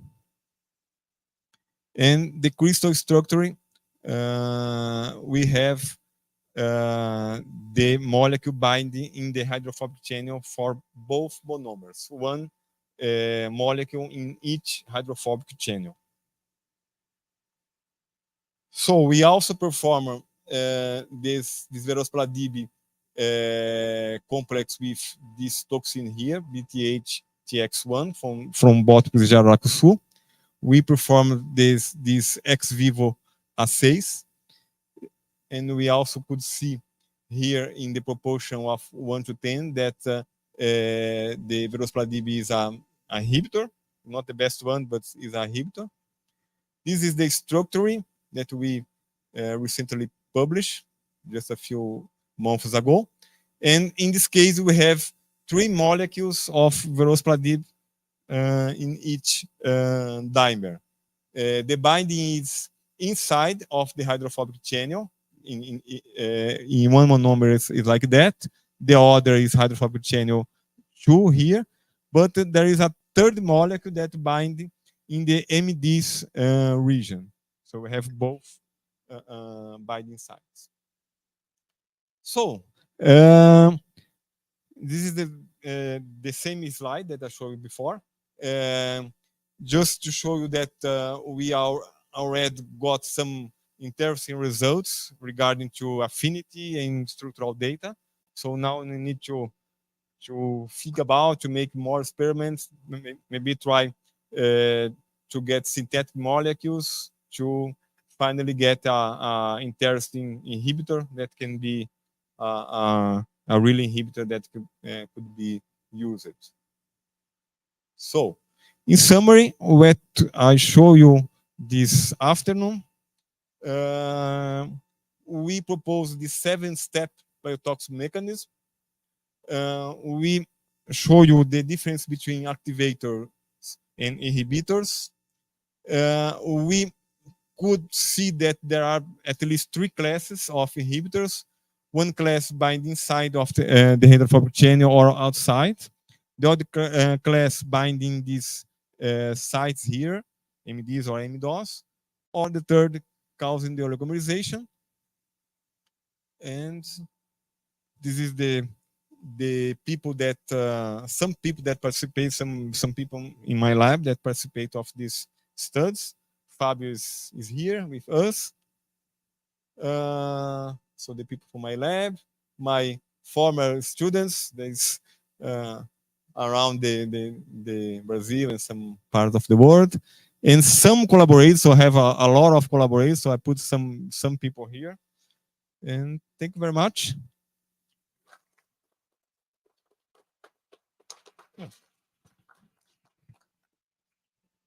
And I'm happy to answer questions. One thing has one. When you analyze the crystal structures and you find dimeric molecules or tetrameric arrangement of the molecules, how can you be sure that this is not a crystallographic packaging artifact that forces the association of the molecules in the crystallographic lattice? Yes, it's a very good question, because in some cases, when you solve a structure, we can see artifactual oligomeric conformation. It's very common. So there are some possibilities to check this. One possibility is very easy, but not the best one, but it's very easy. You can see the contacts computationally. You can see the contacts, so you can see the area of the contacts, and you can calculate very easily the energy of contact, and you have some clues about this if this oligomeric conformation is true or not. But if you want to make sure, you should perform some in solution techniques like we perform, like a small angle X-ray scattering or even dynamic light scattering. The best one is the small angle X-ray scattering, because you can see the envelope of the protein solution, and you can use different physical chemical conditions. You can put acid or basic, and you can use every condition. So you can use the same condition that you use in the crystallization assays, or you can change this, put ethanol and everything. So it's a very good question. So you need to make sure when you look at a crystal structure, because could be or not could be a oligomeric conformation. In the crystal, you can also be sure Mhm. if you find in two different crystallographic groups, because then if you have the same one. Yes, yeah. Yeah. Yes. Yeah. What's happening is so it's a very good question. But what's happening is in the crystal you have your protein package very well packaged, because the best energy is when your molecules are very well packed. So sometimes you have a dimer, for example, like that, but you have infinito proteins to the top, to the bottom, to the left side, so you can have a dimer like that, but you have another here, another here. So you need to pick the correct one, looking the energy of the interaction is the first way to choose the correct dimer or tetramer, is looking the package. So this protein should be close enough to be theoretically a dimer or a tetramer. If it's a very weak contact, so it's impossible to be a biologically relevant dimer or tetramer or wherever. So you need to look. This is very important. So in the past, the people solved these proteins in a different. We solve and other people solve in a different dimer orientation, because we don't have these tools that we have now, these bioinformatics tools, etc. So you can easily to pick the wrong dimer. So it's that's the way. Yeah. So thank for your questions. Very good. Thank you, Marcus, for Thank you. the presentation. I think the experiments you showed were done in ex vivo preparation, no? Do you have some idea about Yes, the in vivo experiments? Yeah, Are we have these some. inhibitors toxic? or Yeah, not? we have some results of our group from other groups. So we have a mixer of functional studies. We like this kind of experiments, so we can perform us in the In vivo. ex vivo assays. So it's in our next build. So Fabio is the experimental guy with these techniques, but we have different assays using in vivo as well, and we have collaborators that we perform And the this assay inhibitor for are us. not toxic. Inhibitor are not toxic. Depends. For example, aristoloic acid is toxic. So depends. So have BBB is The toxic. doses Yeah, also. yeah, Okay. depends. So each molecule have a different history. So it's a very long history that I just show you in half an hour. So we have evolved along the years. So in the beginning we don't have so much techniques that we have today. So it's a very long history. So Bruno performed some assays for with us too, and other people too. So it's Very nice. Thank you.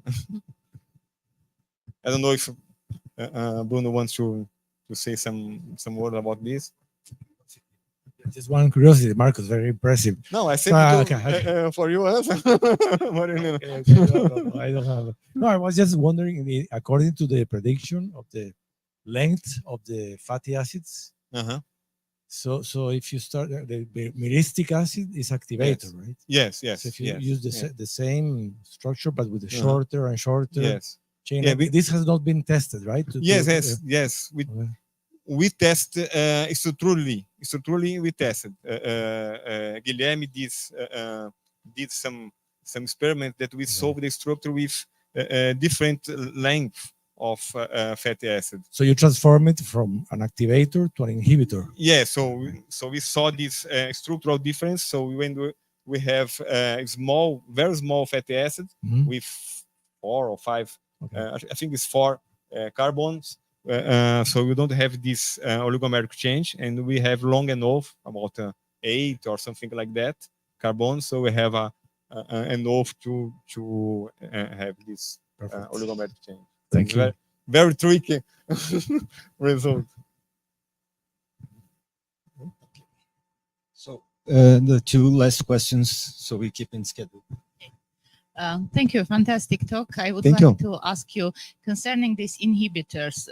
You've tried all of them also with nominal, let's say, aspartate 49 versions of PLA2, or only with lysine 49? Some yes, some not. Depends. So may I just continue? Because for some cases you've mentioned that it is necessary the dimeric structure to inhibition for some Yes. inhibitors. So whether it means that in case of nominal ones, they are not inhibiting this No, PLA2? for example, Veraspladib that you work very well with phospholipase, but also works with phospholipase-like. So it's a very interesting result. Some of them very classic, like BPB and yeah. Veraspladib. But for example, ticoric acid. No, we don't test yet. We are testing. We got results with rosmarinic acid,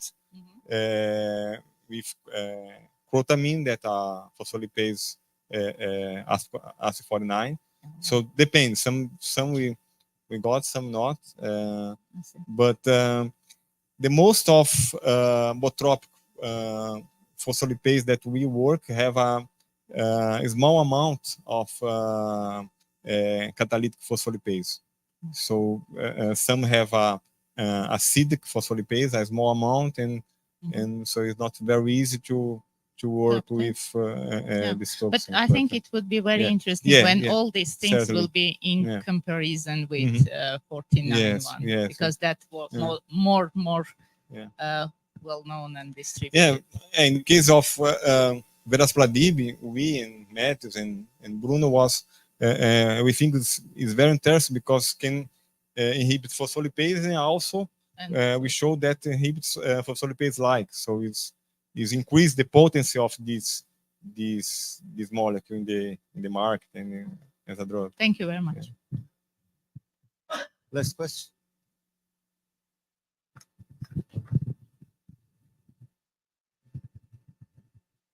First, thank you for the lecture. Congratulations for the research. And I have a question about the aristoloc acid, right? This is the name. Yes. Did you try to modify the aristoloc acid to be less toxic in the membrane? If we test, sorry, I didn't understand. If we test, yes, to be less toxic.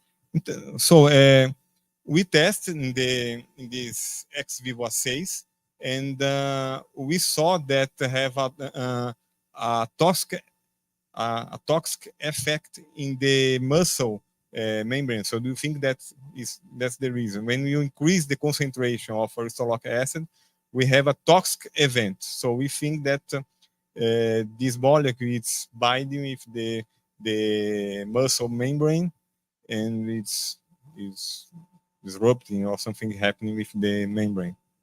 Okay. Right. So Fabio did this assay. Maybe Fabio can explain better, but that's this.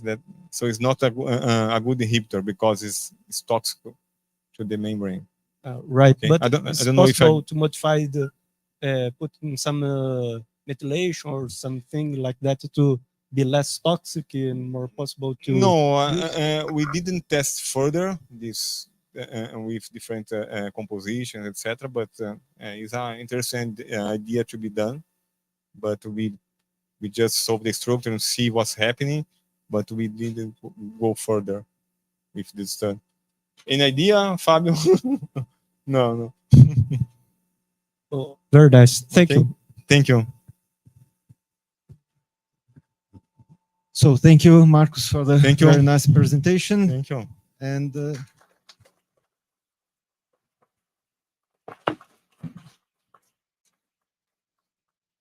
so let's move on to the next. Yeah, coffee break. To the next coffee break.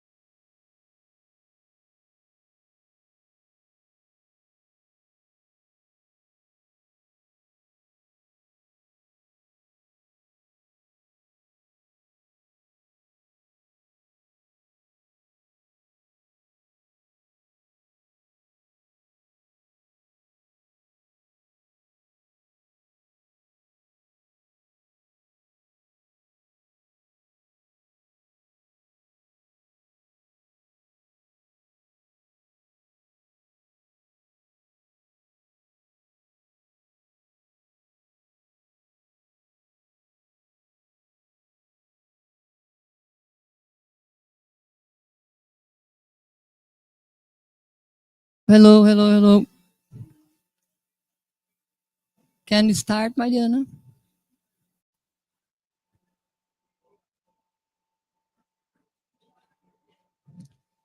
Não sei se a gente pode começar, não. Será que pode começar?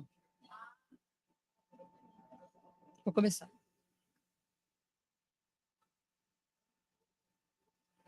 Hello, I think we need to start.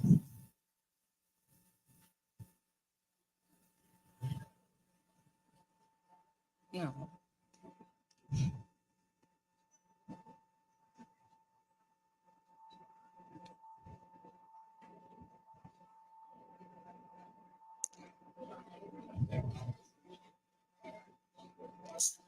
Hello.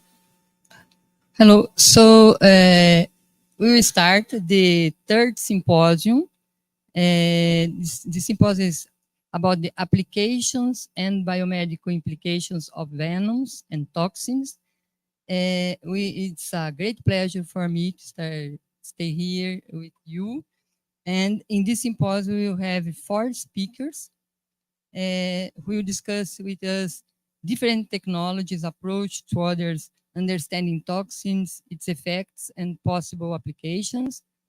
We will discuss technologies to predict the development of new products, for example, high-throughput screening, in vitro and in silico analysis, machine learning, target discovery using chemoproteomics, and target validation using CRISPR, and suggestions for new products to treat envenoming as nanobodies.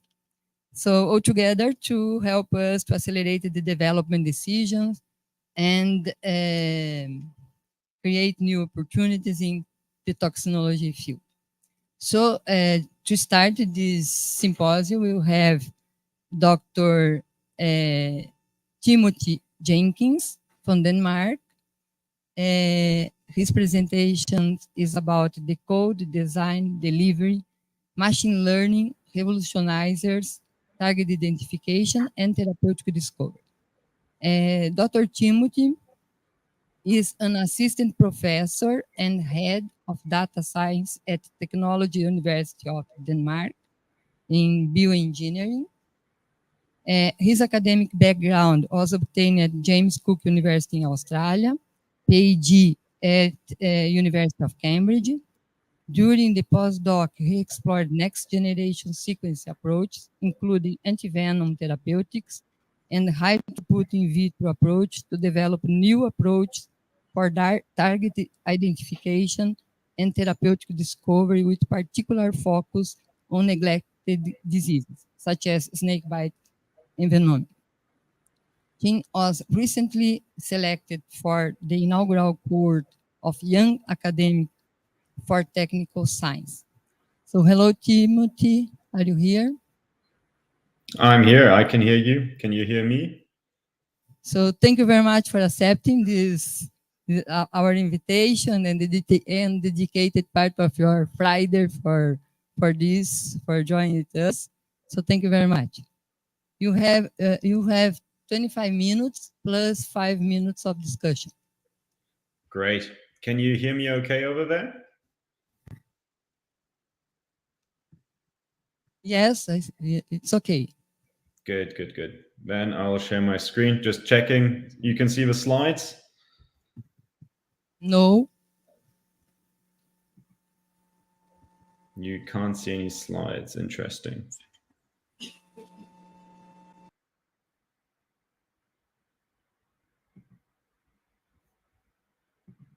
Let's try this again then.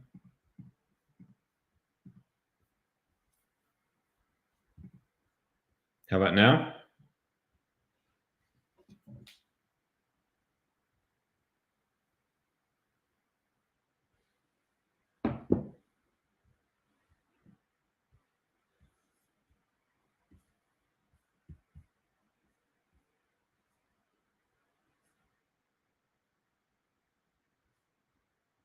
Can you just confirm if you can see my slides? Okay, and I think you can hear me as well. Is that correct?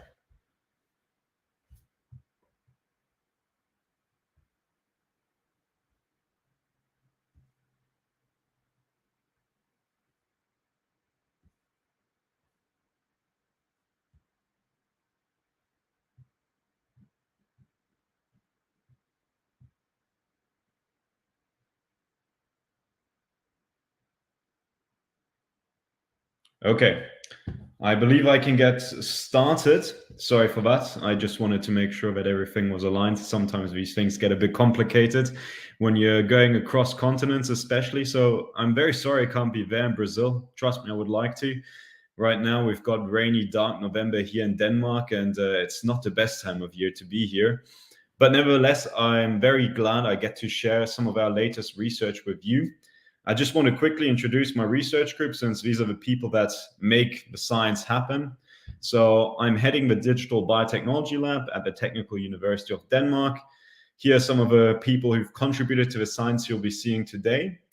But overall, what we're working on are basically technologies that we like to apply to different areas. Snakebite has been one of the major ones, hence also my talk to you today. But we're primarily focusing on high throughput in vitro techniques such as phage display, yeast display, lab automation, but also increasingly computational sciences and in particular machine learning. And both of the topics that I'll be presenting to you today are going to be focused around machine learning, specifically looking at target identification, but also therapeutic discovery. So we're going to start off with target identification. And specifically, I'd like to talk to you a bit about de novo peptide sequencing. Proteomics has been used prolifically in the field of snakebite and venom characterization. And typically when you do proteomics, what you do is that you have your samples.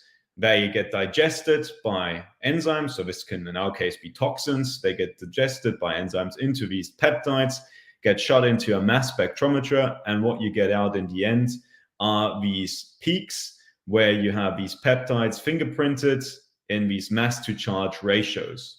Now, how do you actually identify which peptide these mass to charge ratios correspond to? Well, typically what you do is a database search. So a bit like in DNA sequencing, you can blast your DNA sequence. In this case, you can blast your peptide sequences, and they will then match a database that you have, hopefully. And if they do, they'll tell you, okay, this is a toxin 97% similar to something that we've seen in, let's say, Naya pallida. That's great. That works sometimes. But in many cases, we don't have good databases. Snake venoms is actually one of them. There's a lot of other areas where we don't have very good databases. There's a lot of areas where you would have to search a lot of different databases. Let's say if you want to do microbiome research, you have a plethora of different organisms in these samples. Which database are you going to use? Even if you know, it's going to take weeks and weeks to run tens of different databases.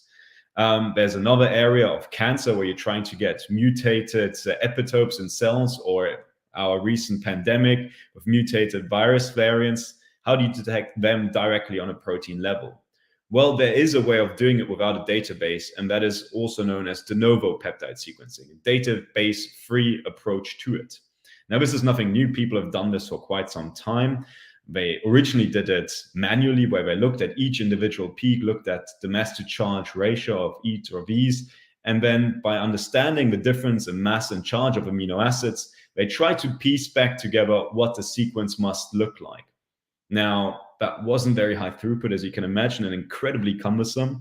Also not very practical if the typical amount of mass spectra that you're looking at are 20,000 or so.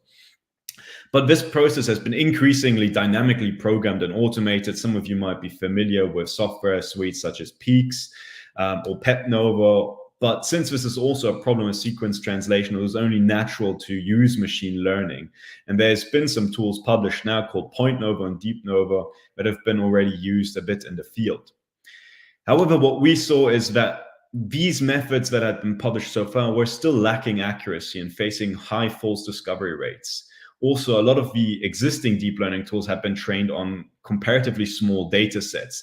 And there were a lot of new and arguably more appropriate machine learning architectures that could be applied to the field of de novo peptide sequencing.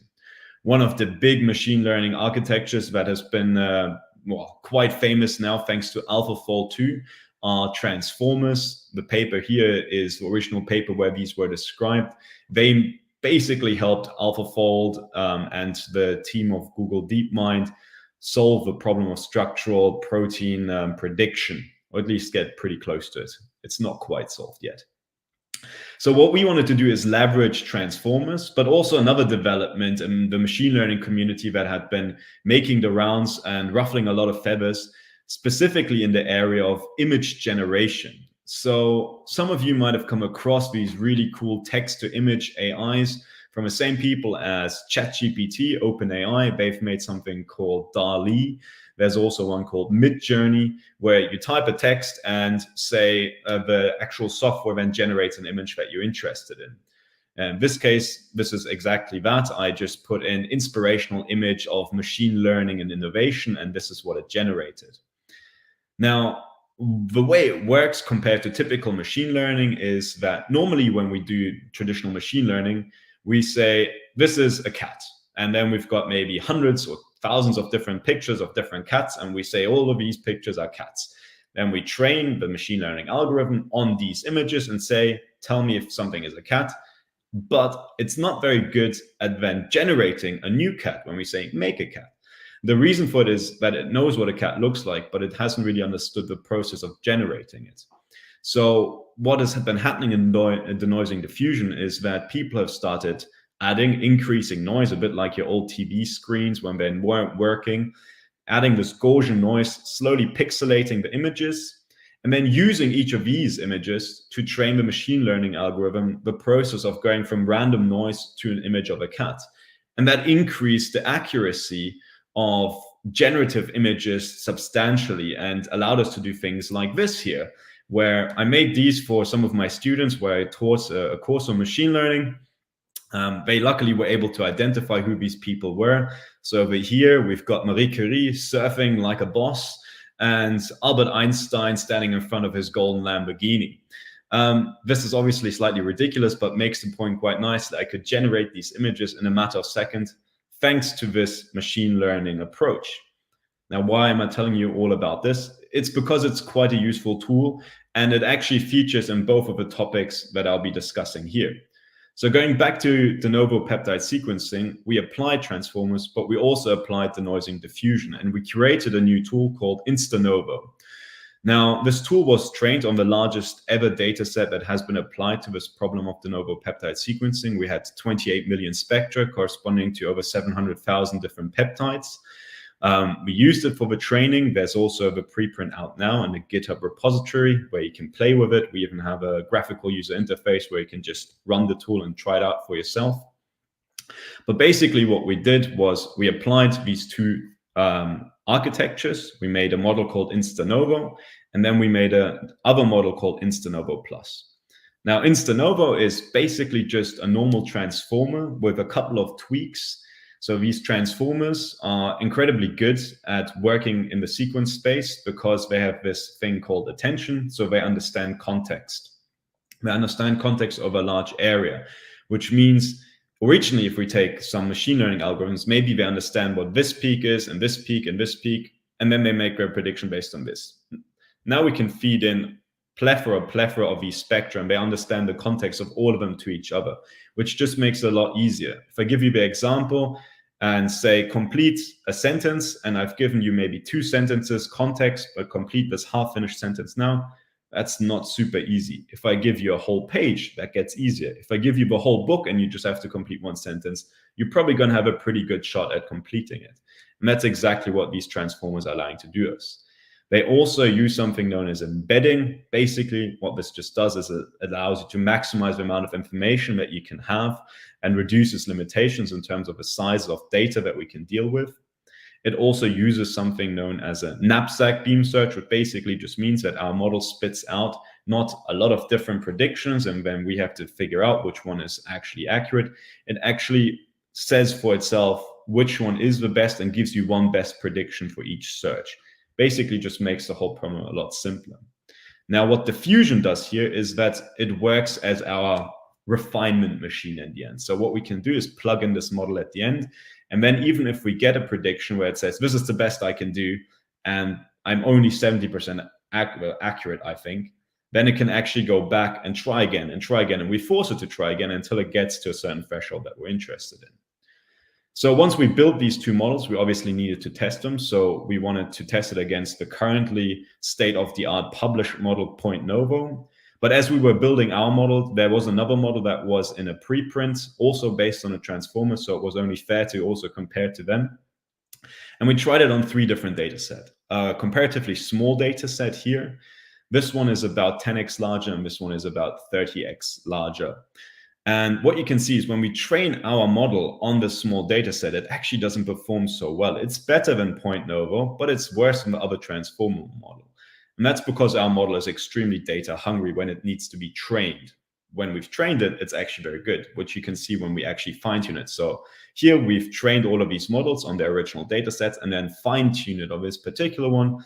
And we were able to push the peptide recall. So how many peptides it should be finding, is it finding at a given precision.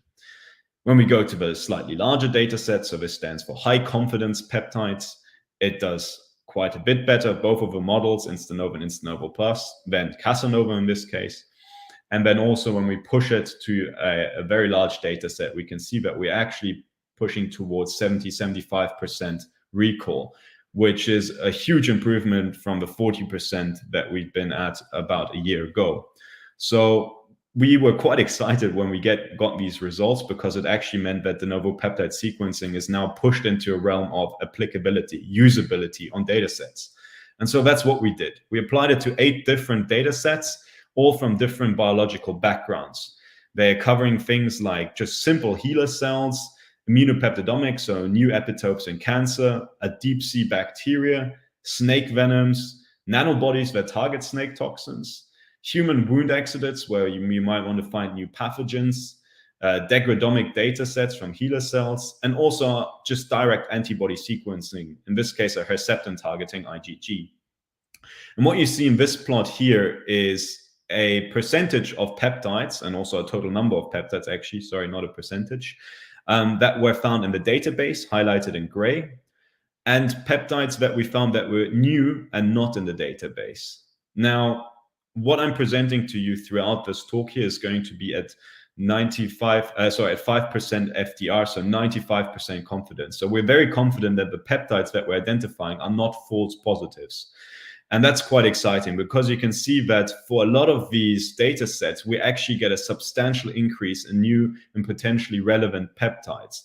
Not so much for things that have got very good databases like HeLa cells, but in immunopeptidomics and degradomics, but even in snake venoms, we are seeing a big increase in novel and potentially interesting peptides.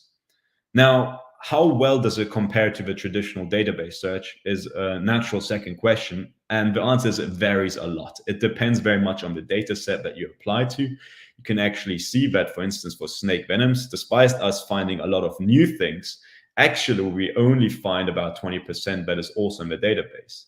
Now, that just means that probably for snakebite and snake venoms, you might want to use both database searches as well as a de novo model such as ours to increase the amount of relevant peptides that you can recover.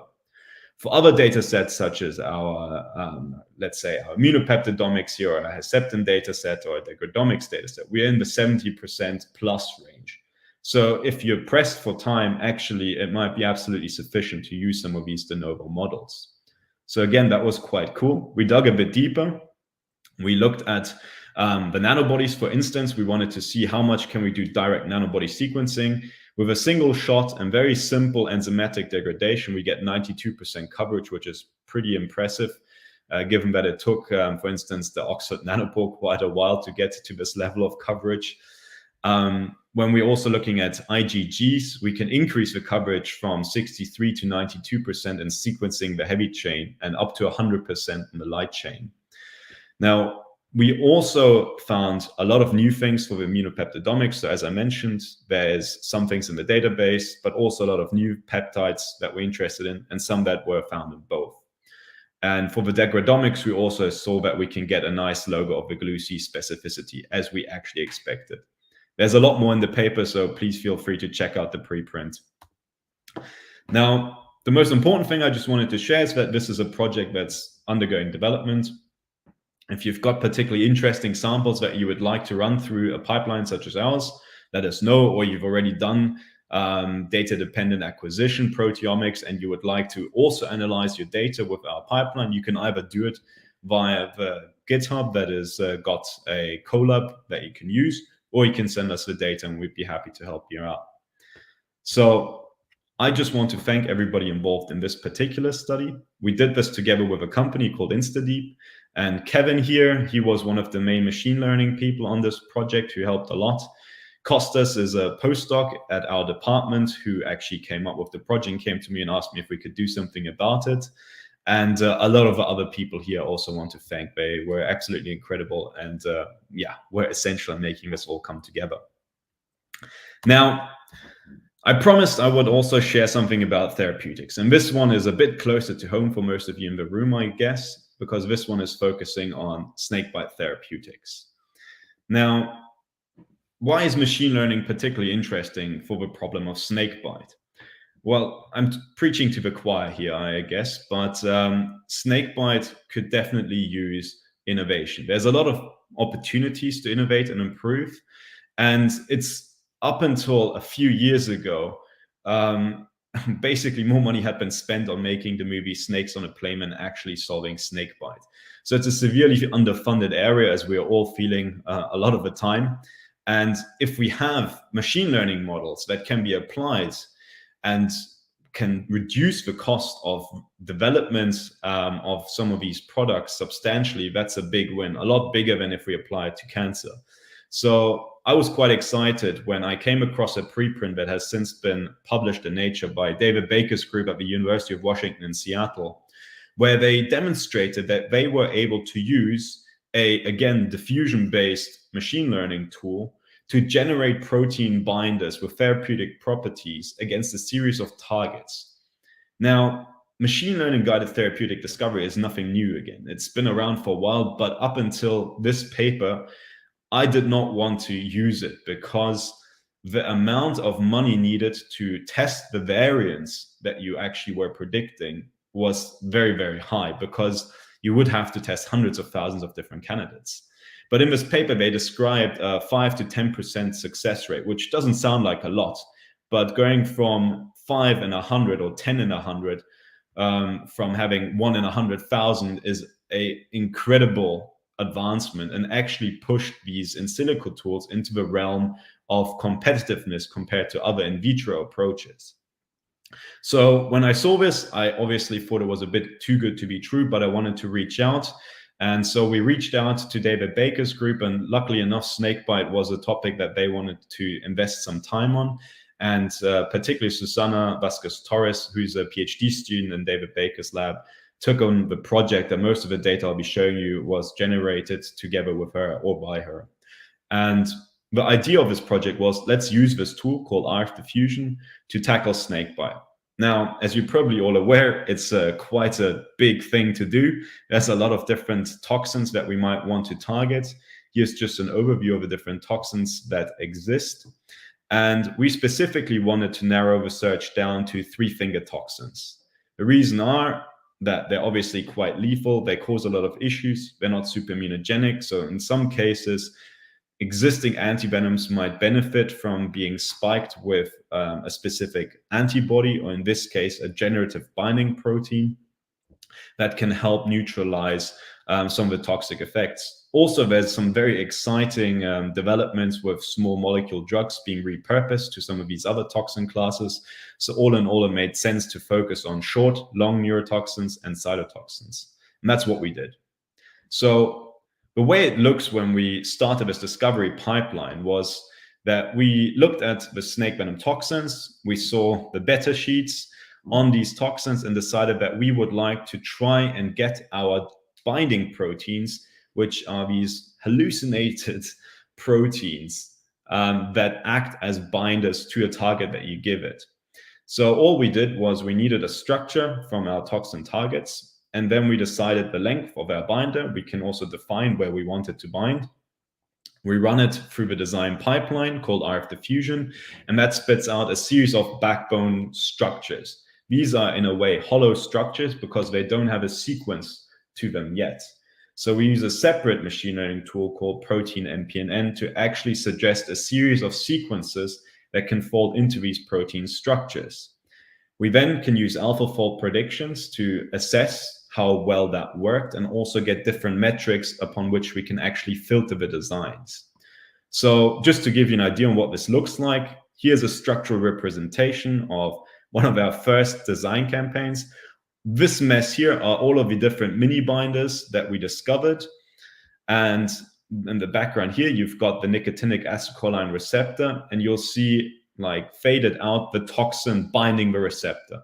The idea here is we wanted to see if the binding of the mini binders also clashes with the receptor. So do they just attach onto the end of a toxin, or will they actually prevent the toxin from attaching to the receptor?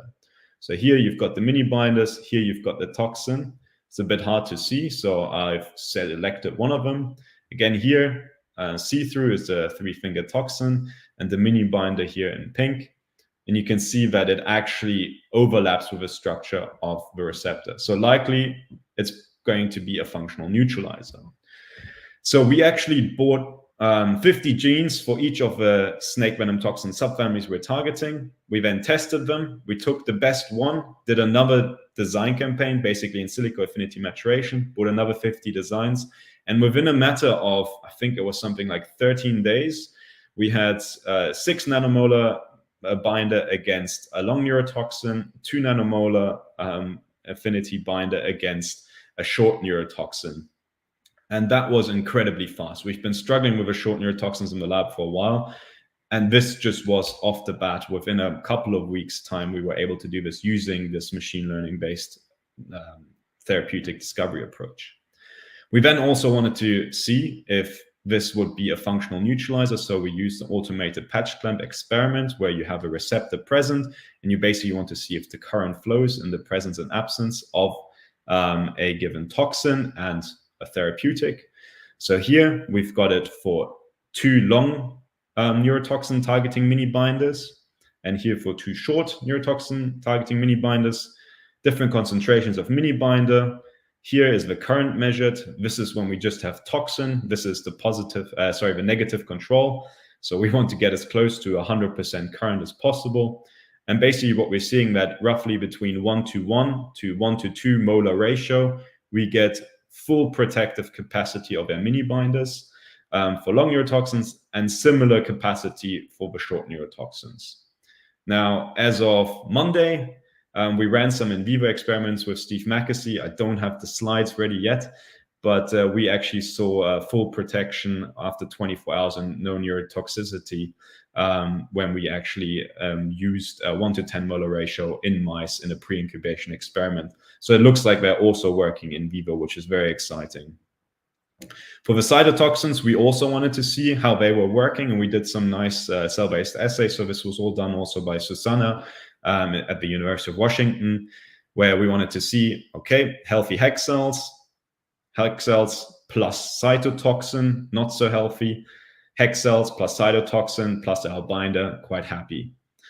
Now, we also did this over time, so we wanted to see if our mini binders would be able to rescue these cells. So here we've got the cells happy, no toxin. Here we've got the cells with cytotoxin. You can see they're basically exploding and not so happy. And here we've got the cytotoxin added, and 5 minutes later, our mini binders. And these recordings are over 90 minutes. You can see again, it seems to be able to rescue these cells. And some of the latest data off the shelf is then where we also did some different staining. So actually stained for cell death. So the more death there is, the more pink you should see. So these are untreated cells here. What you see here is cytotoxin plus cells. You see it lights up like a Christmas tree. And when we add a pre-incubation, so basically mix the toxin with our mini binder pre-incubation, seems all good. And again, in a rescue fashion, we also don't see major cytotoxicity. So we're about to commence in vivo with this as well, together with the Liverpool School of Tropical Medicine. Now, the incredible thing is that this collaboration started in April, and all of this data that I just showed you is from these 5 months. And it just highlights how rapid therapeutic discovery can be now with these powerful tools that are coming out. So I'd just like to end it here and thank in particular David Baker and Susanna Torres who have been absolutely critical in making this project come together. Also, Melissa, who's a postdoc at our center in Denmark. She's been driving a lot of the activities on our end and also doing the patch clamp experiments, and obviously all of the funders that help support this. So I'd like to end it here and thank all of you, and I hope that there were no major technical hiccups.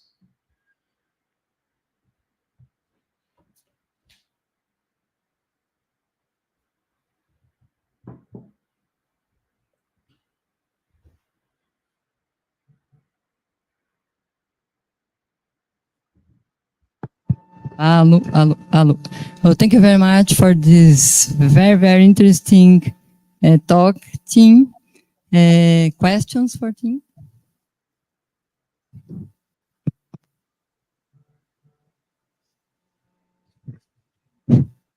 Hi, Tim. Are you there?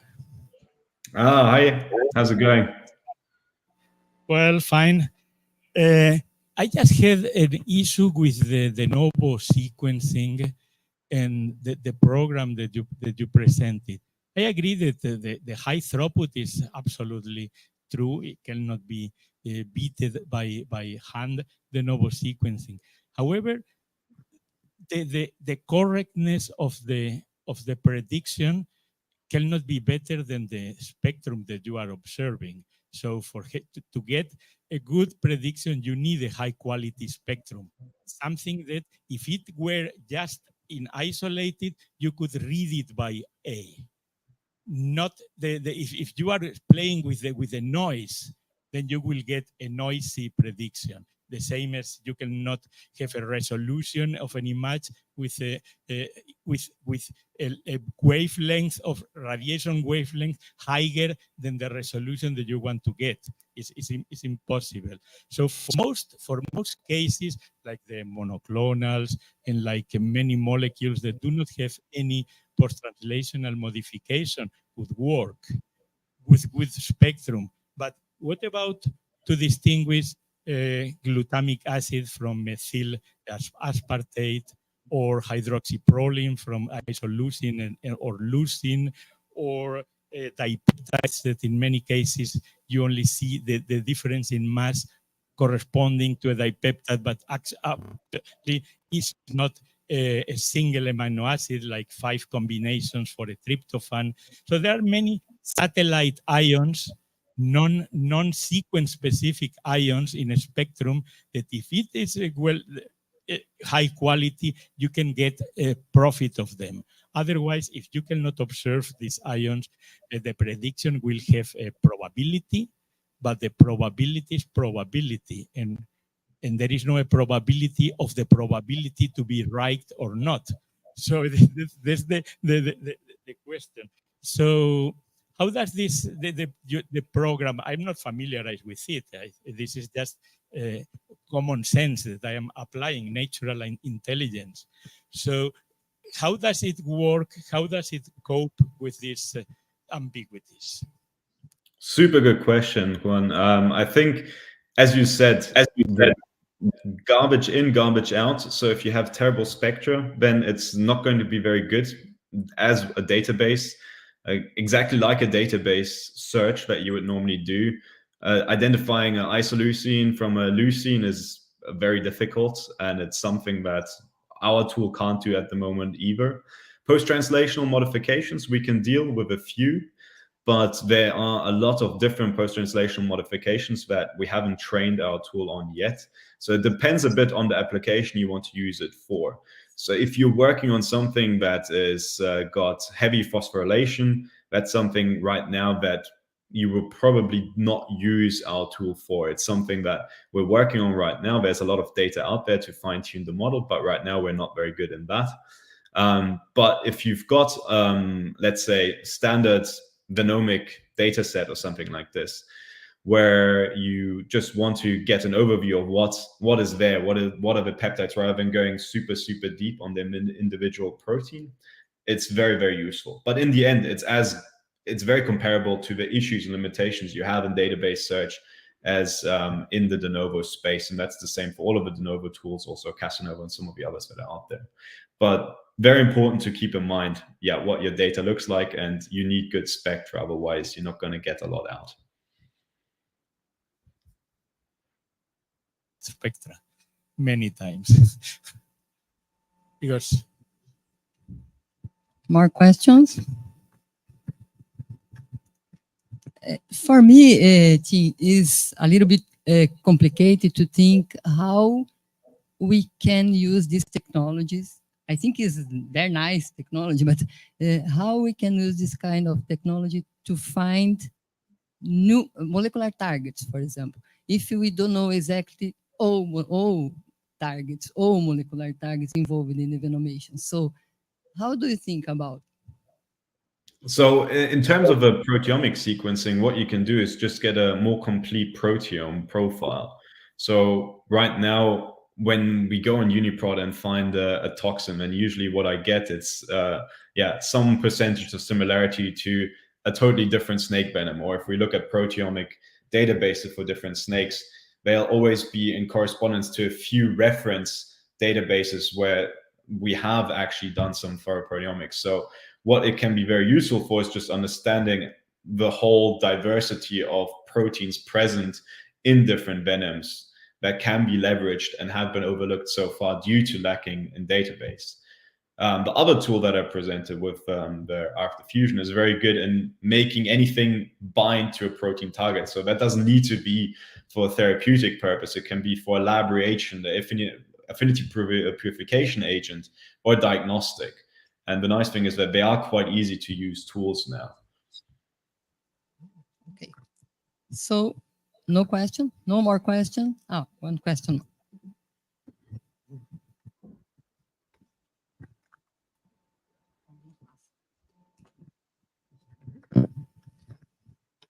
Hello, good afternoon.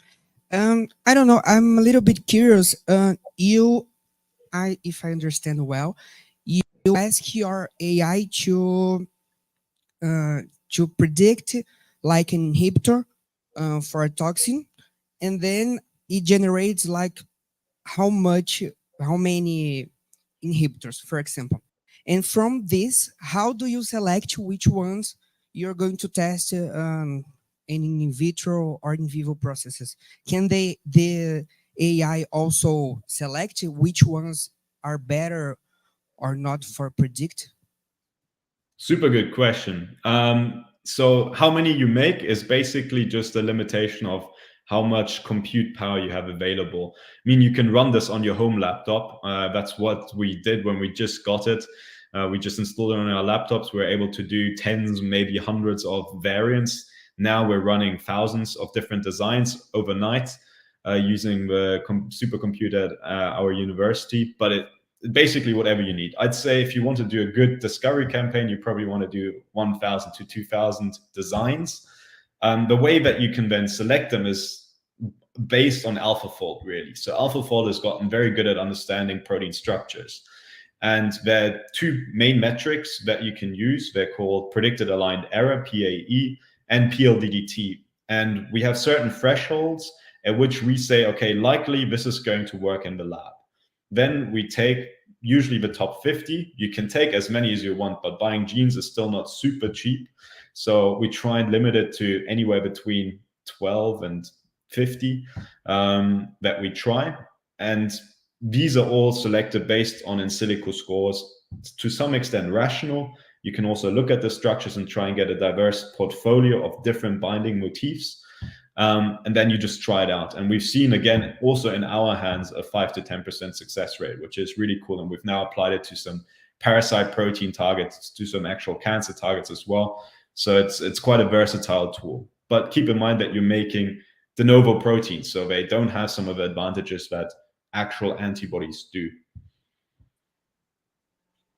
Okay, so we need to finish. So thank you very much, team, for this very nice and interesting talk.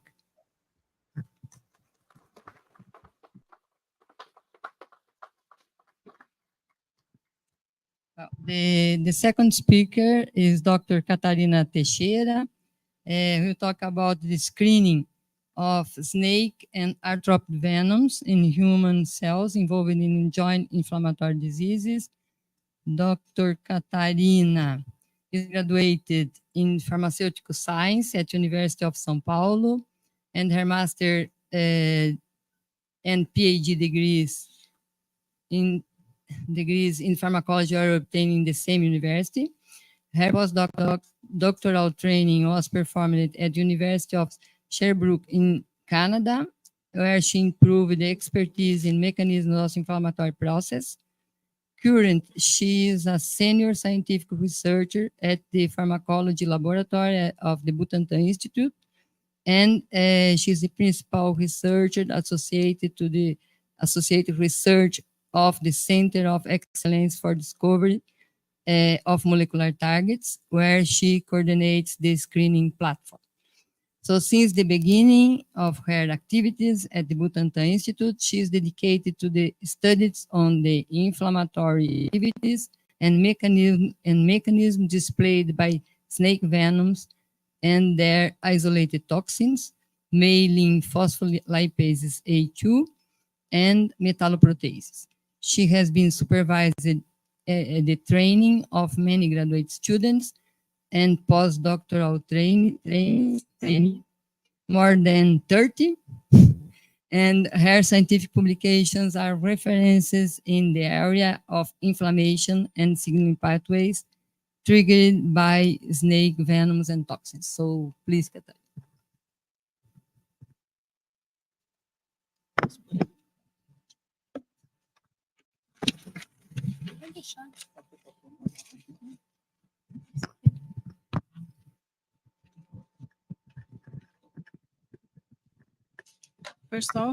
First of all, good afternoon to everybody, and I would like to thank the organizing committee of this Congress for the opportunity to show some of our studies. And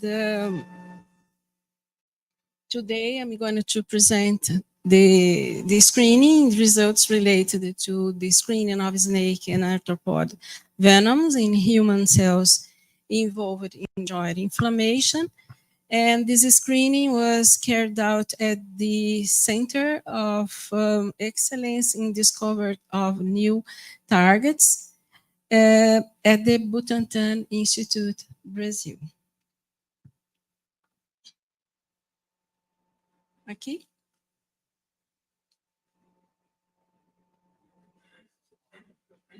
Para cá? Mas é para... Sorry. Okay.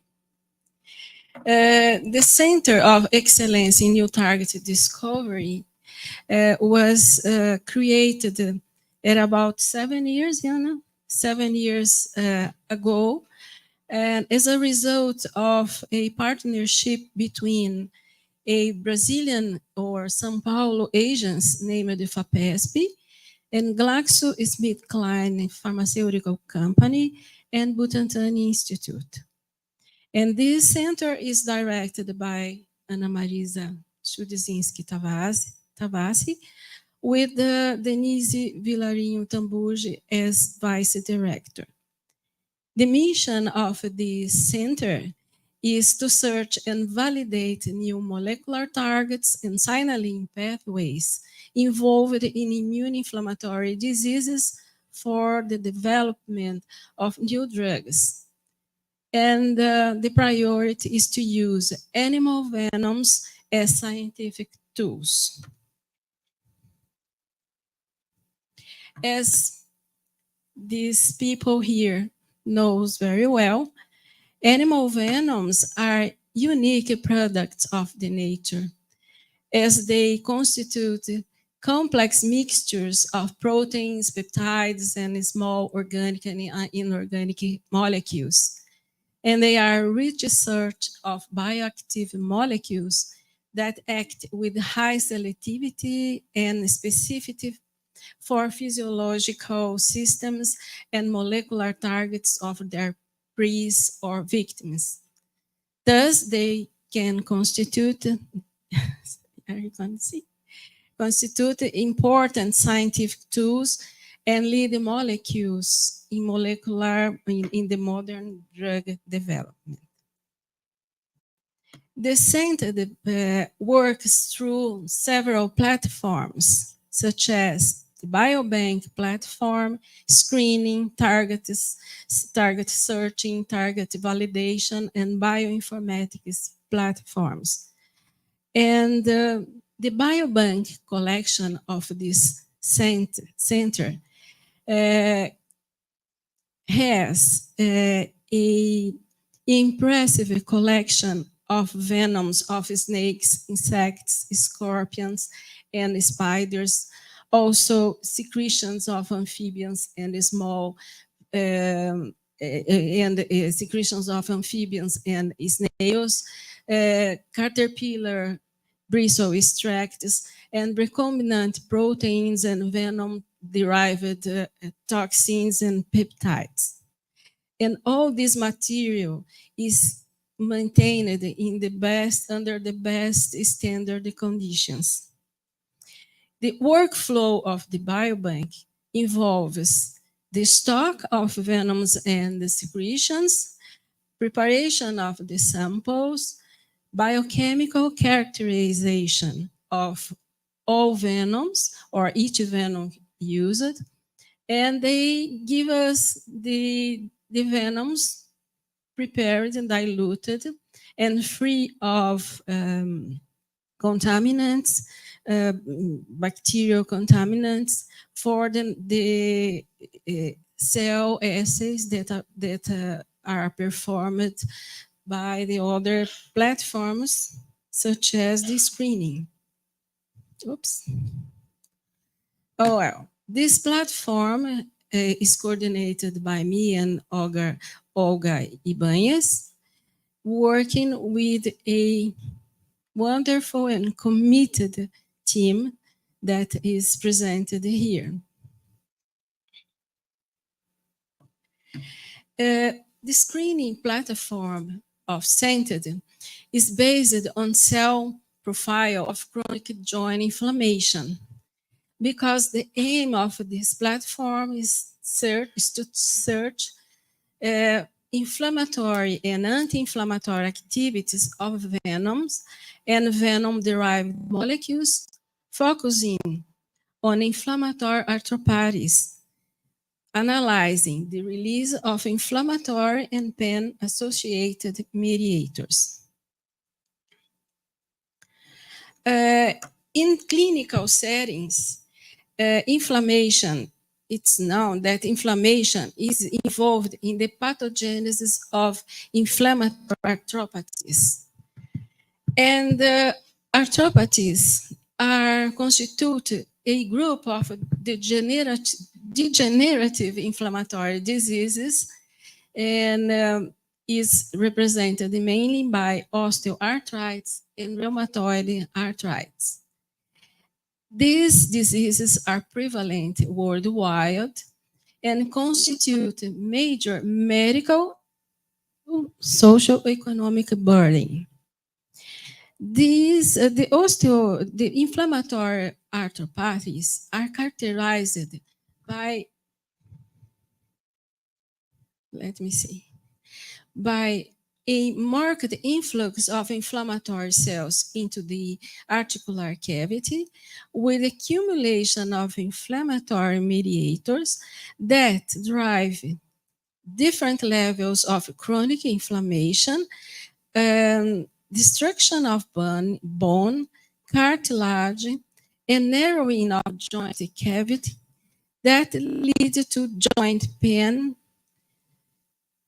And as a consequence, we see disability and decrease of life expectancy. Despite the difference in the etiologies, these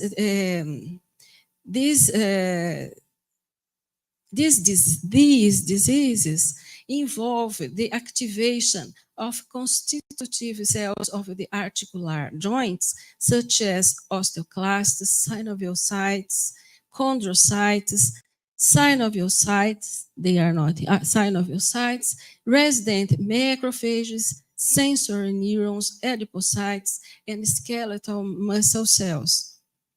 And these cells, constitutive cells, they become important players in the diseases because they drive the different levels of inflammation that causes articular damage and pain. So,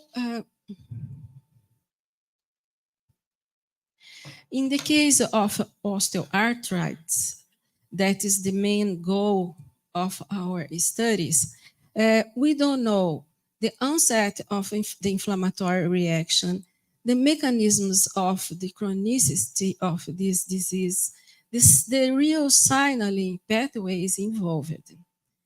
We know, you don't know, it's not clear how all of these questions or all these processes and steps occurs. And most important is that the current pharmacological drugs, they only relieve the symptoms. And because of the chronicity of the disease and the chronicity of the use of the drugs, they cause severe side effects. So we need for the development of more effective targets to develop better drugs for better treatment approaches for this disease. Taking this information in consideration, our platform in for these studies, in fact, I'm showing today, we used cultures of human synoviocytes, human chondrocytes, THP1 differentiated macrophages, monocytes, human sensory neuron-like cells that were differentiated from neuroblastoma cell line. And we also have in the platform cultures of myoblasts, osteoclasts, adipocytes, with the protocols prepared for screening of all venoms and molecules we decide to do. Oops. The workflows of the screening platform allow us to discriminate inflammatory activity of venoms or toxins or other molecules. And it is standardized to evaluate the effect of the stimulus 24 hours after, 24 hours after stimulation. But we have many protocols for studies of anti-inflammatory activities, but we are not allowed to show you any results. Sorry. And the main steps of the screening, I'm going to show you now, involves the activation of cells in culture, THP1 macrophages, chondrocytes, synoviocytes, neuron-like cells that were seeded in 96 well plates. And the supernatants of these cells, stimulated or not with the venoms, are collected 24 hours after the stimulus. And the readouts are IL-1 beta, IL-6, 8, IL-10, and TNF-alpha that are major mediators of articular inflammatory diseases. Also, the cells of these cultures are used for studies of cell viability because we work with the highest non-cytotoxic concentrations of each venom. In neurons, in sensory neuron cultures, we evaluated the release of a substance P and beta endorphin. We use specific multiplex BD-based assays for that. In this study, we screened venoms from 21 species, 16 snake species from Viperid and Elapid families, and 5 arthropod species, from them 4 are scorpions and 1 spider. And they were obtained and they are representative of different areas of the world.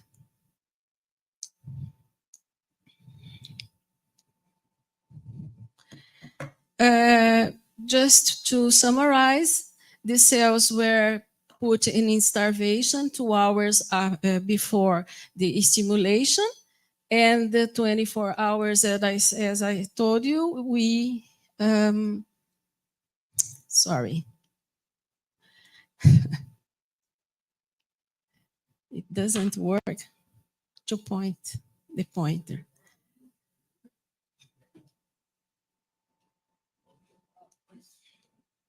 Sorry. Well, as I told you, and chondrocytes and synoviocytes were put in starvation condition 2 hours before stimulus and 24 hours after we measured. Thank you. We measured the readouts.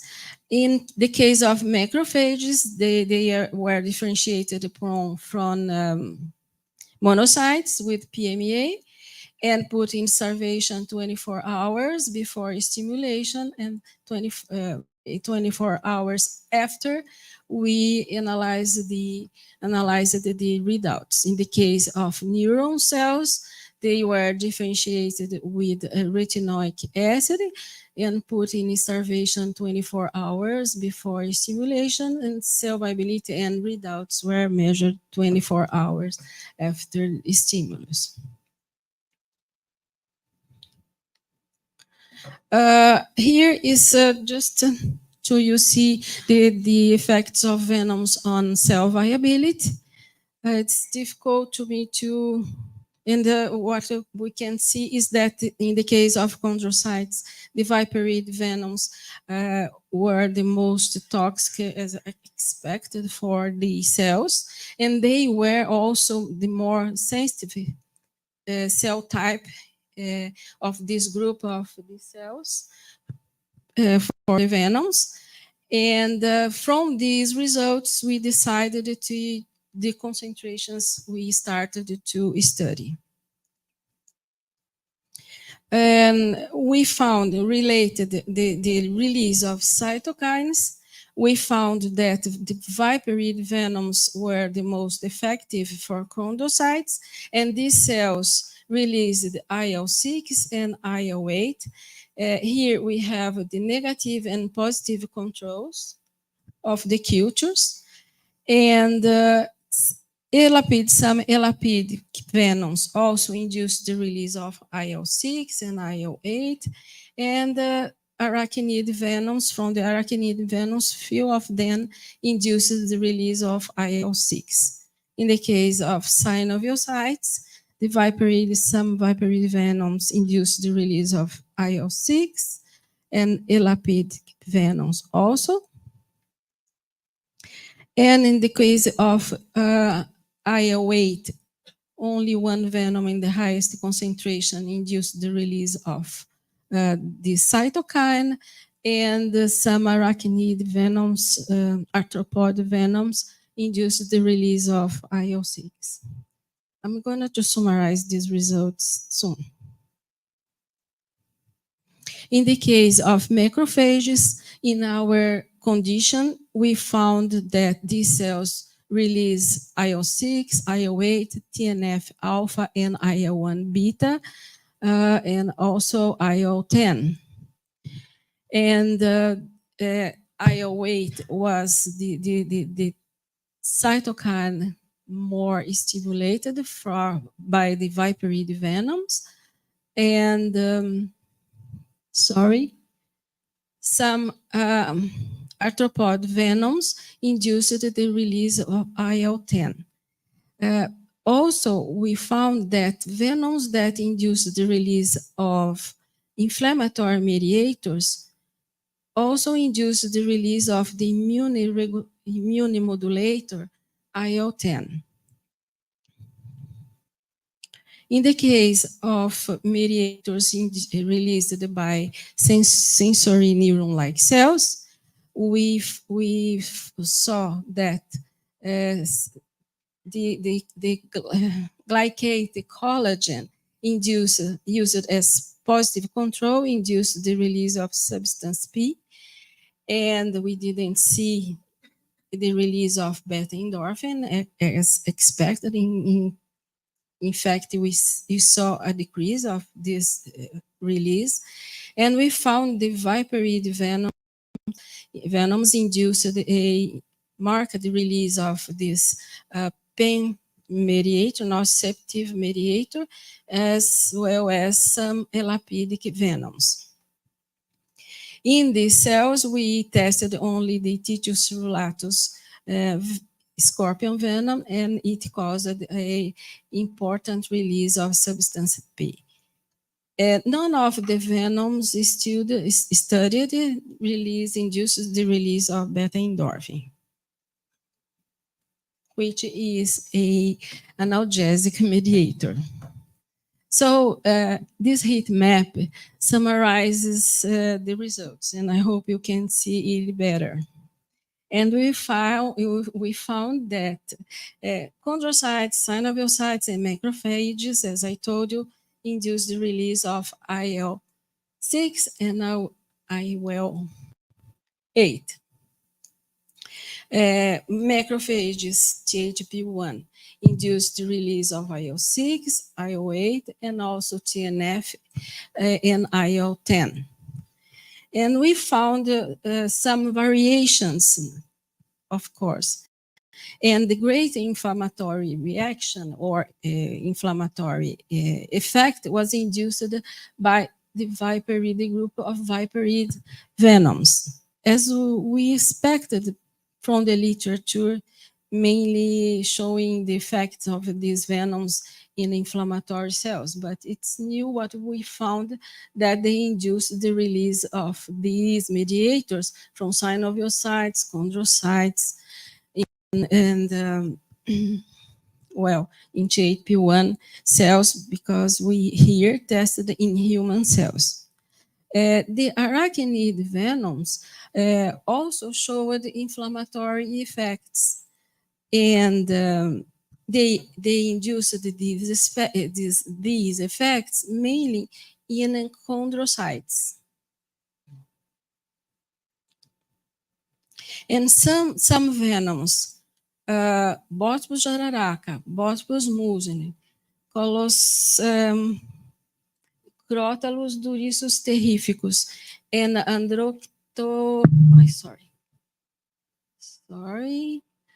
Androctonus amoreux induces the release of inflammatory mediators and also the release of IL-10. And we believe this effect is a compensation of mediators, because the inflammatory effect is so potent that the system of cells try to equilibrate this high inflammatory effect, releasing a resolutive mediator such as IL-10. But of note, it's interesting that the venom of the scorpion, Androctonus amoreux, Boots occitanus, it didn't induce the release of inflammatory mediators, but it induced the release of IL-10.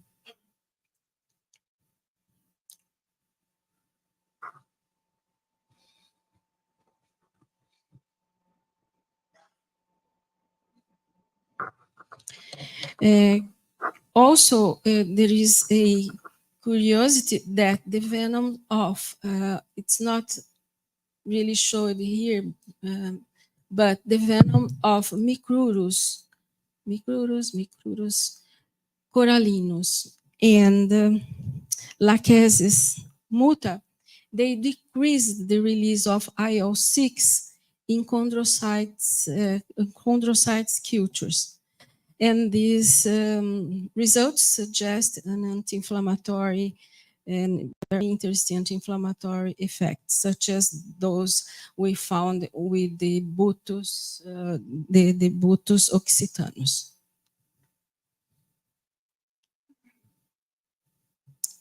Sorry.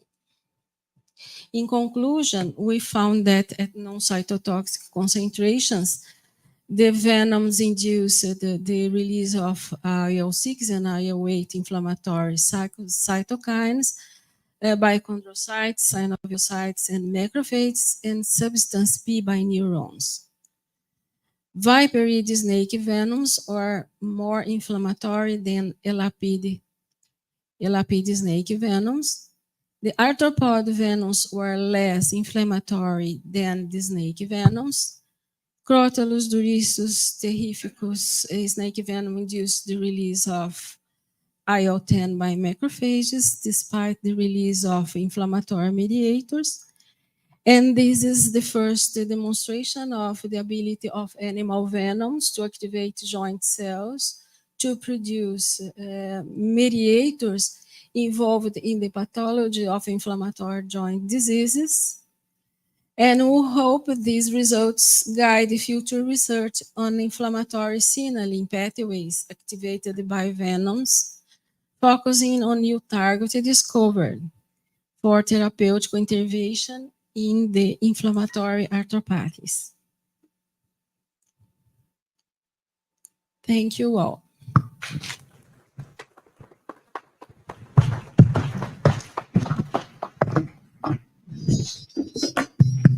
Thank you, Catalina. And questions for Catalina?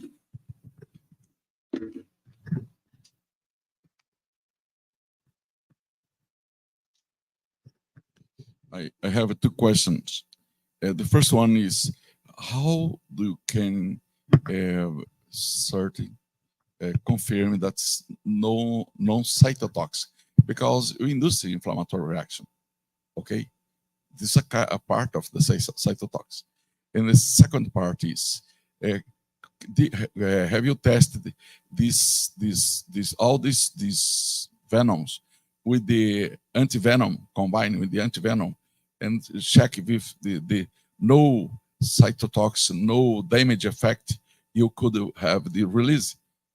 I was thinking about this because the effect of Crotalus durissus terrificus, this venom could be something. We know that it's a very nice work from the group, the Gisele Iaracuri, and from the Butantan. But the question is, you could have some of this isolate effect from the damage effect, from the inflammatory effect. Okay, you have a very nice. Your work is very nice work, very nice data and presentation. And I was thinking about this. It's a very I can see this a very nice seed to start a new way to see snake venom's, toxin from scorpion, spiders, etc. Okay. Thank you. Thank you for your questions. First, as I showed at the beginning, this center works through different platforms, and screening is the first platform used to continue the line to try to find new targets.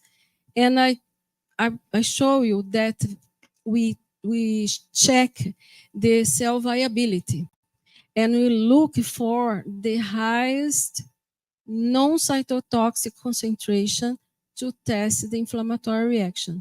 I know that we have other methods to check cytotoxicity, but you can imagine we have hundreds of venoms to test. And it has to be, the screening has to be fast. It's the first step.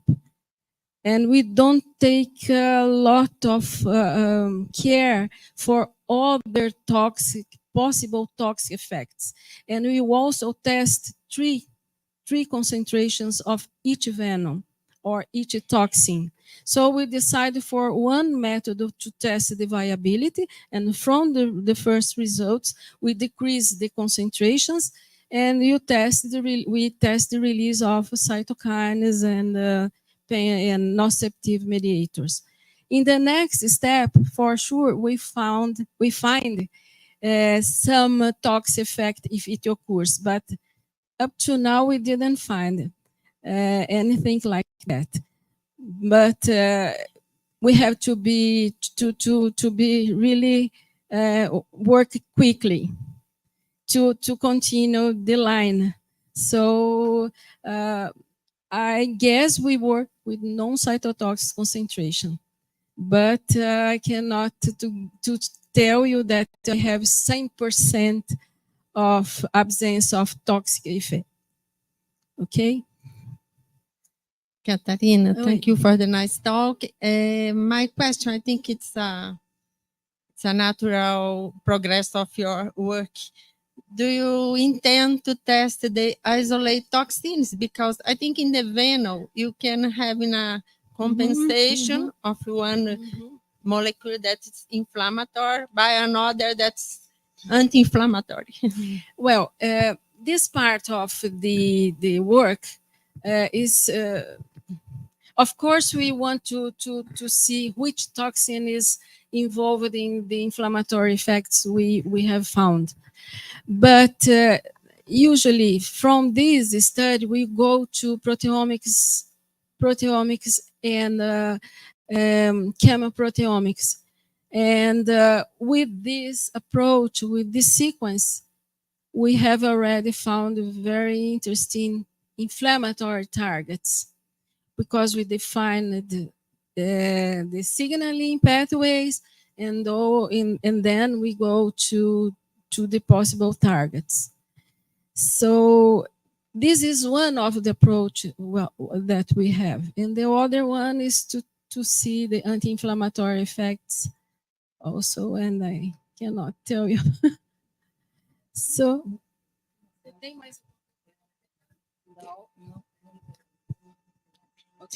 Catarina, congratulations. Your group had very interesting work with Premole semirufa, that is the pararama, and the pararamosis. And so I would like to know how are your studies, because pararama is justly causes a severe arthropathy in rubber tree workers. And so I think that is interesting to know how are the studies. But just the beginning, I'm sorry, because the most important results are under confidentiality. But she can say something, but she found very interesting targets now. Signaling pathways and very interesting targets. Okay. Paula now is validating the targets. So very quickly, Catarina, you have to answer? Yeah? Okay. Oh, nice project. Just a quick question, Catarina. In the case of the viper venoms, they have sometimes a lot of proteolytic enzymes. So did you notice sometimes detachment of the cells? And then the other thing is that is there a risk that the proteolytic enzymes during these 24 hours, maybe they can degrade the cytokines and then one cannot see it? Or sorry. I think that the concentrations we use are not so high. We try to use the lowest doses concentrations as possible. And we didn't find this detachment. We take care, but we didn't find, despite of all the proteolytic proteins we have there. It's true. Okay. Any other question you did?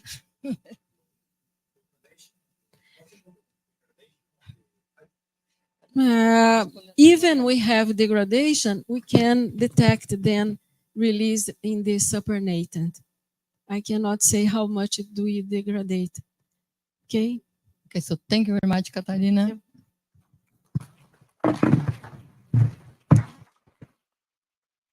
And the next speaker is Dr. Aline Loba. He's from the Saint also. She'll talk about the Center of Excellence in Target Discovery from venom to target validation. Aline has a degree in biological science from Federal University of State of Rio de Janeiro and PhD in biochemistry from University of São Paulo with a period of postdoctoral doctor sandwich internship at the Rutgers New Jersey Medical School in the United States. She currently is a researcher at the Center of Excellence in New Target Discovery. She is responsible for the CRISPR platform for target validation. Please, Aline.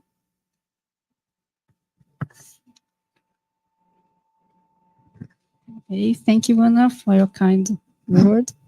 So, how does it work? That's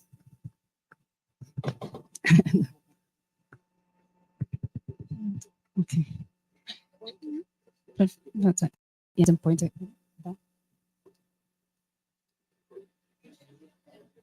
So, okay.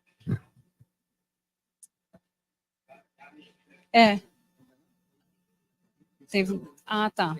Mas ele precisa deixar apertado. Pode apertar, aguarda um tempinho, aí você então, ó, aguarda um tempinho, aí ele aparece. Ok? So, at first, I'd like to thank all the organizers for the invitation to speak here today. It's a pleasure for me to be here, and I have to say that I will speak, as you can see, I will speak in the name of the huge group that has been working hard in this project. And what I'm going to do today, I think I'm going to just demonstrate with a piece of this work, because as Dr. Katarina said, is a project that underclassified. So most of our results is not, we can't show most of our results. So I just pick part of the results just to tell a story that starts with the biobank, and we're going to finish in the validation. Here, just Katarina presenting an amazing presentation. Katarina presented the center is a partnership with GSK, FAPESP, and Butantan. And the aim of this partnership is just to look for a target, for a new target for drug development for inflammatory disease. And the innovation of this project is the use of Venom as a tool. So the venom and the secretion of animals and the peptides and proteins derived from the venoms is just used as a tool just to trigger a response and our cell models just to look for an anti-inflammatory response. So as Catherine presented, the center has 4 pillars. We started with the biobank, and then we are going to follow to the screening. And after the result of the screening, we moved forward for the omics just to start to look for a target. And then we finish with the target validation. So actually, this pillar nowadays is a multi-platform. So we are organizing a multi-platform that has a lot of people working on that. So in this multi-platform is just to start to screening and finish with target discovery. And we have now just establishing our lab tissue culture, mass spectrometry, chemoproteomic, confocal microscopy, high content screening, image flow cytometry, multiplex, genome editing, target validation, and bioinformatics. And I'm not repeat what Katarina just presented, but we started with the biobank, and then we started with the screening. That I think here I just highlighted that I'm going to present just this part of the project that is consisted the peptides, not the entire venom. But it's important to say here that we started with the crude venom and recombinant proteins. That is this and the synthetic peptide. This enter in the screening in the simple models, and then if we find any anti-inflammatory response here, this go forward to the most complex model, that is inflammasome and neuron. And then if this finds a good response, this starts to follow the next step in your structure. Or if you have cured the venom, then this come back to the here, but just to fractional the venos until this step is going on until we find a target to start to work. And the model that we work on that our focus is osteoarthritis, that Katarina explained very well. So this is just the cell model that we use in the screen, the macrophage and the monocytes from TAP1, the cell line. And I just put this figure here just to show that nowadays we incorporated 2 new cells in our screen, because during the pandemic we started to study COVID in our lab, so we incorporated the endothelial and the lung cells in our platform. And here I think just make a brief introduction, but what I'm going to say, what I'm going to talk, starts here. So I just put here a workflow for drug discovery, just to make clear what we are start and where we are going to look for, like preclinical, and then start the human test and for the end of the new product. So here, as I said, I'm just focusing the synthetic peptide that we have. And this synthetic peptide is from 2 recombinant protein that was identified in the caterpillar Lonomia obliqua. And the interesting thing that this peptide that will make this peptide elected for starting the screen, that this peptide presents a cytoprotective activity on the cell in unstressed environment. So this peptide was elected for the screen. So we start here to the targeted discovery. So we started with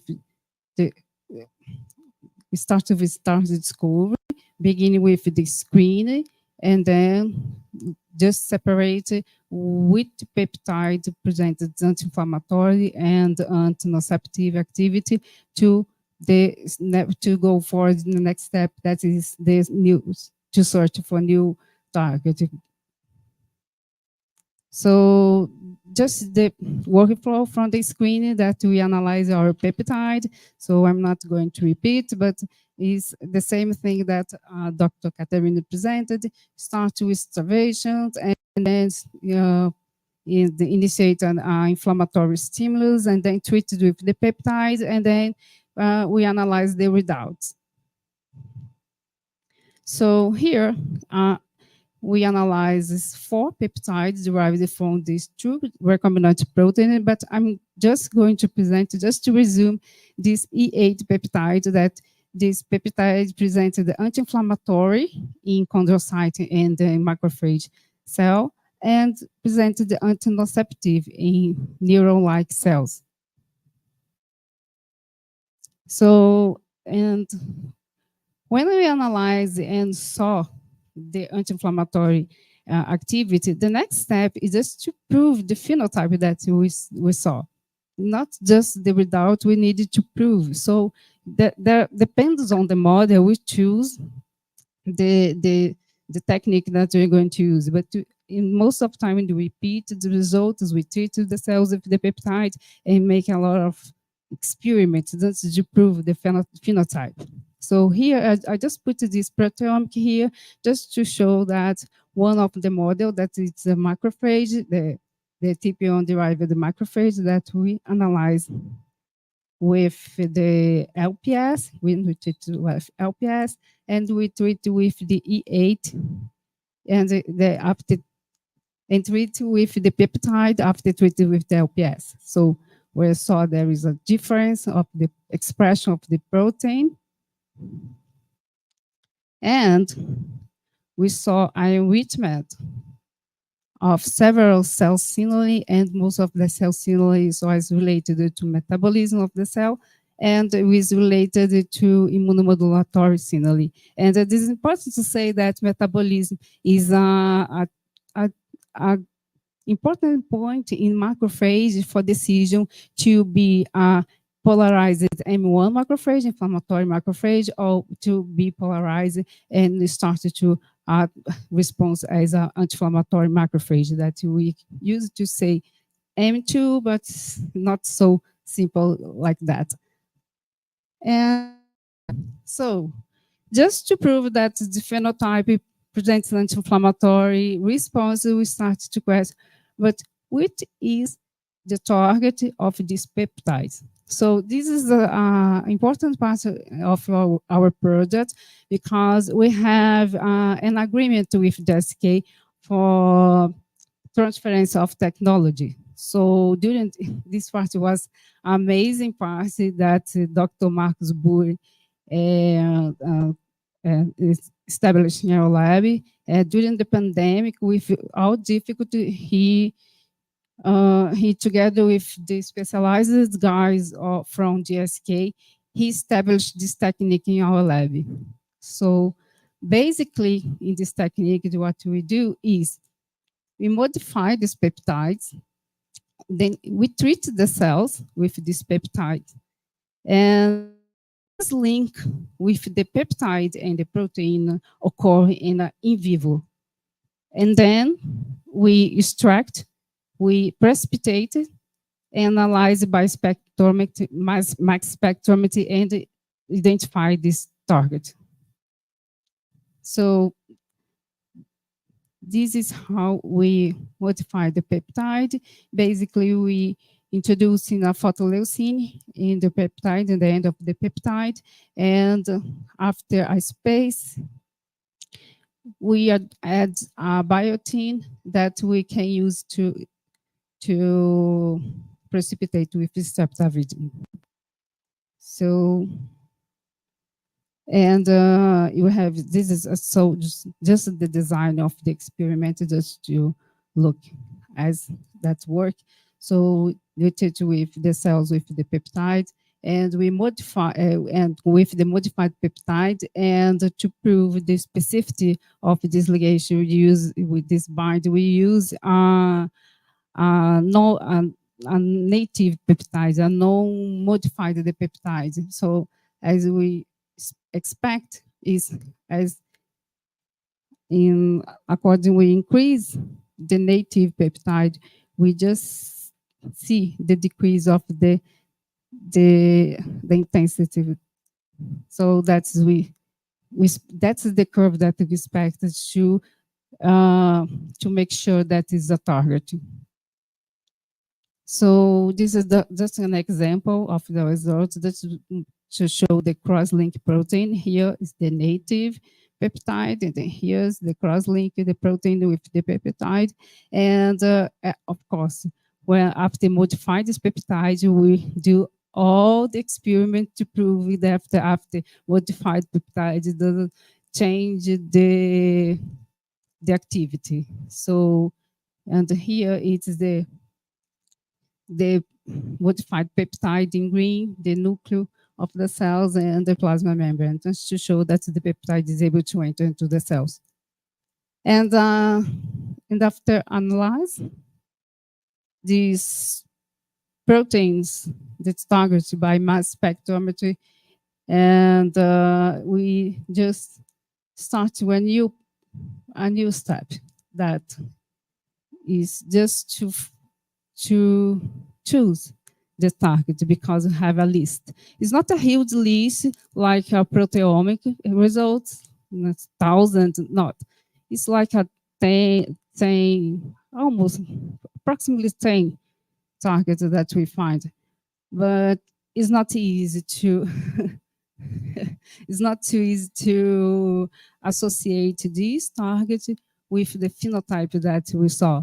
Is a huge we have a huge study at literature, and together with the GSK, we just choose how the promised targets to study. And with the target, when we choose the target, we start the new step. That is the target validation. And here. And the target validation is important because it involves the application of a range of techniques that aim to demonstrate the direct association of the molecular target with disease process. So these involve the expression, profile, biomarkers, cell-based models, and functional analysis. And we have all these steps to prove the functionality of this target and associate with the disease. And I separate here just 3 steps that we start with the target validation. The first step is just to prove that the target is the real target of the peptides. So we are here. We have the cross-link that we use to do for analyzing by mass spectrometry. But instead to pass in the mass spectrometry, we just perform the Western blot, use an antibody just to make sure that what is our target that binds to the peptide. But it's not enough. This is just a quality result. We have to prove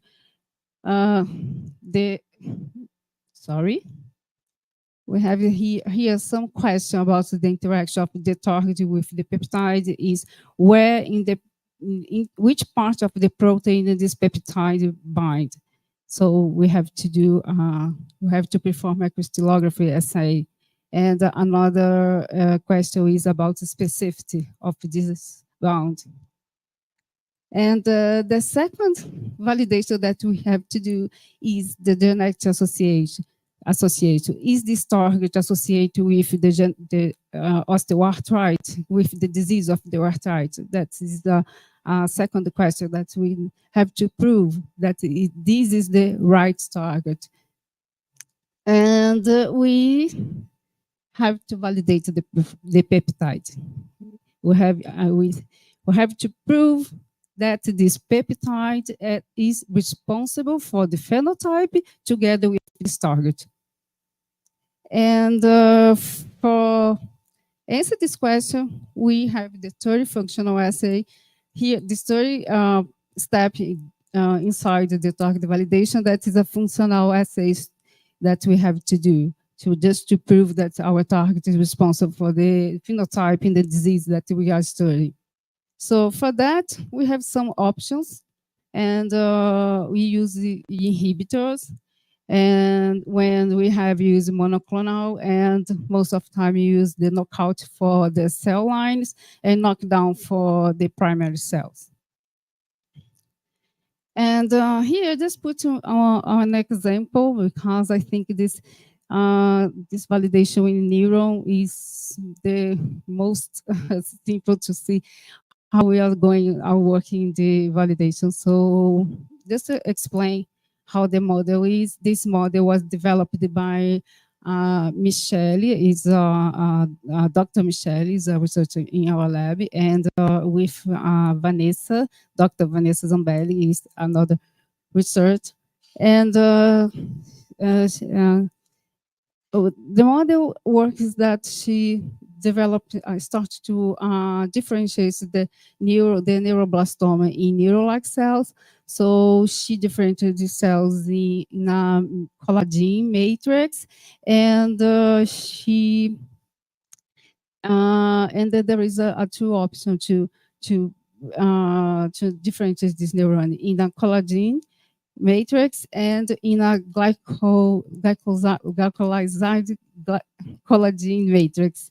And this glycolysed collagen matrix just trigger a response in the neuron that we can measure like a pen. So we can, is a pain model, is a in vitro pain cell model. So how she may measure this? He measured the release of the substance P or the release of the endorphin. And what we saw is the peptide just increase the substance, just decrease the substance P even in the matrix glycolysed, how do they say that? Glycated collagen, and increase the beta endorphin.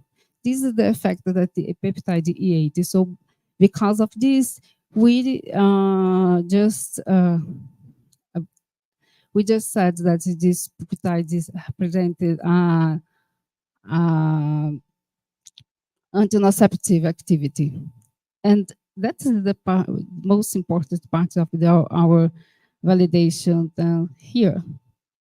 So what we saw that the peptide increase the neuron outgrow in these neurons, and when we knock out these cells, what we saw when it differentiates, this is the white type cells, and this is the knockout cell for the targets that we are studying. So in blue, we are showing the nucleus, and in green, the neurite, and in red, the target. So what you can see that when we don't, the cell doesn't express the target, we couldn't see the neurite in the cells. So probably we understood this. This is a new result that we have. So the next step, we are going to measure the substance P and the beta endorphin. So, but like here, we in the step to prove that this target is responsible for the neurite, the formation, the outgrowth of neurite, and this peptide stimulates the growth of the neurite in the cells, even in the stressed environment. So, and to finish here, I just wanted to show that during the pandemic, you use all this platform, all this multi-platform to study COVID. And so we start to look for a target, we start to look for proteins that could make explain the infection of the COVID in different cell type. So here is one of paper that we published a few years ago, and this paper just to show that this platform is running a lot of problems that we have in not only in our institution, but the question that we receive just to need to respond. So with this paper, just example of the several labs work together just to make a neutralizant serum for COVID. So I'd like to thank you, but I'd like to thank all these people that work hard in this platform. As I said, we have a lot of people working. We have separate, but we work here. It looks like we are separate, but actually we work together. So we have the chemoproteomic and proteomic team, the validation in chondrocyte, the validation in macrophage, the validation in neuron, the team of image, the confocal HCS, the multiplex, and our virologist is Tatiana Correia. And thank you so much.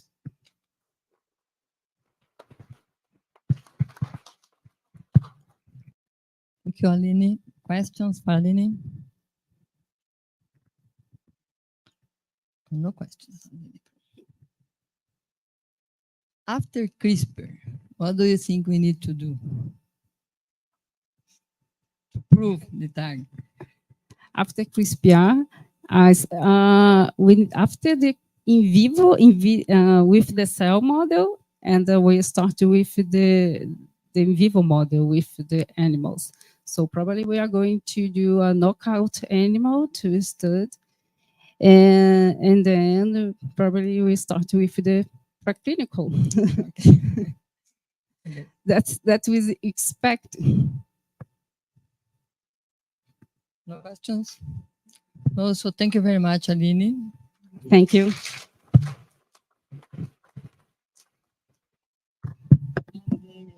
Last presentation is by Dr. Sonia Andrade.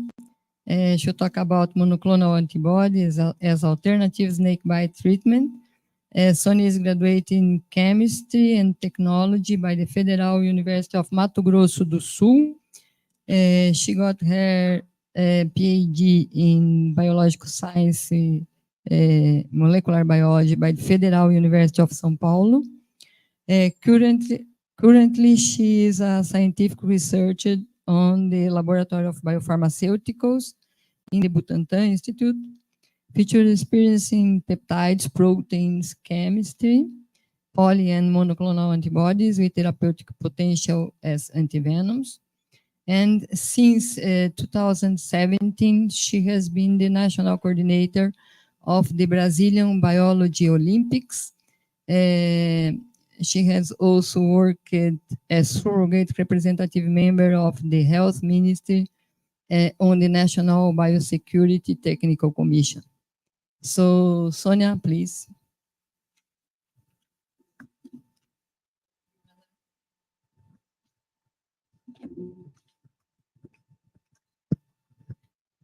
Good afternoon. The last class, I need motivation, okay? Good afternoon. Okay. I would like to thank you for the invitation, and I am so happy today, a special day. I will tell about a little more the reason my happiness. Okay. Today I will talk about the next generation antivenom, and especially monoclonal antibodies as an alternative for snake bite treatment. Ophidic accidents represent a public health problem in the world, especially in the subtropical and the tropical countries. And every year, around 2 million snake bite accidents occur, causing around 100,000 deaths and 400,000 amputations. And as we can see, death toll higher in the poorest region because mainly difficult of access to health service. Venus, there are 4 venom families. However, the most cause the accidents is the Viperidae and the Leptidae are the responsible for that. The venom is very, very complexity, but Viperidae venom is more majorly hemotox, while Elapidae venom is majorly neurotox and myotox. This snake bites leads a large number of the victims to experience permanent physical sequelae. Belonging to Viperidae family, the Bothropus genus, oh my God. Belonging to the Viperidae family, the Bothropus genus is responsible for the majority of snake venomation in the Central and South America, occasioning both high morbidity and mortality. In Brazil, per year, occur around 23,000 snake bite accidents, 90 deaths, that represent 85% of reported cases are caused by Bothropus snake.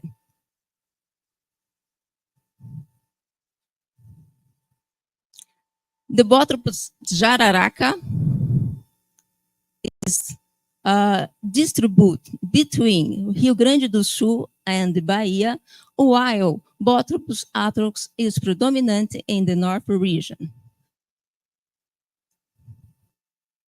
Diagnosis of snake bites is based on clinical epidemiological evaluation, and its current treatment consists in the supportive care and the intravenous administration of specific antivenos, which is currently the only treatment indicated by WHO. So, the type of venom is the great importance to determine the management and the treatment to follow which patients, as well the antivenom to be used. Antivenos are polyclonal heterologous mixtures produced through immunization of large mammals, such as horse. This hyperimmunoplasma is obtained from venom immunized horses and is subject to physical and chemical process to obtain antibodies or antibodies fragments. Antivenos, disease antivenos remain the standard therapy for snake bites and save thousands, important to say, save thousands of lives every year and show some advance. These are effective against system toxic effects, show benefits from in vivo maturation, already acquired know-how, and show and needed relatively simple infrastructure. Acquired know-how, and simple, that's not so simple, but relatively simple, is two factors are essential for in the underdeveloped countries. However, these antivenoms show some rooms to improve. The immune response is polyclonal. The response to no immunogenic toxins is low. The antibodies are heterologous and can be observed batch-to-batch variation. And poorly neutralize venous toxins in the deep tissues due to discrepancies between the pharmacokinetic profile of the low molecular weight toxins and antivenos. Besides this,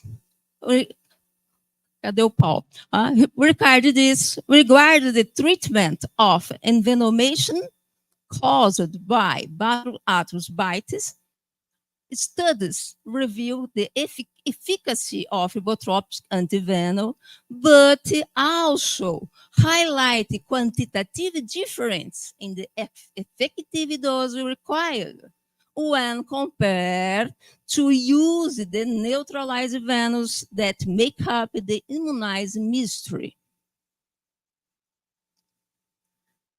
Yet, Harris et al. Estimated that 25% of the immunoglobulins present in the antivenom has no therapeutic potential. And Seguro et al. Shows that although the antivenom has physical-chemical purity higher than 20%, their immunochemical purity is lower than 40%. Additionally, you can't forget animal rights and warfare instigated the search for innovative products for envenomation treatment. Besides this, you can observe the high costs for animal maintenance, difficult to produce homogeneous lots. As I told before, there is batch-to-batch variation, and some instability of some biological products. Yet, you can observe the Agenda 2030, because today is November of 2023, yeah? And the Agenda 2030 reinforces the necessity of the new generation antivenos for all patients having better overall care, and that the numbers of deaths and the cause of disability can be reduced by 50% before 2030. So, to overcome these issues, studies have proposed antivenoms of the next generation. Antibodies, nanobodies, and or small inhibitors as peptide inhibitors to neutralize the main toxins.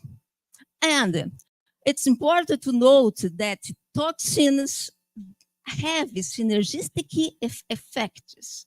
So the inhibition of key enzymes could reduce the burden of the snake bite.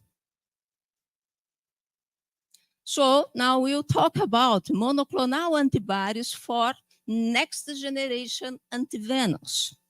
The use of biotechnology without the use or minimizing use of animals allows for autonomous, large-scale production, no variation batch-to-batch, immunochemical purity, and better specificity. And basically, three other factors are crucial for this success: molecular size and product costs. Low molecular size fragments can be produced in alternative expression system. As we all know, small molecule is easier. The product small molecule is easier than big one. Cross-reactivity, this is very, very important characteristic. Antibodies with broader neutralization activity are welcome. Toxins and the antibody proportion. The number of antibodies that you need for neutralization one molecule of toxin is very important. How much you need antibodies to neutralize molecules, antibodies molecules to neutralize toxins molecule is worst. And all of the factors reflecting in the production costs. You need to think about it also in money. Okay. Among these innovative proposals, there are human and the murine antibody, IgGs, conventional IgGs, and fragments, antibodies fragments here, and the single chain variable fragment. But the immunogenicity as well as the cost for human or murine monoclonal antibodies production limited the use of this technology, while single-chain variable fragment usually show lower affinity. This important characteristic. Oh, cute, huh? Cute guys. Né, Giovana? What does the guys have to do with antibodies? Sonia, you are crazy. Yes, I am. Huh? And more importantly, recombinant antivenos. Yeah. Camelids have a very special kind of antibody, and I will show to you. Unlike conventional IgG, camelids are devoid of light chain and known as heavy chain only antibody, or the pulp name is VHH or nanobody.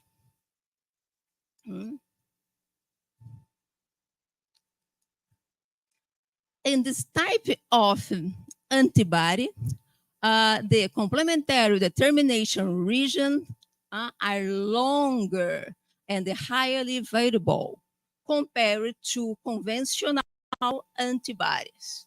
So it's very important because keep the affinity and the selective. It's very important.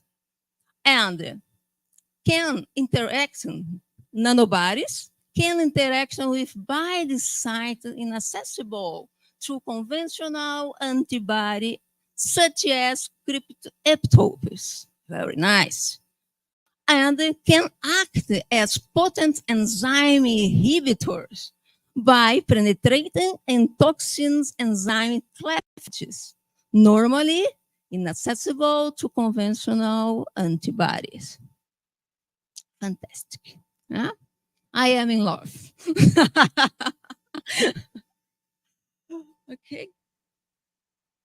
And the VHG, small antibody, 1/10 of antibody, conventional antibody, and the VHG present high stability to changes pH and the temperature.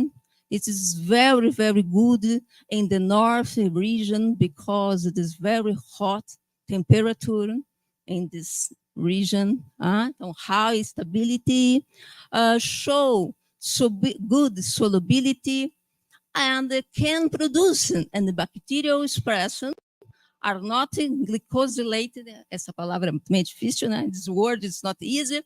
Low production cost when compared to human and murine antibodies or its fragments. Show low immunogenicity, and the nanobodies are really easy to humanize. Okay?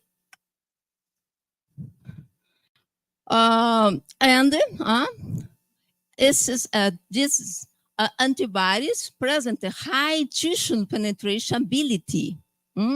As you can see, great tissue distribution, fast penetration, but short half-life. Okay.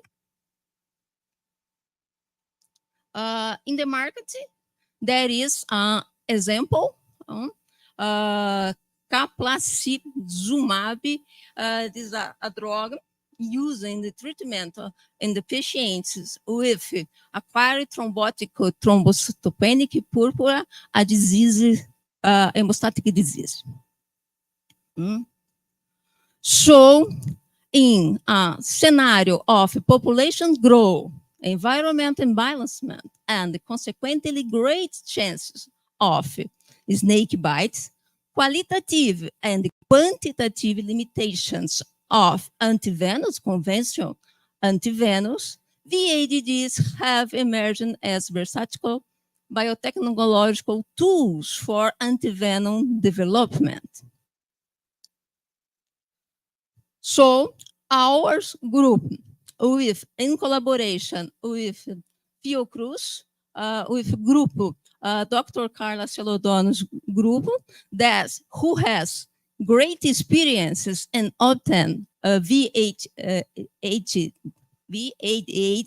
and antibodies. And by the way, Fiocruz has already 2 V8 botrop against metalloprotease and metalloprotease, and phospholipase. Remember that botropic antivenomous bind to serine proteases, but not totally inhibit their catalytic action. And serine protease cause some alteration in hemostatic human system, promoting coagulopathy or thrombosis, and our groups have great experiences and serine proteases and their inhibitors is underway this project in generation of VHDs, nanobodies, monoclonal antibodies against Botropo jararaca, serine proteases, that main objective is development and characterization of broadly neutralized nanobody targeted botropic serine proteases. Our groups, especially by PhD Daniel Souza, very smart guy, good guy. Remember that I said about the cross-reactivity is very, very important factor? Yeah. So the idea here was production an antigen that promoted a broadly neutralized nanobodies targeted serine protease. So we construct a design, a consensus protein based on conserved residues. Let's show you. Yeah, yes, you can see. And the following the same idea using silico-structural tools. We do silico-structural evaluation. Epitopes were predicted for all proteins, and we found epitopes conserved across the all serine proteases, including our consensus antigen. And we also evaluate conservancy of epitopes predicts for chimeric toxins, the consensus proteins, against the native serine protease. Now we is analyzing the better strategy to immunize our llamas, so camelids. So you using native proteases and the chimeric serine protease, our consensus proteins in different intervals and different concentrations, in collaboration with Dr. Durvaney Maria. After that, we will immunize the camelids. So beautiful, so beautiful. And after our groups will construct the library VHG, follow these steps. B cells are isolated. B cells total RNA extracted and cDNA synthesized carry out. The first PCR amplify all IgG sequences, and the second next to PCR amplify only VHH, and finally amplicons are cloned and phasomid vector. After, bacteria are transformed with phasomid vector and infected with hyperphages. The phage particle displays nanobodies on the surface, and the phages are submitted to selection and enrichment, painting. Alternative, the antigens and painting rounds, as you can see, will favor the selection of broadly binding VHH. And the use of consensus antigen and the painting round will favor the selection of conserved epitopes. So these strategies can and will be combined. So, Sonia, okay, you get a perfect nanobody.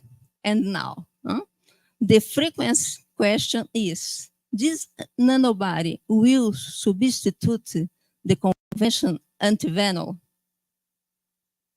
No.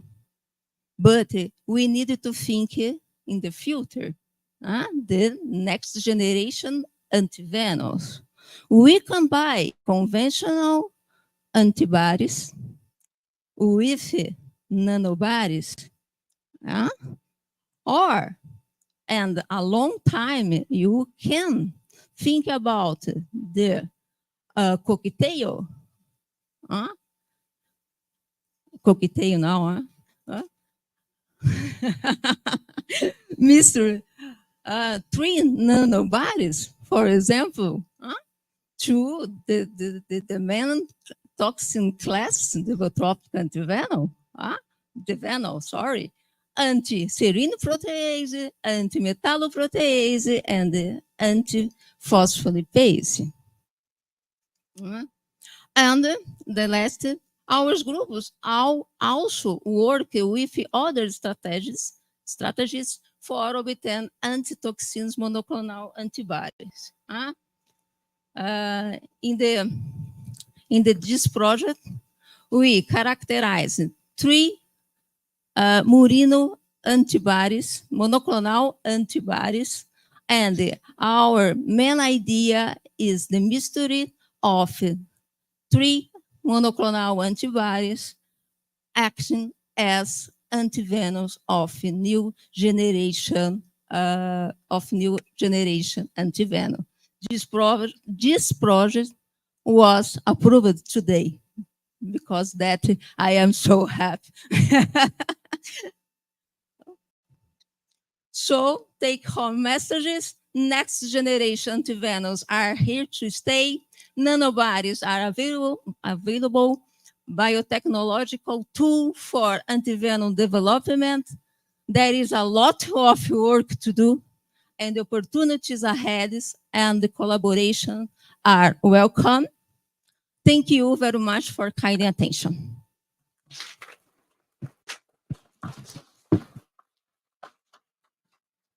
Thank you, Sonia. We have time for only one question.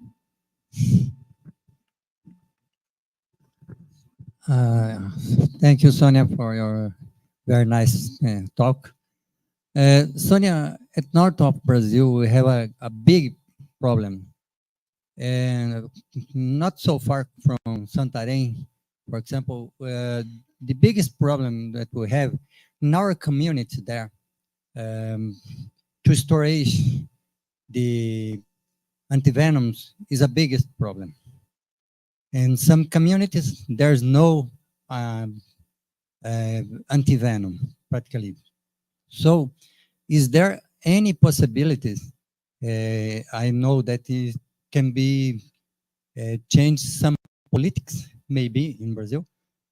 Is there any possibility to employ nano antibodies or the cocktail, maybe, as a powder? Because I know that only a few countries use employing antivenom as powder for humans, but in veterinary treatment we have.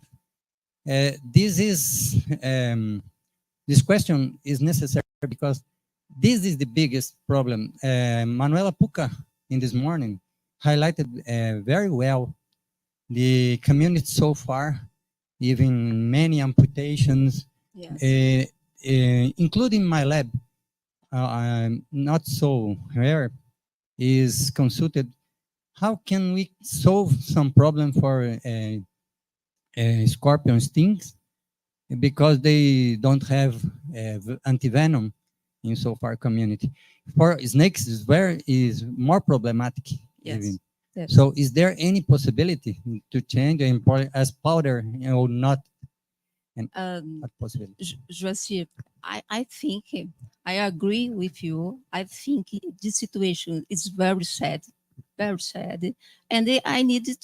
we need to hard work and improve the antivenom because you need to increase the quantity.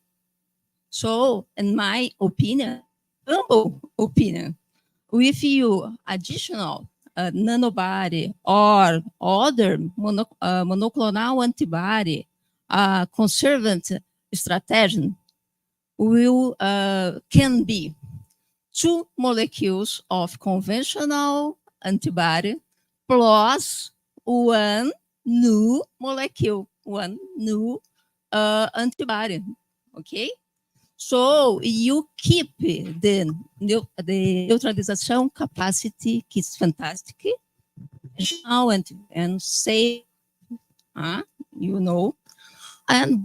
you increase the quantity, so maybe you can treat the patient that was missing. Okay? So sorry, we need to finish because we have another section. Gisele, I thank you very much for all speakers, and I think it was a very nice opportunity to discuss new technologies and new approaches and new opportunities. So thank you very much.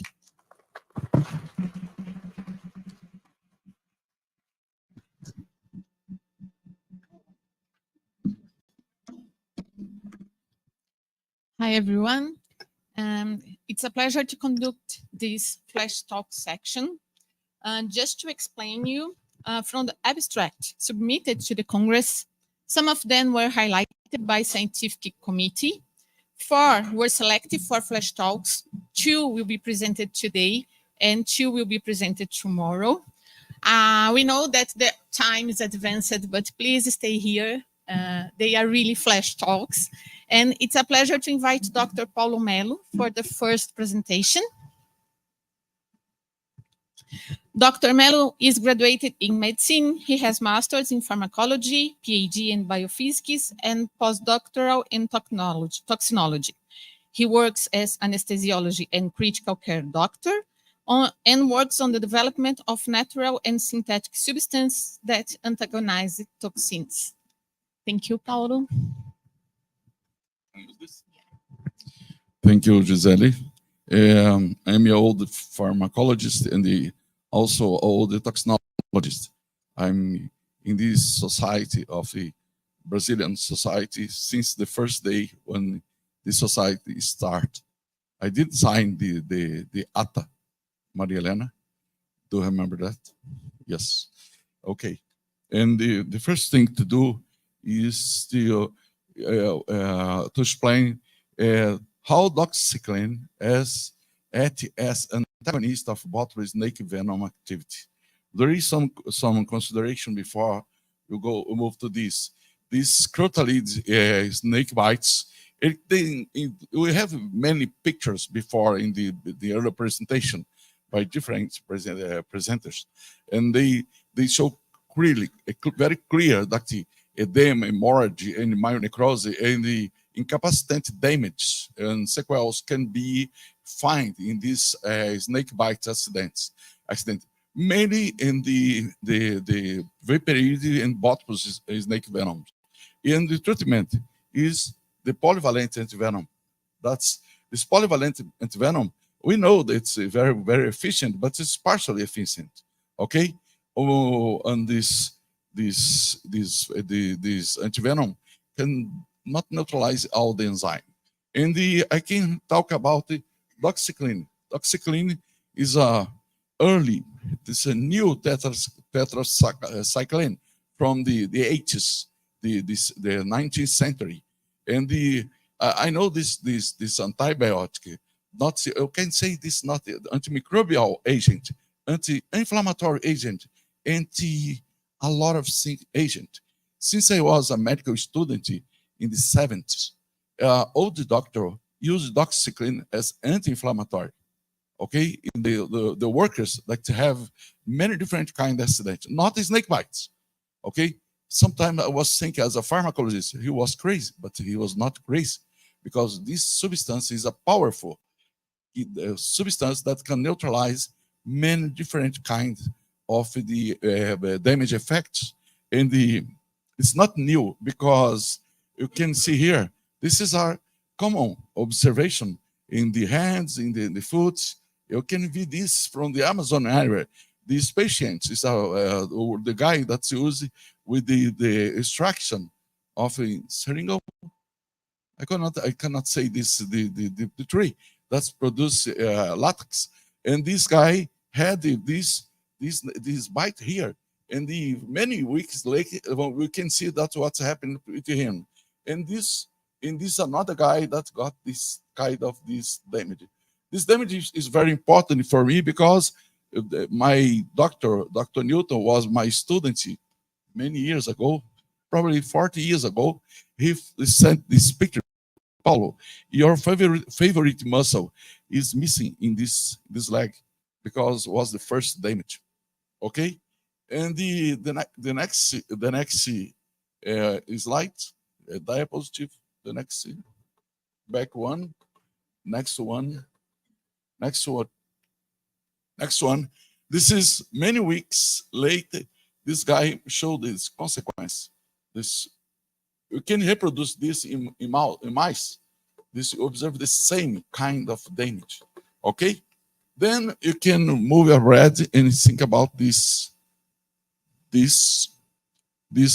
Why this Viperidae venom that do this kind of damage? Because they have a lot of metalloproteinase. Viperidae venom have a lot of metalloproteinases that can damage all the compounds, all the structural elements in the muscle cell, in the skin, in the vessels, and they can be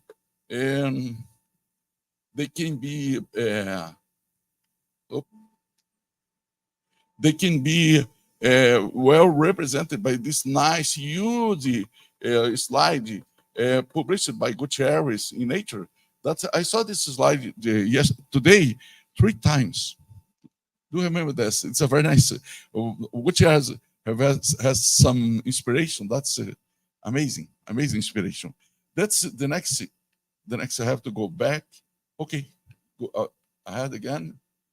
That's these components, metalloproteinase, they are present in this Viperidae venom. They can do hemorrhage, myonecrosis, induce inflammation, degradation of the extracellular matrix, and the dermonecrosis, do the very huge blister formation. You saw this in the slide in the worker arm. That's and we inspiration. Our inspiration comes from this 1, 2 again, from this very nice model, also published by Dr. Gutierrez, that show the basal lamina that has this collagen as a very important structural protein. This protein is fundamental here. It's very important here because is the substrate for the endothelial cell, the integrity of the capillary, the small vessels, and you go to the protein that disrupt this membrane, like this showed by other publication of Gutierrez. You can observe the angiorex and the blood components can flow out the vessels. This is hemorrhage.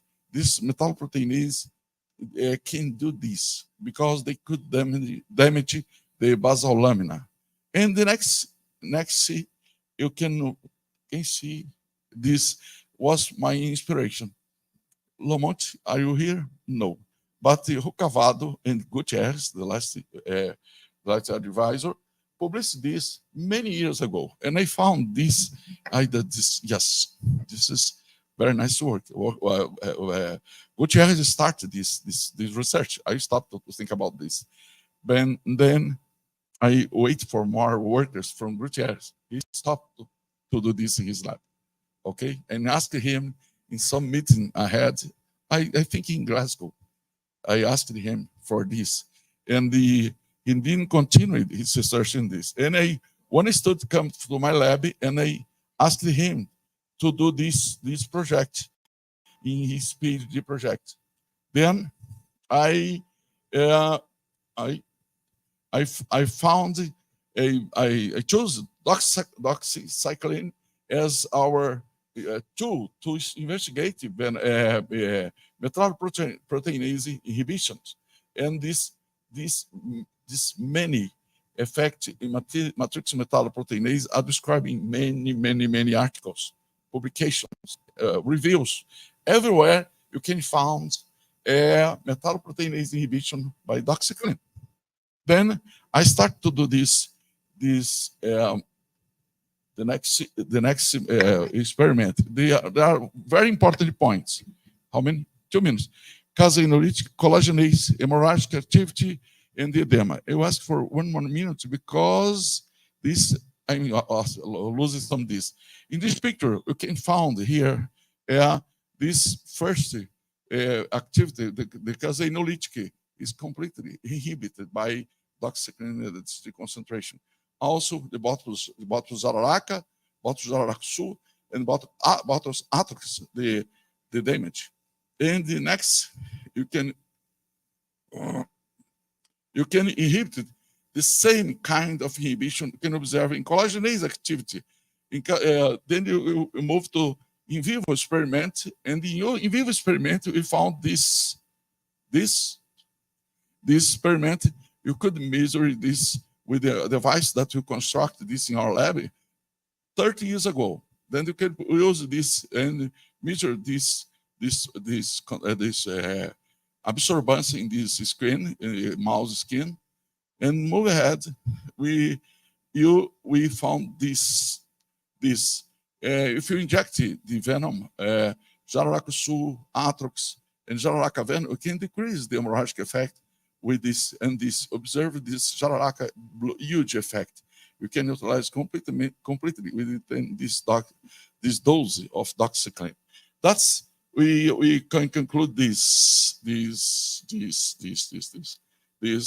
next area I forgot this, and this edema with the B-Jararaca and the B-Jararaca Sul is so different.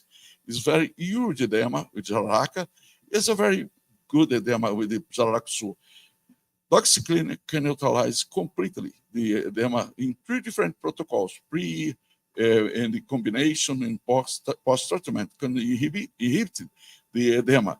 That's not B-Jararaca Sul because there is most metalloproteinase here. The last one is, we can conclude this.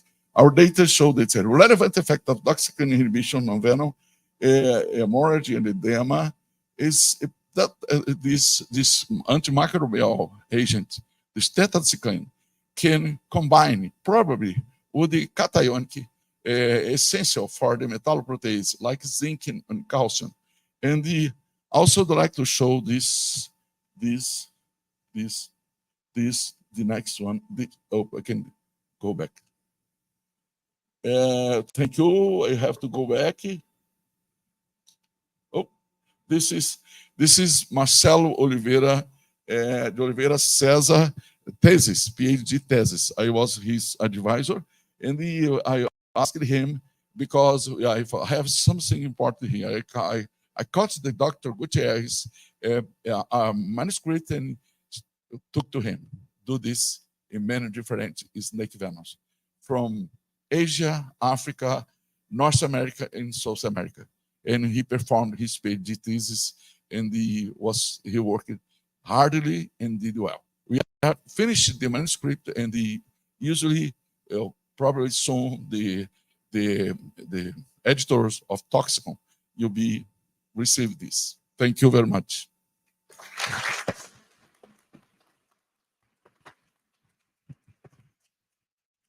Thank you, Paulo, and congratulations for your work. Due to the advance at the time, we will not open for questions now. We can open at the end of section, or you can discuss with the speakers during the poster, because both of them will be there. 128, 128. Yeah, you'll be tomorrow. I don't know. Tomorrow, okay? Tomorrow, and you can ask anything you want. Thank you.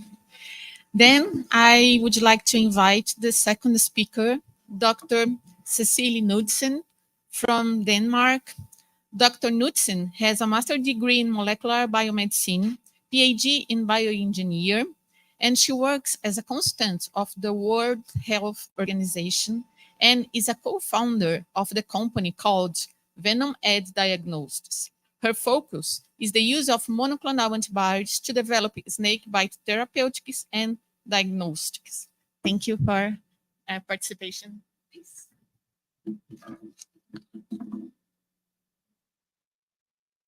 Okay, so today I'm going to be talking about our journey in Venomate to develop diagnostic tools for snakebite envenomings. And just briefly to get into this, there are different kinds of information that can be part of a current snakebite diagnosis, such as the circumstances of the bite. For instance, if the bite happens during the night, maybe that indicates some kind of nocturnal snake. In other cases, the victim or bystander will have managed to either photograph or kill the snake so that it can be identified. But what diagnosis usually boils down to is a syndromatic approach, during which clinical personnel will evaluate the clinical manifestations of an envenoming based on that, infer the type of snake involved, and then they can make a decision on the optimal antivenom, if any, to administer. So what we want to do is create diagnostic tools to support this process. And we want to do that because we believe such diagnostic tools could help facilitate early and correct treatments, optimize resource management, and support the ongoing efforts to decentralize antivenom in the Brazilian Amazon, like Marco was discussing earlier. So the aim of the specific research I'm going to be sharing today was developing lateral flow assays, or LFAs for short, capable of detecting and differentiating venom components from Bothrops and Lachesis venoms across many different types of patient samples. Very briefly, this project can be divided into different phases. So first, we started by producing 121 different monoclonal antibodies via hybridoma technology. We then spent a really long time trying to characterize these antibodies in terms of which venoms they recognized, which ones of them were capable of forming the sandwich pairs we needed. And finally, we went through an iterative process of prototyping and evaluating lateral flow assays. So just as a brief reminder, if some of you are not familiar, you might actually know lateral flow assays from over-the-counter pregnancy tests or from COVID antigen tests. They're really simple to use. You just add a sample to the sample pad, potentially can be pre-diluted, and then the sample will traverse this strip. If the analyte is present, the test line will light up. There's also a control line that should always light up. But that was just a schematic. This is what our first prototype looked like. So I've indicated the test line and the control line. And as I said, you can read these by the naked eye. That's the whole point. They should be easy to use. But for the development and evaluation of them, we want something a bit more quantitative. So what we do is we photograph them, then we quantify the color intensity on the test line and control line, divide one by the other, and get this TC ratio. And I'm just bringing this up because this is going to be what you'll see on the y-axis of almost all the graphs I'm going to show you. So now you know what it is. Right. So as I mentioned, the first step we did after getting all the antibodies was characterizing them, identifying antibody sandwich pairs. And I'm just going to show you 3 here. So we have 1 sandwich pairs, which is specific for the Lachesis venoms we've tested, and 2 others that primarily recognize the different Bothrops venoms we've tested. So we wanted the sandwich pairs like this exactly to be able to differentiate these different snake genera. What we then did first was take this antibody sandwich pair here, marked in black, and use it to develop a singleplex lateral flow assay capable of detecting Bothrops venom. Primarily, we focused on urine samples, a little bit on serum samples, but we got kind of curious. We wanted to know if it would also work with different sample types, because that would make it more user-friendly. Oh, and by the way, if you're interested in knowing more, I've linked the publication where this is all described. So we evaluated this lateral flow assay in different sample matrices. So here you have the TC ratio as a function of the venom concentration when we spike whole venom into these different sample types. Now, what we saw with the urine samples that we had primarily been focusing on was not that surprising. Higher venom concentration, higher signal, there's a concentration signal dependency, and when we add no venom, we don't really get any signal. So that's great.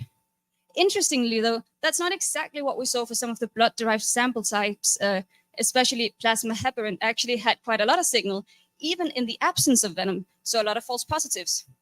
Clearly, that's not ideal if we were ever to use this prototype clinically with plasma samples. So we got curious and wanted to know more about what might potentially cause such false positives. So the way we did that was we got this long list of compounds we thought could potentially be found either in the urine samples or in serum samples or in some of the collection tubes used to get these samples. And then we spiked them into urine and serum without any venom present, and saw which ones could potentially cause false positives. For urine, none of these compounds caused false positives at all, but for serum, which is what I'm showing here, some did. For instance, heparin, which is interesting because we also saw problems when testing in plasma heparin. We also saw that pHs below 6 could be problematic. So we took inspiration from all of this data and essentially decided to build a new assay, this time with 2 goals. The first goal being that the assay should be capable of detecting venom components in all of these different sample types I've just been discussing without having issues with false positives. The second criteria being that we wanted it to be a multiplex lateral flow assay, capable of differentiating Bothrops and Lachesis venoms. So we started from scratch, essentially rebuilding this. The only thing we kept was the antibody sandwich pairs, did a lot of optimization, and eventually ended up with a new prototype. And here, I've just shown the calibration curve for that prototype. So again, you have TC ratio as a function of venom concentration. And here you have photos of the lateral flow assays themselves.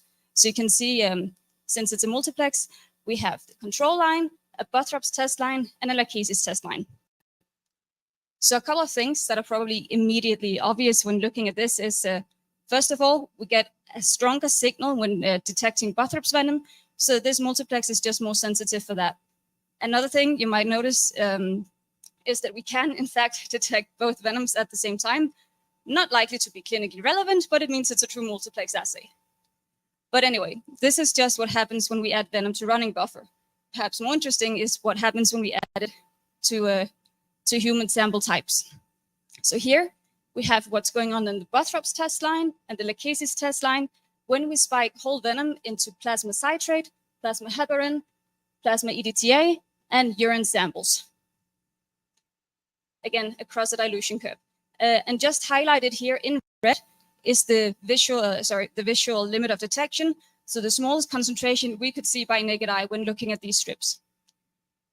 So these visual limits of detection were in the range of 10 to 50 nanogram per milliliter, depending on the specific venom and the specific sample type out of all of these.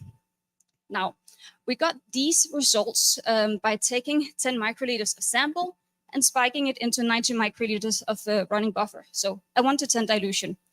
However, even after all of our optimization, there was one sample type that was still being pain in the ass, really annoying to work with. We still got false positives in serum samples.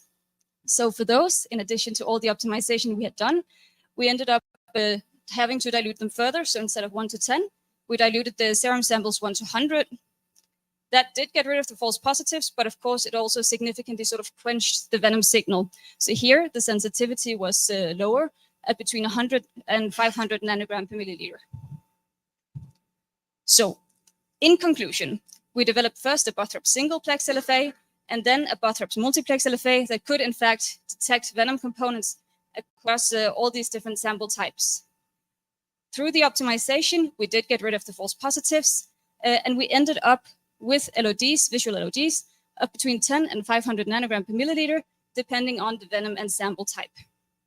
Now, this is all fairly new data. It's currently in review to be published, but since submitting that manuscript, we've actually made another prototype, which is only I couldn't share with it with you today. But in that prototype, we have limits of detection of 1 to 10 nanogram per milliliter across all these sample types. So that's hopefully also more likely to be in the clinically relevant range. And like for the data I've shown here, we've tested that new prototype in a lot of different spiked venom samples. And we would like to test it in even more because we're really interested to see how robust it is across samples from different individuals. Because one thing we're rapidly learning is that like no two samples from two individuals are the same, essentially. Something else we really want to do is test it on samples from actually envenom patients, not just spiked samples. And we're also in interesting discussions with other people in this room about how to do that. But again, the more samples we could possibly evaluate this on, the better. So if any of you are interested in helping us achieve this goal, please come find me. Other than that, I just want to thank the whole team that's been involved in this research at Venomate, at the Center for Antibody Technologies at the Technical University of Denmark, and our collaborators at the University of Southern Denmark. And of course, you guys for your attention this late in the day and this close to the poster session.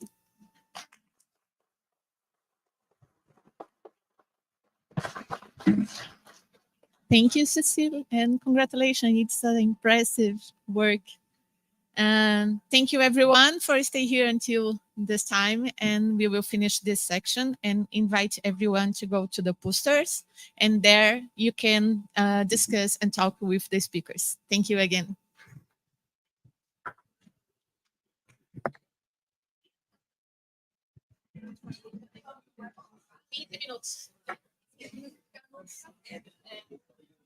Okay. Gostei.